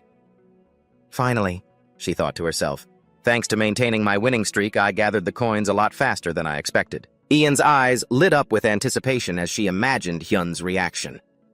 "He's going to be so surprised when he finds out I bought this, isn't he?" she mused. The item Ian had just emptied her wallet for was the Angel's Couple Rings, a unique grade item and extremely rare piece of equipment reserved exclusively for Grandmaster-ranked players. The name sounds sweet, but one look at the stats tells you life isn't as sweet as the game. This was a piece of jewelry for soul companions with some truly impressive stats. A 4% increase to all speeds, 10 points of magic resistance, and most notably a 30% increase in critical damage when facing other players. The ring's most special feature was its resonance effect. When near the person wearing the matching ring, all stats would be boosted by an additional 20%. At the same time, the owner gains the ability to sense their partner's emotions and can summon them to their side once every 10 minutes. However, Ian had no intention of stopping there. She told herself now there's just one more thing left to do. To be able to give Hyun a matching ring, she needed to keep grinding like a maniac. She had to rush and gather more coins before her winning streak was broken. I have to buy another one for Hyun. Meanwhile, in the real world, Hyun stretched wearily. Ugh, waiting out this login penalty is pure torture. He scrolled through the forums and saw everyone buzzing about choosing a faction in the new update. Hyun felt a sense of relief, at least the penalty period, was ending right as the main story maintenance was completed. Well then I guess it's time to log in. The moment I get back in the game, the world's meta will have reached a whole new level. Just at that moment, in the arena, a comically tragic situation was unfolding. A young boy named Tater was frantically running around looking for the big brother and big sister from the YouTube video he had uploaded. As soon as the system announced he was matched against Ian, the boy cheered with delight. There she is! It's the big sister! Tater excitedly ran over to greet her. Hey, big sis, But before he could finish his sentence, Ian coldly swung her sharp sword, cutting the boy down in an instant. The winner notification flashed brightly for Ian, while Tater only had time to scream in despair as his body began to dissolve. Wait for me for a sec, ah! Ian stared blankly at the disappearing figure. Then she wondered, what was that about? Hyun officially returned to Asrian after his suspension. He eagerly wondered, how has the world changed? Nye. After 5 years have passed. As soon as the loading screen finished, a surprise cutscene began startling him. An intro movie they're making me watch the lore right after I log in like it's a Marvel marathon. The cutscene took him back to the dawn of creation, when only two entities existed in the world, the sky and the abyss. These two forces fought ceaselessly, to seize control of Astra, eventually splitting the planet into two separate parts. The sky took the outer surface with its cold and lightning, while the abyss ruled, deep within the core with its heat and galis. Both used transcendent beings to spread their will and co-rule the world. Watching the epic footage, Hyun murmured in appreciation, "Oh, the visual quality is actually pretty good." The story continued as the human race was officially born, attracting the attention of both entities. However, the majority of humanity turned only towards the sky. As a result, human territory gradually fell under the sky's protection. This favoritism enraged the abyss, which decided to invade the surface. The transcendent beings who carried the will of the abyss began to appear, right in the sky's domain. Seeing the familiar but distorted figures on the screen, Hyun exclaimed in shock, "What is this, a warning? The lore is doing a U-turn faster than a patch update." Although the sky tried its best to stop it, the abyss ultimately succeeded in bringing its existence to the surface. The abyss began to furiously taint the sky's domain with its own will. The existing peace was completely shattered, and the forces on the surface were split into two opposing factions. As soon as the introductory movie ended, Hyun officially logged into Asrian Online. Standing in the middle of the city square, he frowned deep in thought about what he had just witnessed. Hyun analyzed silently. The figures representing the abyss's presence in that opening video were definitely me and Lewis. He was stunned, wondering, what is going on? How? Did I end up becoming a part of the main story's intro cutscene, seeing myself on this main story poster the moment I log in? This feels a bit off. Just then, a barrage of system notification sounds rang out, startling Hyun. What is this? Why are there so many at once? What the hell? Why are there so many? The notification window popped up repeatedly. Quest Protect Lewis? Complete. Although there was no direct reward, it came with the successful prevention of two major events, the Great Revival and Defense of the Sky, granting Hyun an increase of 20 points to all stats. But it didn't stop there. He had also activated the hidden event, Gathering of Malice, receiving an additional 20 skill points. The system confirmed that Hyun had strongly interfered with causality and directly changed the history of the world. At this rate, playing Asrian has turned me from a player into a system bug. His astonishment peaked when a glorious notification for leveling up 15 times in a row appeared. Hyun realized in shock that all of this was the aftershock from him protecting Lewis. This is insane. So this is why Ian said my level skyrocketed. He began to scroll through the update logs and learned that after 5 years the world had been completely split apart. Players are forced to choose a faction to receive buffs and support effects. Hyun tells himself he needs to quickly grasp the current situation, but the most important thing is still his promise to meet Luis again. He wears a hopeful smile as he walks toward the door of the secret shop. Hyun thinks to himself that while it was only a 40-hour login penalty for him, 5 long years have already passed in this world. I wonder how much little Luis has grown up by now. He pushes the door open and calls out for Luis, but only a heavy silence greets him. Not a single soul is there. Hyun looks around the empty room stunned. What is Luis? Not here. He starts breaking into a cold sweat as anxiety takes over, sensing that something terrible must have happened while he was gone. Dazed, Hyun stares at the items left on the table. He recognizes them immediately, the cloak and the ring he gave Luis years ago. Next to them is a carefully sealed handwritten letter. Hyun gently opens it, revealing neat lines of writing. Hyun, I hope you can understand this since my writing isn't very good. More than a year has passed since that day. I'm afraid I won't be able to keep our 5-year promise after all. I'm so sorry, but I have to go somewhere very far away, so I wanted to leave this letter for you. Reading a letter like this usually means a bad omen is coming, but Hyun can't help but smile with relief. Thank God. At least the kid survived. And she even made it back here. The letter continues saying Luis left everything she borrowed on the table because she was certain that just as Hyun had said, no one but him could ever set foot in this place. The little girl was even thoughtful enough to leave money for the bread she bought on credit years ago. In the letter, Luis confesses that she wants to tell him a little bit about herself. For some reason, everyone in this world considers me the embodiment of evil.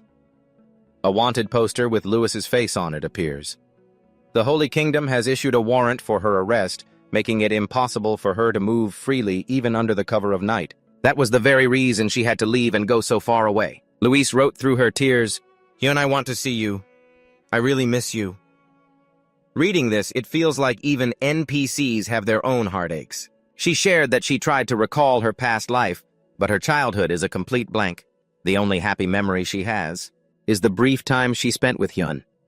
Back then, even being hunted felt exciting because she had forgotten her fear. Luis asks desperately, Don't you want to see me? I want to see you again. If you have the time, will you come looking for me? The small figure of Luis draped in her cloak lonely as she leaves the secret shop.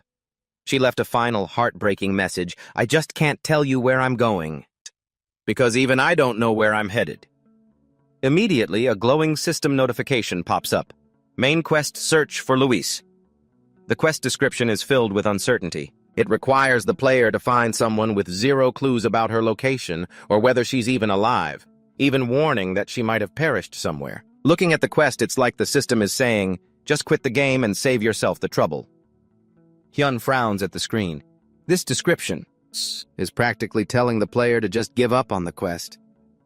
He thinks to himself that finding one person in this massive world is like finding a needle in a haystack. But looking at the letter in his hand, Hyun makes up his mind. Still, if the kid is alive, we'll definitely meet again. He decisively hits the accept button. Instantly, a series of shocking notifications appear. Quest accepted. Due to deep involvement in causality, you can no longer remain neutral. He was just looking for his old friend. But he got forced straight into the dark side. As expected, this game won't let him live in peace. Hyun's alignment suddenly plummets to -73, leaning heavily toward the forces of darkness. The system coldly announces, you have been automatically assigned to the Abyss faction. A sudden burst of deep purple dark energy erupts from his arm. Being forced into a faction like this is a real pain. Looking at the glowing purple magic circle on the back of his hand, Hyun thinks that if he belongs to the Abyss, he won't be able to step foot in the cathedrals or the Holy Lands of the Sky faction. Perhaps because Luis is being misunderstood as a demon, the system judged him this way too. But Hyun remains optimistic that he can change his alignment through future quests. He sits down on the sofa, telling himself to focus on what he can accomplish within the Abyss for now. He figures that based on the atmosphere of the opening cinematic, the vast majority of players will flock to the Sky faction. since it looks more righteous and accessible. At the Darkness Guild headquarters, Mai Dai is also discussing the choice of factions. She admits that from a guild perspective, the Sky faction offers more obvious benefits. But on a personal level, Mai Dai pushes up her glasses, her eyes full of determination. I'm actually more drawn to the Abyss. Seeing guild leader X-Razi puzzled by this sudden change, she excitedly explains that the main reason is the incredibly lucrative achievement rewards that this faction offers. Mai Dai admits she's a true achievement hunter. She presents a detailed comparison while the Sky faction focuses on resistances.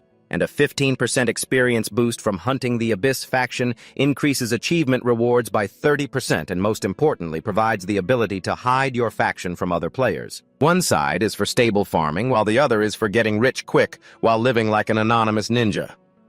Looking at Mai Dai's powerful stats boosted by her accumulated achievements, guild leader X-Razi and the other members are stunned by the massive amount of bonus points.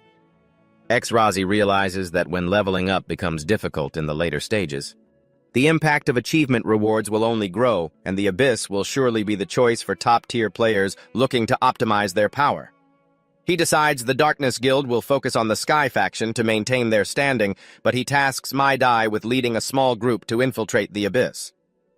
X-Razi broods over his biggest concern right now, which is the faction alignment of the two names currently wielding the most influence in this world. Lattice and Ian will have to make their choice.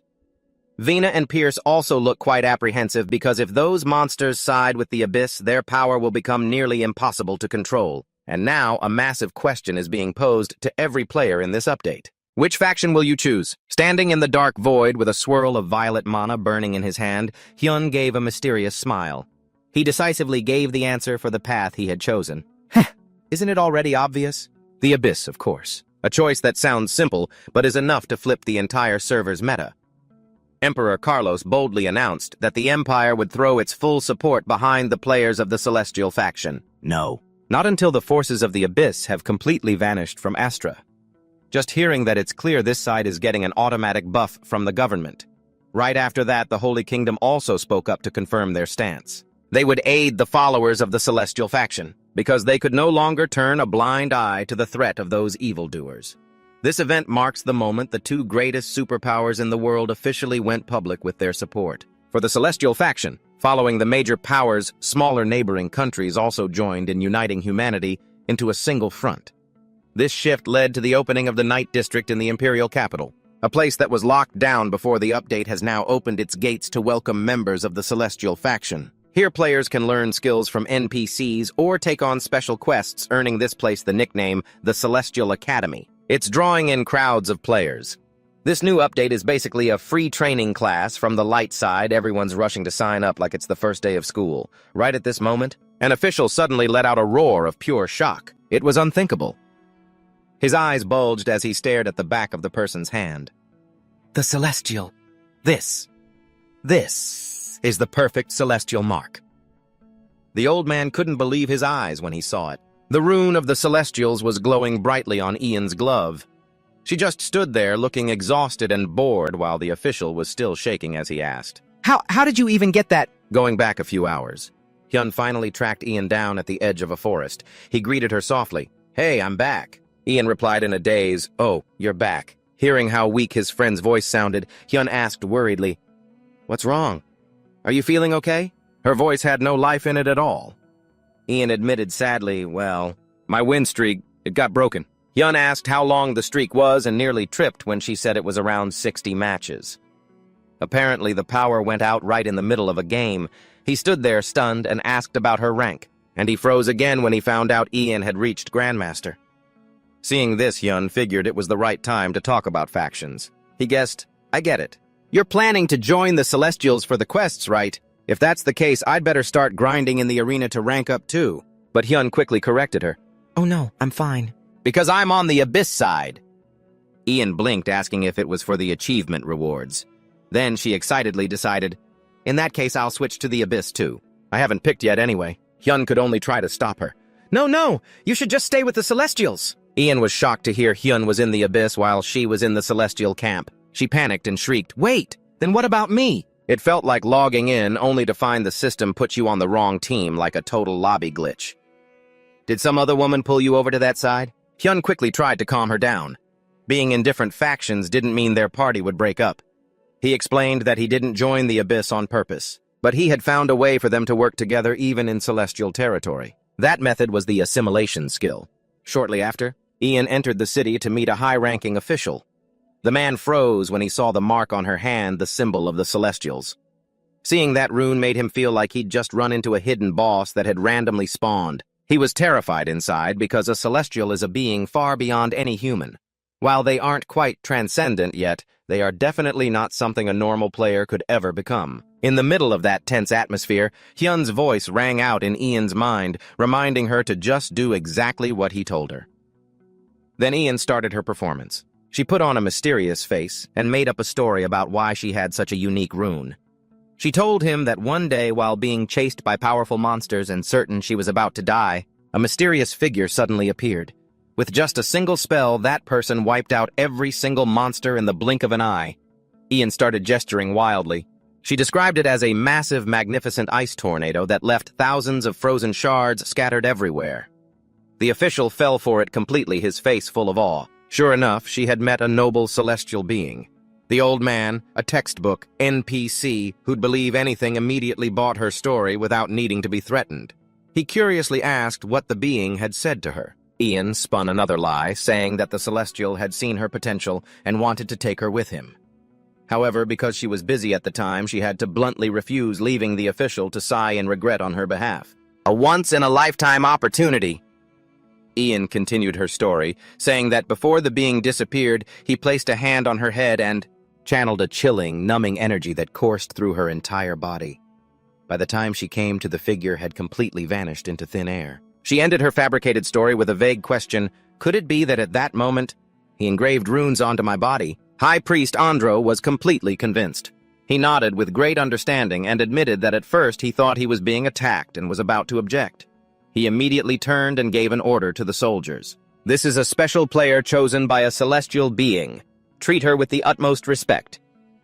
Receiving confirmation from the High Priest, a soldier named Ludus quickly approached to greet and hand Ian an identity card. I am Ludus, your guide.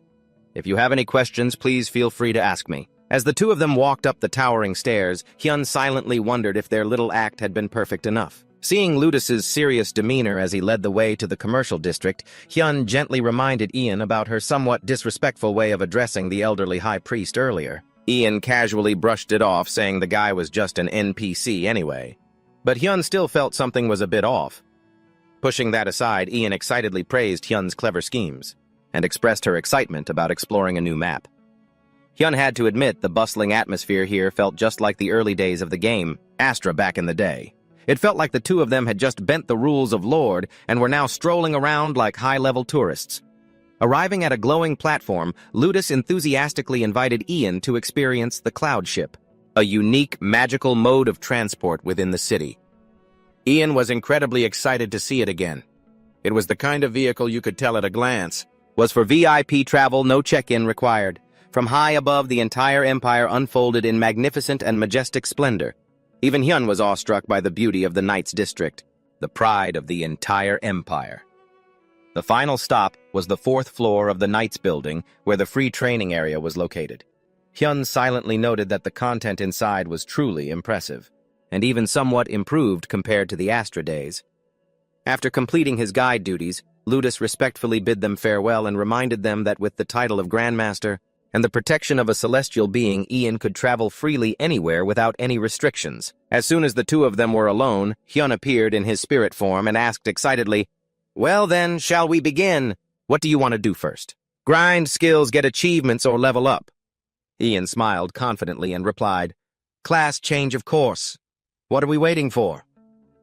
Hyun and Ian entered the training area of the Knights District together. He silently assessed that training here would definitely be far more effective than regular hunting. Lost in observation, Hyun suddenly froze when he saw a familiar figure up ahead. Kim Jae-hoon. Hearing his name, Jae-hoon turned around with a look of utter astonishment. Huh? Could it be Lee Hyun? Both of them were stunned by the coincidence of running into each other in this vast place. Hyun laughed and said, "Whoa, meeting you here is pretty wild. He suddenly remembered and asked about the name British, commenting that it was a nickname that sounded very much like a pro gamer's. Jaehoon scratched his head, laughed, and replied, "Everyone says that. But using your real name for your character like you did is the weirdest thing of all." Hearing this secret, Ian, standing beside them, became extremely interested. "Oh ho, his real name, you say?" The normal atmosphere suddenly switched to internal info-digging mode. Jaehoon, curious, pointed towards the small girl and asked, "And who's that over there?" Ian casually replied, "Me, I'm in a party with Hyun." The answer shocked Jaehoon so much that he yelled, "What, in a party with Hyun? No, wait, with Hyun!" Seeing his over-the-top reaction, Ian could only shake her head in exasperation. "What's with the big surprise?" "What a weirdo," says the one calling others weird. But she's the one who started wrecking things the moment she logged in. Hyun quickly stepped in to correct his friend. "Hey, is that any way to treat someone you just met? She's not an NPC, you know. She's a real person, flesh and blood." Jaehoon froze. He looked at Ian with eyes full of hope and asked, "Ian, you really don't remember me?" To jog her memory of his bitter defeat in the arena, Jaehoon even began to reenact their fighting stances from that time. Witnessing his friend's strange behavior, Hyun asked in confusion, "What's this? Have you two met before?" Hyun thought to himself that this was an unbelievable coincidence. But since Jaehoon was working hard to become a pro gamer, it made sense that he would have achieved the arena master title to get in here. While Jaehoon was still muttering Ian's name with a look of pure adoration, Hyun noticed a woman standing quietly behind him and asked, "Oh, and who's that?" Jaehoon snapped out of it and quickly made the introduction. "Ah, I almost forgot. This is Jinny, my closest colleague at Status. She's a priest."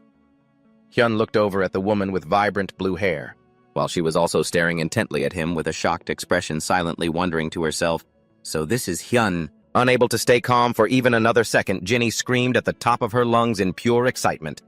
"Oh my god, are you two really the legendary Hyun and Ian?" Clasping her hands in front of her chest with eyes sparkling like she'd just met her ultimate idol, she cheered happily. "Meeting you both is truly the greatest honor of my life."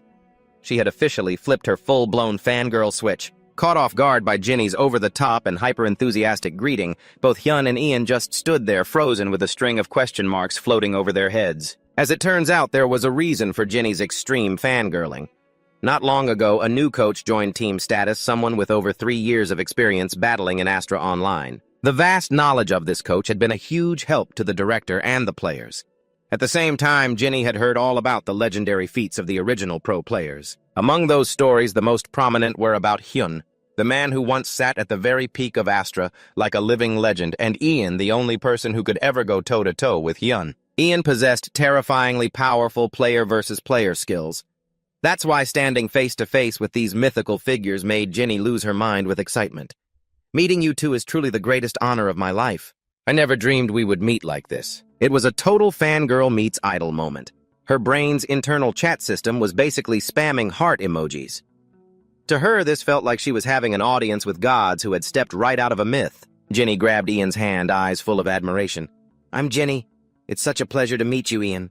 Do you have any idea how incredibly famous you are right now?" Ian could only blink in confusion and ask, "Me, seeing things go a bit too far." Jaehoon awkwardly apologized for accidentally leaking his friend's nickname, while Hyun could only offer a forced stiff smile in response. Jinny revealed that the coach at her gaming house mentioned the two of them all the time. Then she curiously asked, "If you don't mind me asking, how old are you, Ian?" Ian casually replied, "I'm 18.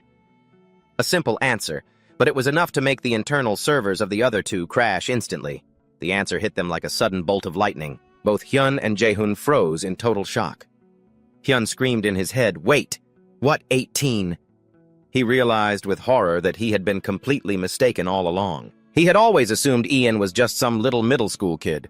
Meanwhile, Jaehoon was equally stunned to learn that Hyun was actually teaming up with the famous Ian. Jinny immediately took the chance to invite them. "Would you two like to join Team Status?" Ian gave a flat, immediate no. Seeing that Hyun didn't seem to want his identity made public, Jaehoon quickly pulled Jinny aside and whispered, "Hey, about Hyun. Please don't tell the team about him, okay?" Jinny happily agreed right away. "Oh, of course." However, she still didn't give up on recruiting Hyun. "Still, I'm really surprised. I'm shocked, actually. I heard from British that he had a friend in Asrian, but I never imagined that person was actually Hyun. Are you sure you don't want to join Status? I'll keep your identity a total secret for you." Hyun calmly replied, "No, I'm good." His voice was as light as a breeze, but it carried a vibe that said his no was already hard-coded into the plan. He thought to himself, is keeping a secret even possible when the other person is this hyper? Looking over at Jinny, Hyun remembered she was a priest.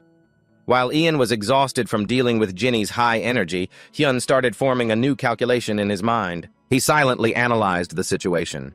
Lately, since there were only two of them, there were many difficult quests they just couldn't pull off. But if they had a priest joining them now, everything would be completely different. Hyun's lips curled into a calculating smirk. What if we had a priest tag along? There was currently a sky quest that would be perfect to do. He noticed that both Jaehoon and Jinny were acting very friendly toward him. This was the golden moment to put his plan into motion. Suddenly, he turned to Jaehoon and Jinny and asked, "Hey, have you two ever heard of a hidden quest?" The abrupt question caught them both off guard.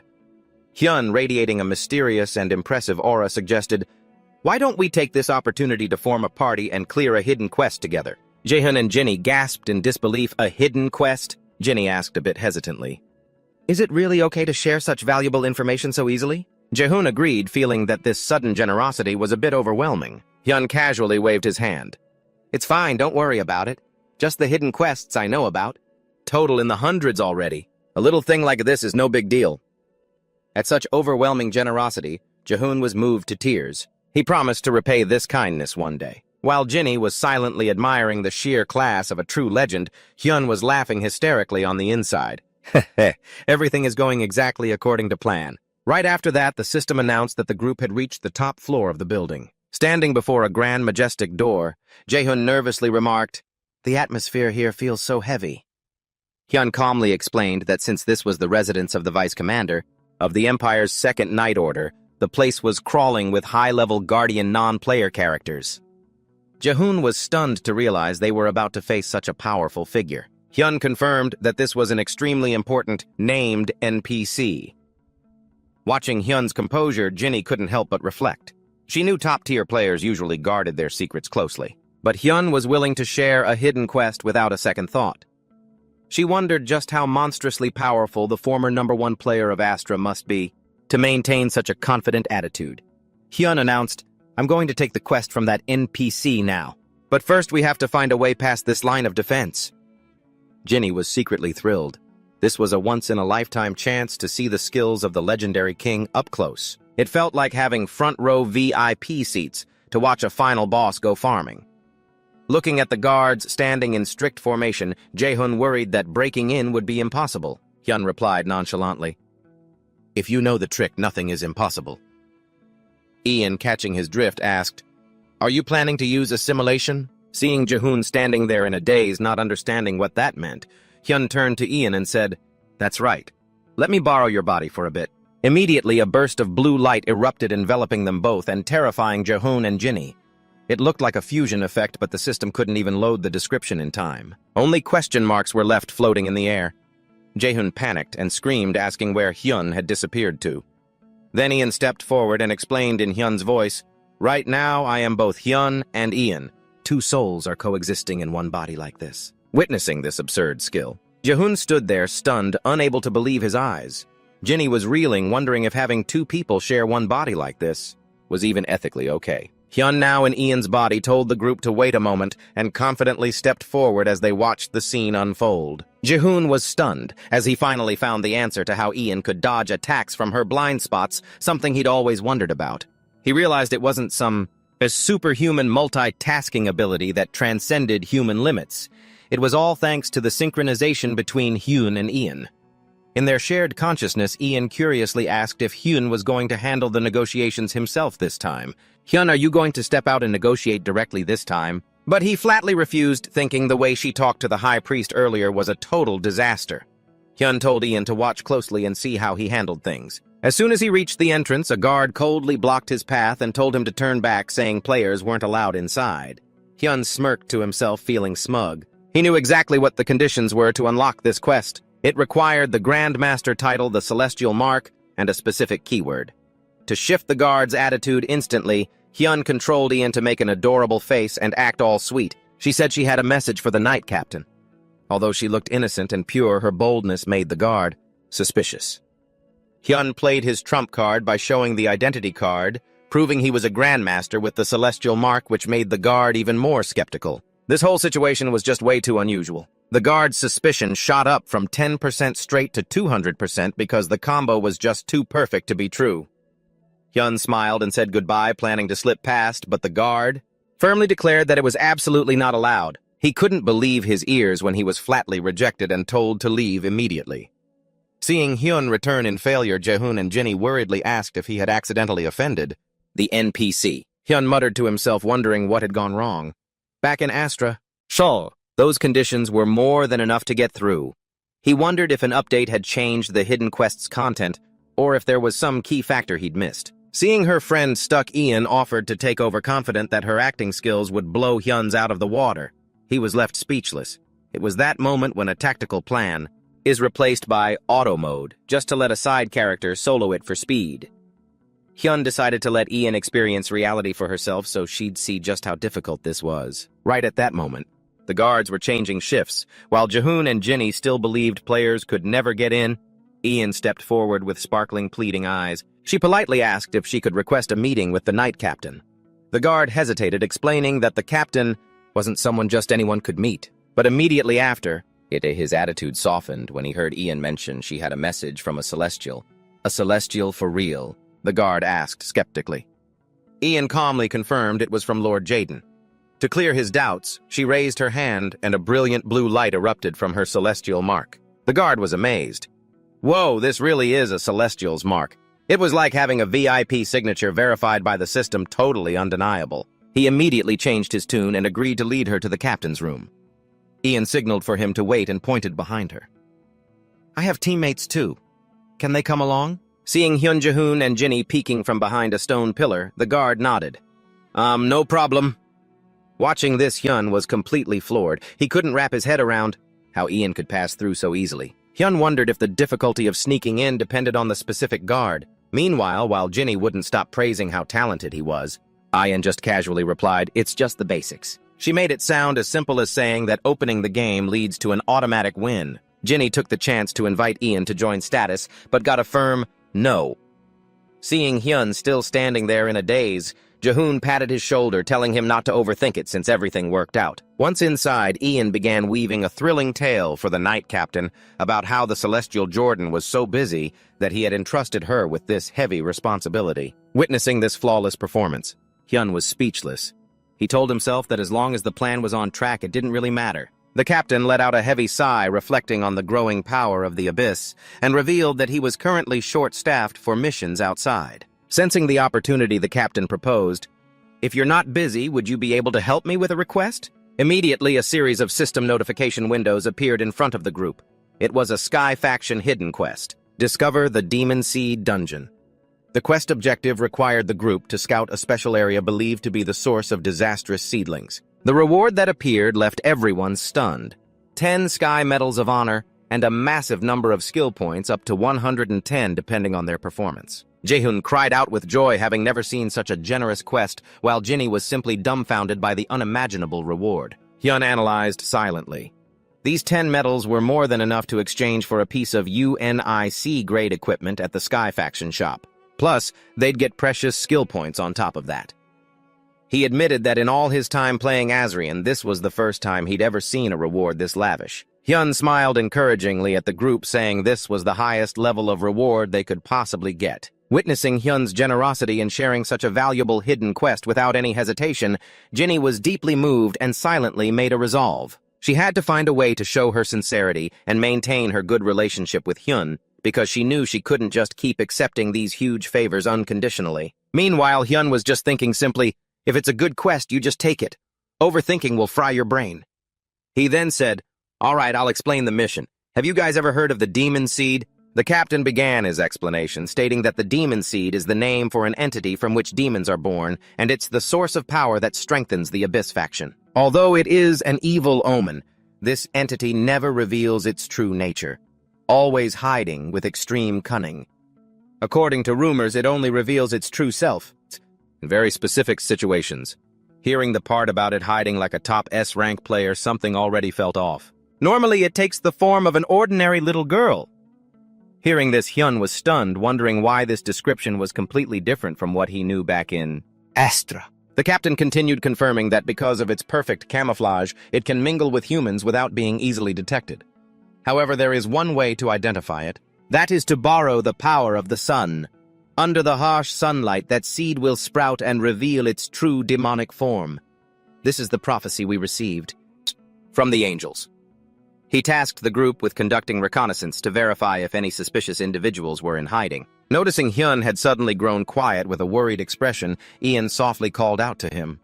Hyun began connecting all the facts in his head, a demon in the form of a little girl and a connection to the sun. He was shocked to realize that every part of the description pointed directly to Luis, and this coincidence